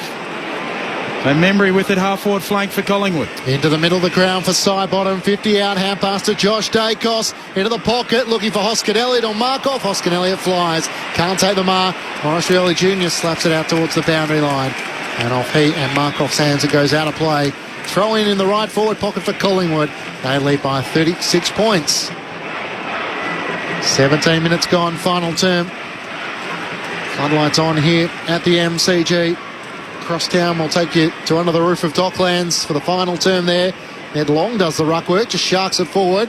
Miller has to deal with it on the goal line, decides against rushing it through. Hand pass along the ground to Trezise, takes a bounce as he runs out of defence, draws Ed Allen. Hand pass to Sonsie over the top, back to Trezise. Good running at half-back as he's almost reeled in by Crisp. Hand pass forward to Alga, the sub into the action for Richmond. Hand pass to Jack Ross, tries to sidestep McStay, almost brought down by Maynard. Got it back to Alga, who kept running it right half forward. Pokes a kick into the pocket. Shots in ball, what a mark. Richmond's best transition of the match. This is in part why Richmond have won so many admirers this year. 5 wins is obviously a great result, but because they keep fronting up. Yep. Yeah, okay, they get working. overwhelmed at certain times by really good sides, and Collingwood might be the best side in it, but they just keep going. A lot of other sides, and we've named a few of them today, might just fly the white flag for the last 45 minutes, but that's not how the Tigers do it. They keep fronting up and they keep trying and take the game on. Jonty Fowler's getting over the banana here as he flies towards goal but misses to the right-hand side. Shots on our monitor of Tom Lynch, of course, with that suspension watching in the coach's box this afternoon. Collingwood by 35 points at the 19-minute mark of the final term. Josh Dacos with the kick into Tom Mitchell. Receives the handball back. Long kick up to the wing, close to the line. Darcy Cameron keeps it in. Ed Allen carries it out. So, Ray, Bob Murphy said if he was an umpire, he'd love paying insufficient intent deliberate. Was there genuinely a decision you'd love to pay, like holding the ball or insufficient intent? Insufficient intent, you got too close to the natives. I didn't like that one so much, but holding the ball was always a good one when you got to just sort of soak it up for a little bit. Yeah, you dramatic pause. I think they should be very entitled to that. Absolutely. Ray was a master of the dramatic pause, the big hip bend, and then the big flourish of the arms at the end as Loved well. it All eyes time. on him. Speaking of powerful glutes. It's just the coffee/meal catch-ups we need to tidy up with, Ray. Collingwood by 35 points, 19 minutes into the fourth. Nick Dacos still fighting after the ball. Playing a tackle here, ball jars free. Richmond ball, Prestia takes the advantage to Ross. He's in trouble, handball back into congestion. And Taj Houghton showing his smooth move, slid in, slid past a couple, and got the kick out to the wing for Richmond. Hand pass forward to Swansea, who tries to get it up to Alga, but intercepting it, Jack Crisp. Hand pass to the runner, Darcy Moore, the Collingwood captain, around the members' wing to Mitchell, trying to sidestep around a couple of defenders, and then chips it back to Maynard. The marks between wing and half back for Collingwood on the members' side. The Pies by 35 points. Maynard to Josh Dacos. The two will wax it across half back. Where's Nick? He's the one we need to get the ball in the hands of. 38 disposals. Rubas 43. He's gone out of it a bit, hasn't he? Yeah. Maynard sends it up towards Member. He's outnumbered 2-on-1. Broad spoils it down. Here he is. Schultz in the right place. Kicks inside the pocket. Nick Dacos takes a 1-on-1 mark. Gone forward. It's Dion Prestia having gone forward. Close against the boundary line. Did that so well. He might protected have the space. Listen out. Reeled in a one-handed mark. And he's kicked 3 goals this afternoon. You would think he's up for this challenge. He's going to step out, snap it across his body, and he, on cue, just overcooks it a little, trying to kick across his body and misses to the left-hand side. 36 points, the Collingwood lead at the 21-minute mark of the final term. Banks with the kick-in duties. To the back pocket. Running away with it, Young. Long kick for Morris Rioli on the wing. Gets a favourable bounce. Paddles it out in front of himself. Now runs on. Four comes to help out. Rioli goes to ground and Perryman comes in, wins it back for Collingwood. Quaynor was good there too. Handball to Dean. Handball back to Perryman. He slaps it back towards Trezise for Richmond, who gives it off towards Ross. Kick inside 50. And Mansell marks 40 metres out directly in front. Selflessly gives it off. And spots up a teammate just inside 50. With the mark taken 35 metres out on a slight angle here for the Tigers. Elga, the sub. Yeah, the sub into the game. Young algorithm, as they call him. Yep, rhythm, definitely. It's good. Warrigal boy, Bob. He is.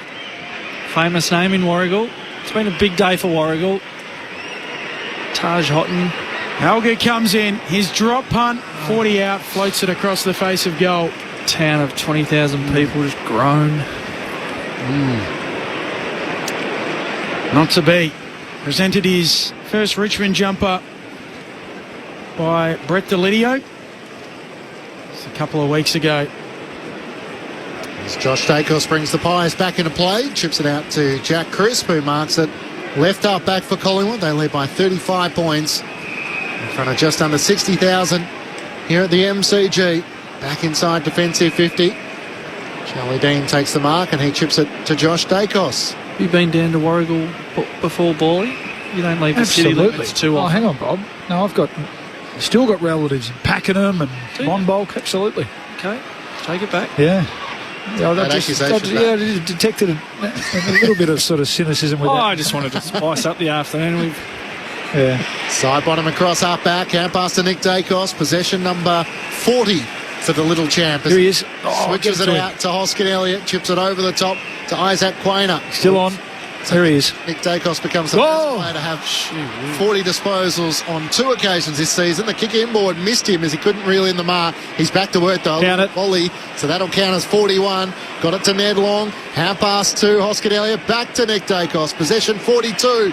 Over the top he links up as Long gets it away to Hoskin Elliott around the Shane Warne stand side. Draws an opponent. Hand pass to Markoff at right half forward. Drives it inside 50. Schultz in a 2-on-1. Lost it in front. Free kick to Schultz. Wasn't much in it. Trezise is trying to plead his case. He was behind trying to block out Lucky Schultz and gave away the free kickers. Forston did everything right and set himself in front knowing he got contact. Defer to Ray Chamberlain on this one. Well, it wasn't quite subtle enough. The eyeballs. Yeah.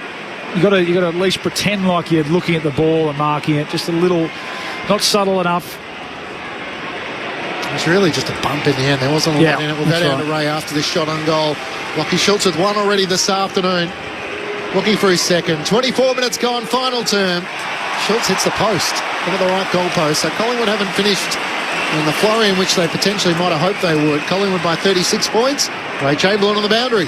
Yeah, in a circumstance like that, the player whose prime objective is to contest the football should be permitted to do so. So when you come back, no intention to contest and your sole objective is to prevent your oppo, you're going to run the wrath of the umpire. Thanks, Ray. Great work as always. We'll see you down in the Pies room shortly. Free kick picked out on the wing. Which way is it going to go? Houghton is moving like he thinks it's his, but Bolter is going to get the free kick. Right on the centre line.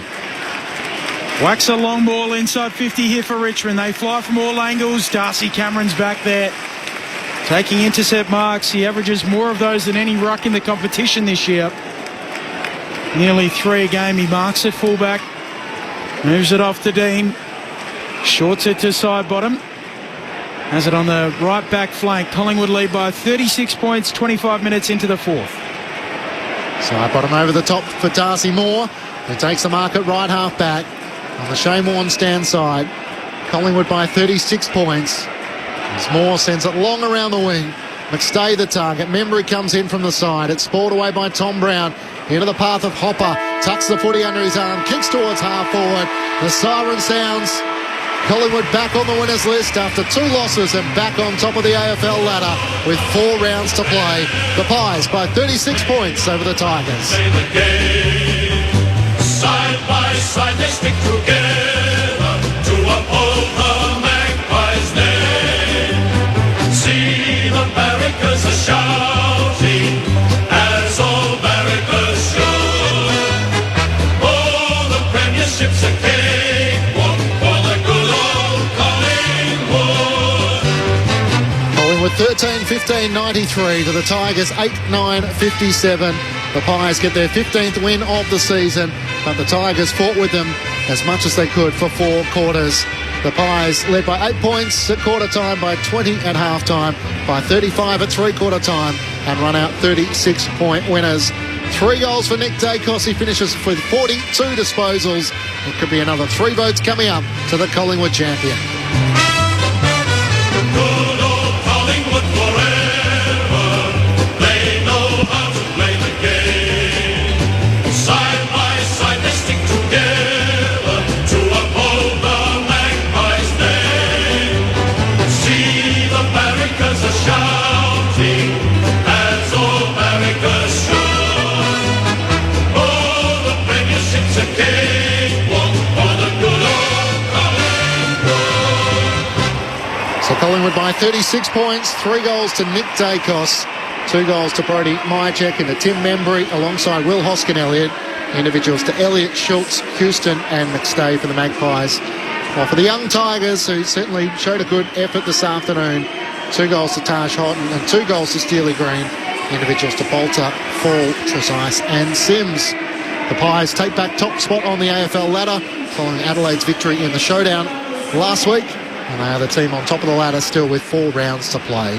The thoughts of Bob Murphy and Luke Ball, your experts on ABC Sport. Well, I think when we arrived at the ground today, we expected, Collingwood on the back of 2 narrow losses that they'd be too good today, and we hoped that Richmond would answer the bell and bring their optimism and ferocity to the game, and I think we got all of those things. In the end, it was just that lapse in the third quarter, second half of that third quarter, where Collingwood just were too good. They really, their experience and their skill and class in personnel was just there across the day, but I don't think Richmond lost any admirers today. They were able to keep fronting up. They were outclassed at various times, but they tried hard.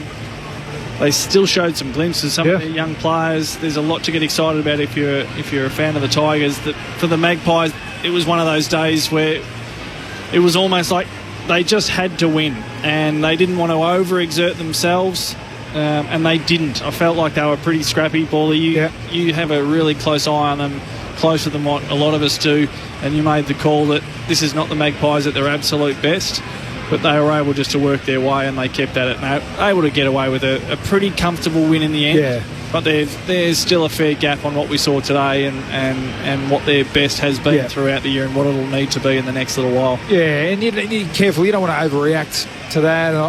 I'm guessing, supporters were texting in, and they'll probably walk away feeling a bit flat. 1-5 to 1-4 in the last quarter. So I think your point's spot on. I think that talks to Richmond's this identity that they're building, that that they fight it out, and even think about that smother in the goal square. No easy goals, even though the game's done. I was really impressed by young and old too. They've got a lot to work with there, Richmond, and Collingwood. Don't want to overreact. I think they'll endeavour to find their best over this little period. They're going to find their best. From a personnel point of view, they'll get some troops back, I think, who inject a bit of life and a bit more sort of speed and energy, which they lacked a bit today, other than probably Nick Dacos and maybe Josh at times. They lacked a bit of that, I thought. So, Hill coming back into the team, maybe DeGoey coming back into the team. They were pretty, Pendlebury. They were pretty sound behind the ball today, even though at times, though, I think they're still, we know that the way that their defenders like to play, they give you an opportunity, don't they? And that's an area that you're going to have to be a little bit careful with. Don't want to be too flippant with that sort of team defence. Defenders just playing a bit high and a bit loose at times. We know that better teams, better kicking teams, will be able to pick them off through there. We saw that again, last week with Fremantle's last quarter. So get through the game. I was about to say unscathed. Sullivan, will be one that we'll get a medical report on, I'm sure, after the game. But troops to come back. So. But they'll have the next 3 games in their sights. They've got Brisbane back here, we know that. Brisbane coming off on the rebound.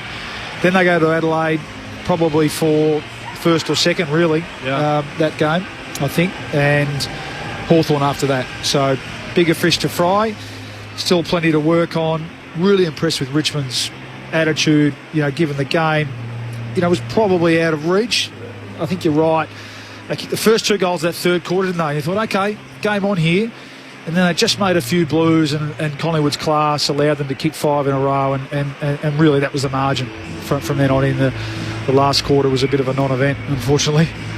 I do love the way they take it on, and I like the way that Adamuze is developing this side, that they don't sit on their heels and get comfortable. They put themselves out there, they take it on, they run with hands. They don't have the personnel quite yet to match it with the top sides. But I thought their performance today showed a fair bit of heart and resilience to it. Collingwood in the end were just a bit too good. There's certainly some improvement, isn't there, from Richmond.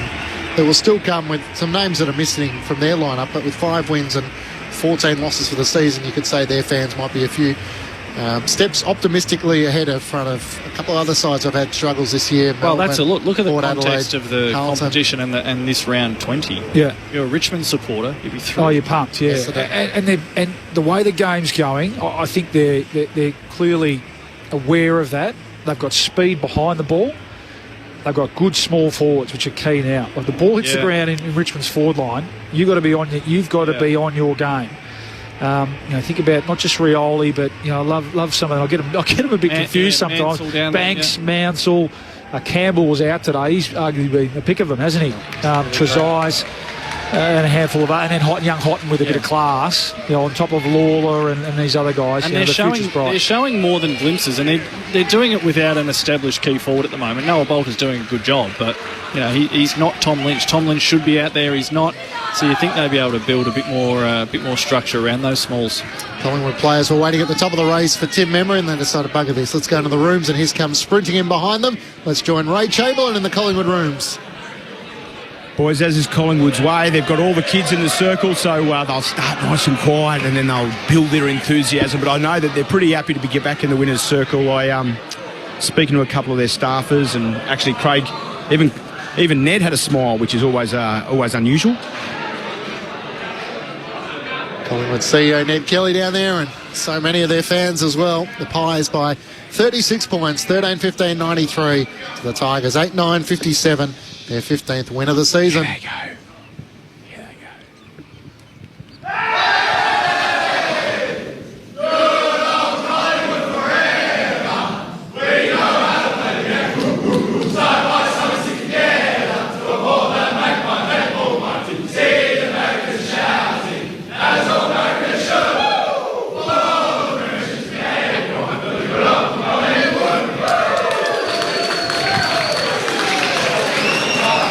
It was a Nick Dacos masterclass at the MCG. 3 disposals alongside his 42 disposals in Collingwood's 36-point win in front of 59,454 here at the MCG. We'll head back down to Ray Chamberlain for a quick reaction from the Collingwood rooms, and then we'll take you to Docklands, where the Demons are comfortable leaders at this stage over St Kilda in the third quarter there. The Demons able to take control in the second quarter, 10-4-64 to St Kilda 4-4-28. And in that second term, in fact, it was the first term, the Demons booted 6-2 that really established the break. So where is Collingwood's biggest challenge? I mean, in the next 4 weeks, we're going to learn a lot more about them. They take on Brisbane, cracking game at the MCG, Adelaide on the road. Where would you feel like Craig McRae would spend his time and interest, other than the obvious answer around personnel, which will come back? I mean, that's where my mind went to straight away, finding they've got a month, haven't they, to really hone in, narrow in on what their best mix is. I think they've been pretty solid behind the ball. I think Frampton comes back in to allow Darcy Moore to play to his strengths. Jeremy Howe's the other one as well. Forward of the ball, they've had opportunity to see what it's like without Memory, without Myercheck, without. I think I really like what Memory's brought to the team, and I think with McStay's ability to pinch hit in the ruck, I think it's probably those the 3 M's down there: Memory, Myercheck, and McStay. You'd think it'd be a problem at their feet. If it was just the two of them. If it was just McStay and Myercheck, you think, one short. Is that going to stretch the top sides enough? But with Memory in there, it is particularly with their combination of smalls, which are just absolutely deadly. That's pretty consistent group of forwards that can all defend for one, but they can all play in the air, and they're so damaging on the ground as well. So it's a pretty good mix. Which it felt like Memory at the start of the season might have been the insurance policy if they got an injury, and yet he's proved throughout the season that he belongs in Collingwood's best side. He kicked the 2 goals tonight, up to 26 goals for the season, behind Jamie Elliott with 47 and Brodie Myercheck with 32. Yeah, that's right. And McCreary's another one. So although they won't take any chances with him, I think he's a really important player and a player that relishes the finals type atmosphere and pressure, Bob. And then to go, he's the wild card, isn't he? Yeah. What role, if any, can he play? He's just missed so much footy.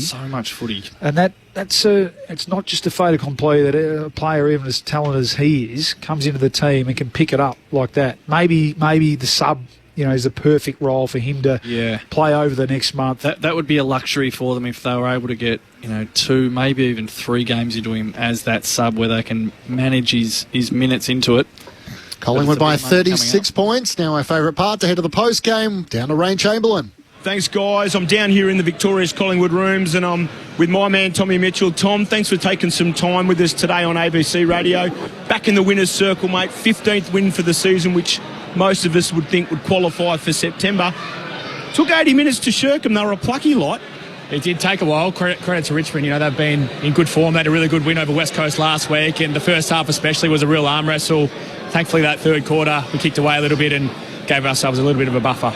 Was there any particular message from Craig and the coaching staff at half-time about how to break it open? we spoke a little bit about the conditions. It was sort of raining at some points and then not raining, so that sort of determined whether we wanted to take territory or use the ball a bit. So we sort of had, I guess, a bit of a licence to call it ourselves out there as we saw it. It's interesting you say that. We were pumping up. I was going to say, rugby union game here last night, lots of rain, then a bit of sunshine. You wouldn't have been disappointed with the ball on the deck, mate. 20 and a few clearances. You had a nice game today. Oh, thanks. Yeah, no, it's you always like when there's a bit of rain out there, but I thought it was a team effort today. Obviously, Nick was a standout. His game was pretty freakish, but I think everyone just stepped up and did their part, which was great. I was going to ask you, did anybody bother to tell Nick that it was raining? But, statistically across the board, pretty even really across most measures. But when you guys got inside 50, you had a really great spread of goal kickers, talls and smalls. That seems to be part of the all game that's coming along together quite nicely at Collingwood. Yeah, I feel like we've got a pretty good mix up there with the talls that either mark it or bring the ball to ground, and then, the smalls that get to work at ground level. So, it's a perfect mix.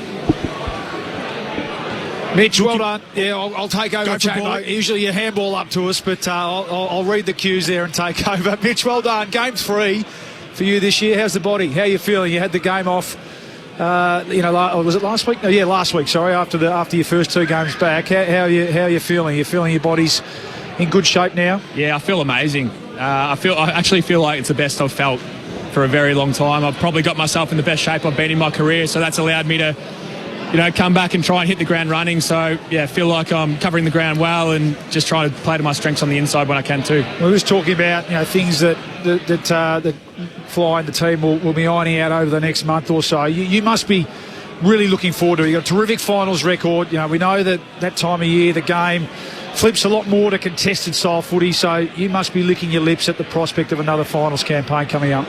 Yeah, definitely. With the 15 wins, we've qualified for finals, so that's something that, as a club, we're really looking forward to. But I guess the next 4 games, we'd like to solidify top 4 and see if we can do that. But we know what's ahead of us down the track. But we did actually speak about going into the game today, just trying to stay present. It's so easy to get caught up in the ladder and looking at the ladder predictor. That was something Fly mentioned. No one's allowed to do the ladder predictor. Stay present, and we did that today. Got a good win over the Tigers. What did he say at 3/4 time? The camera caught some real giggles and laughter in the front row. Can you let us in on that? Was there a little Fly gag at 3/4 time? Oh, geez, that's gone over my head. Maybe I wasn't listening well enough. But he's a pretty funny guy. He drops gags every quarter, and pre-game's normally the best time, where it's pretty much a comedy show rather than a tactical play. So, he's great Fly. He's got the balance perfect. Tom, it's Bob Murphy up here, mate. Congratulations on a good win and your own performance. It's great to see you back out there. Well done also on navigating another June and July. I know when you get to that stage of your career, just to get through another winter is an achievement in itself. Can you paint the picture for us without drifting too far away from the present moment, which I know you're passionate about, but a top-of-the-table clash with Brisbane next week? You must be excited about what's ahead for this team and your footy club.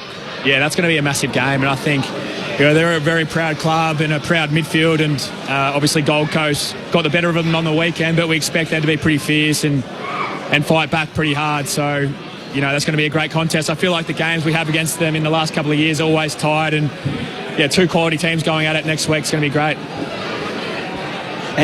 Boys, I know that there was a lot mentioned today about Isaac Quainer and his powerful glutes. I've got a question for Tom. Tom, I just looked across and saw Craig Kelly talking to all the members and people down here, and I'm not sure whether anyone's noticed or not, but he's torn the backside out of his pants. Who's got the courage to go up and let Ned know about that? I might do it. I'll do it for you straight after this. I can't see him right now, but that's pretty classic if he split the jeans. Tom, just quickly, a few people speaking about whether you and Ned Long can fit in the same team. Why do you feel like you can? I feel like we definitely can. I feel like we're, obviously both play similar positions, but I feel like we, do different things slightly differently. I'm probably more a type of player that, releases ball with my hands and puts guys into space, whereas Ned crashes bodies. He'll take 2 or 3 with him. His pressure's elite, his tackling's elite. So, I don't see there's any reason why we can't. And Tom, I guess the other question is, you're out of contract at season's end, you're 32 years of age. Do you feel like you want to keep playing, having got back into this AFL side? Oh, definitely, yeah. I love the game too much to want to stop. So, that's something that we'll worry about at the end of the year. For now, I'm going to come back to the staying present and enjoying every moment, because I feel like when you miss such a long period of time, which I did in I had a 14-month layoff, you really miss these moments. So not taking anything for granted. Every game's a blessing, so just proud to be back here. And I know we marvelled at Nick Dacos at the start of the interview, but 42 disposals, 3 goals. What surprises you about him and the way in which he's able to go about his work this afternoon? That left foot goalie kick from the pocket, I was just laughing in the middle of the ground like you're watching one of the best to ever do it, right in front of your eyes. So special player, special guy. And Pendle's just a little corky, was out before the game. Confident he'll be back for Brisbane? Yeah, he got through training fully on Friday, so it can't be too serious. I haven't spoken to him, but I don't think it'll be too serious. I reckon he saw the weather forecast. It was definitely about the weather. Look, Tom, is he even there? I reckon he's on the couch at home. He's sipping a Shiraz. Has not been seen. Tom, I tell you, we did see you today, mate, smashing in and under, getting your hands on the ball. Congratulations on another victory, and thanks so much for spending so much time with us here on ABC. Thanks, Razor. Cheers. Thanks, guys. Good on to Tom Mitchell, 29 disposals, 6 tackles, 7 inside 50s in Collingwood's 36-point win over the Tigers, and Ray Chamberlain taking over and just saying that's enough. Time to wrap it up. And I, as I said last week, don't mind it. Sometimes we just need to be just narrow-focused on our broadcast, and sometimes enough's enough. I feel like Tom might be on Razor's list to have a coffee meal with, in inverted commas. I'm sure he's a Baysider though, Tom. He tends to spend more of his time south of the Yarra, even further down. So I know Braden Maynard and Jordan Agowie are Bayside operators, so don't be surprised if those two are on the hit list. I'd like a little bit more background on the Rays meals and dinners with these people. Right, that might be something for a future broadcast in the weeks to come. Collingwood winners by 36 points, 13-15-93 to the Tigers, 8-9-57. So interesting that Tom wants to play beyond this season. That'll be the question of so many of those Collingwood players who are over the age of 30. How much is their endeavour to keep playing on? Jeremy Howe says he has ambitions to keep going, and Scott Pendlebury at 37 years of age, he wants to keep going. Steele Sidebottom as well. So it'll be an interesting list management conversation depending on what happens. Do they get to the ultimate? Do they play in a grand final? Do they win the premiership? Does that change the mind of a few? But I guess that's a problem for another day. Today they're just banking the wins, and that's 15 wins for the season. It's a pretty happy place, isn't it? Oh, wouldn't you want to keep going at the moment? They seem to have a really good balance, and players are a lot of autonomy. They're entrusted to own their career in a sense, and they've got good young players coming up as well to keep them on their toes and engaged. So it's a pretty happy place down at Collingwood at the moment. And I'm not sure I've ever heard a player, certainly during the season, Bob say, who's playing, and looking forward to a final series, saying, "No, I think this might be it for me." So not surprised that Tom's, and I think the fact that he's missed a bit of, when you miss a season, you feel like that can come at the other end. That's what came through in that interview. I think the genuine gratitude for having missed out, such a long time, and he clearly loves playing and has an appetite for the work. So we should be happy for him that he's back out there, because that long road of rehab can be quite a lonely one. So he's back amongst his footy mates, and he's out there doing his thing. But whether he can hold his spot, it's a fascinating little byplay in the back half of this year. No, I guess often if you're in the bottom 4 or bottom 6 teams, sometimes those decisions can be sort of made for you in the list management side of things. If you're in the top 2, why wouldn't you keep fighting for as long as you can possibly play the game in which we love? So we spoke about the team who might finish 9th at the end of the home and away season. Just a quick thought, 1st, 2nd, 3rd at the moment seems to be relatively sort of stable. Collingwood have a games break over Brisbane. It sets up such a mouth-watering clash here at the MCG next Saturday night. Adelaide have made their move. They're into, 2nd spot on the ladder now, just ahead of Brisbane, and Geelong are the team in 4th with those spots from 4th through to 7th. Yeah, well, Geelong are the one. By percentage. Yeah, Geelong have got the last 4 games against bottom 6 teams. So they're the one. I think that you would think on exposed form, and the fact that I think I saw a stat the other day, I mean, the bottom 9 teams are just beating up on the bottom. The top 9 teams are just beating the bottom 9 teams. There's been very, very few upsets, if any. I think Sydney really the only one who looked capable of causing any sort of, even though the Tigers have been plucky, but the Swans are capable of causing an upset. So if you go through and do your ladder predictor, Bob, Geelong should go 4 and zip, which takes them to 68 points. So Port Adelaide, Essendon, Sydney and the Tigers. The Sydney game is at the SCG. The next 2 are at Cardinia Park. So you'd say they probably should win all 4 of them. Maybe the Sydney game, the only... And then the other 8 really play each other at least twice. So there'll be some drop out from that. That's right. So those games will be huge. Yeah, Collingwood, Brisbane, huge. And considering how poor the top 9 v bottom 9 games have been, all this there'll be such a build-up, won't there, for when the top teams play each other, which is great. It'll take a lot of discipline from the 4 of us to not use the phrase 8-point game too much, just sparingly. What about the Hawks fortnight? Adelaide on Friday night, the Adelaide Oval, then Collingwood on a Thursday night. So that's when we'll find whether there's an appetite for Thursday night footy as to how many fans come and see Hawthorn and Collingwood at the MCG on a Thursday night. That will shape September. Yep, and Fremantle, Bob, your old boys, who you've just set up beautifully and then said, righto, that's enough from my work's done and I'll head back home and let you guys it's a difficult all the glory. It's a difficult spot just to see how the Dogs go and see how Fremantle go. And all roads to round 24 when they play each other. That could be potentially a huge game, couldn't it? Yeah. If you're Freo, you want to make sure you've locked up your position before then, don't you? You don't need the Dogs at Docklands and they should. In the final round. You do, and they should. Yeah, they absolutely should from here. Should. With Carlton and Port Adelaide the next 2 weeks, they should just about be there. I don't want to use the word should anymore. We should do a lot of things. We should. Coulda, shoulda, woulda. Just on that, Paul Roos did concede to me, now that he's no longer a coach, that 8-point games do exist, and coaches do believe in them. They just don't admit it to us in the media. Gee whiz. I thought that was Look big. behind the curtain. Yep, it was, wasn't it? Wow. That's what a life in Hawaii will do to you. Just soften the Speaking of guts up, he is guts up on the beach down there at... I got to say, it was quite distracting hopping in with the podcast with Poppy and Roosie and trying to talk some hard football news, and I could just... Palm trees. I could feel it. I could smell coconut oil. I could just hear the just gentle lapping of waves. Ukulele. Yeah, little ukulele in there. Just some volcanic air in the background. It's like, come on. Can't be talking about interchange rotation. I did ask Rosie. I said, coladas. How could he be bothered? What's he doing? I said, Paul, who cares, mate? I said to him, how far is your house from the beach? He goes, oh, well, it depends. It depends which part of the property, but probably 60 metres. I said, oh, that's pretty good, isn't it?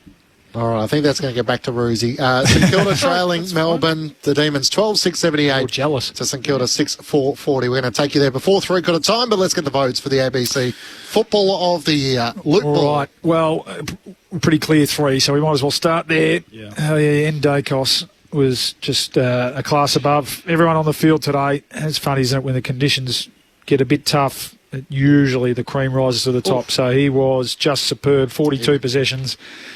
Nearly 1,000 metres gained, 18 side 50s, 14 score involvements. What's the record this year? I think it's 17, is it not? Yeah, Tim English had a day where he had 17 down in Ballarat one day, but 14 for Nick and 3 goals himself. 4 of his left foot goals, so that's how good it was. That was just brilliant. 2 votes to Nick Floston, 25 possessions, 7 marks, 4 of those from Collingwood kicks. He's just a gun, isn't he? In terms of the most beautiful cliche in football, play your role. There's not many that do it better than Nick Floston. Yeah, it looked like they put a bit of time to early with Hoskin Elliott, but he just so often finds himself in the right spot. And what a luxury it is for those young Richmond players playing behind the footy to be able to learn off him.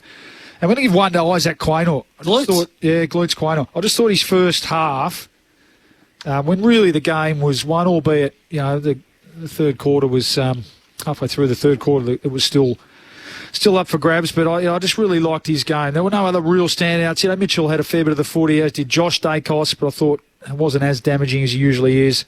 And there were other good contributors across the day, but I just liked Quaynor's first half. He had 9 marks and 4 intercept marks, 17 possessions, and 400-odd metres gained as well. Just thought he was really, really strong. So 1 to Quaynor, 2 to Floston, and 3 to N. Dacos. From Luke Ball and the ABC Footballer of the Year.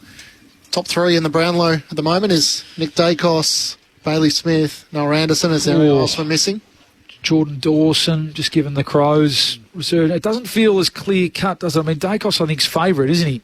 If you go to any bookmaker, but it doesn't feel like he's had as good a year as in a funny way as last year. There might be a bit of a correction though.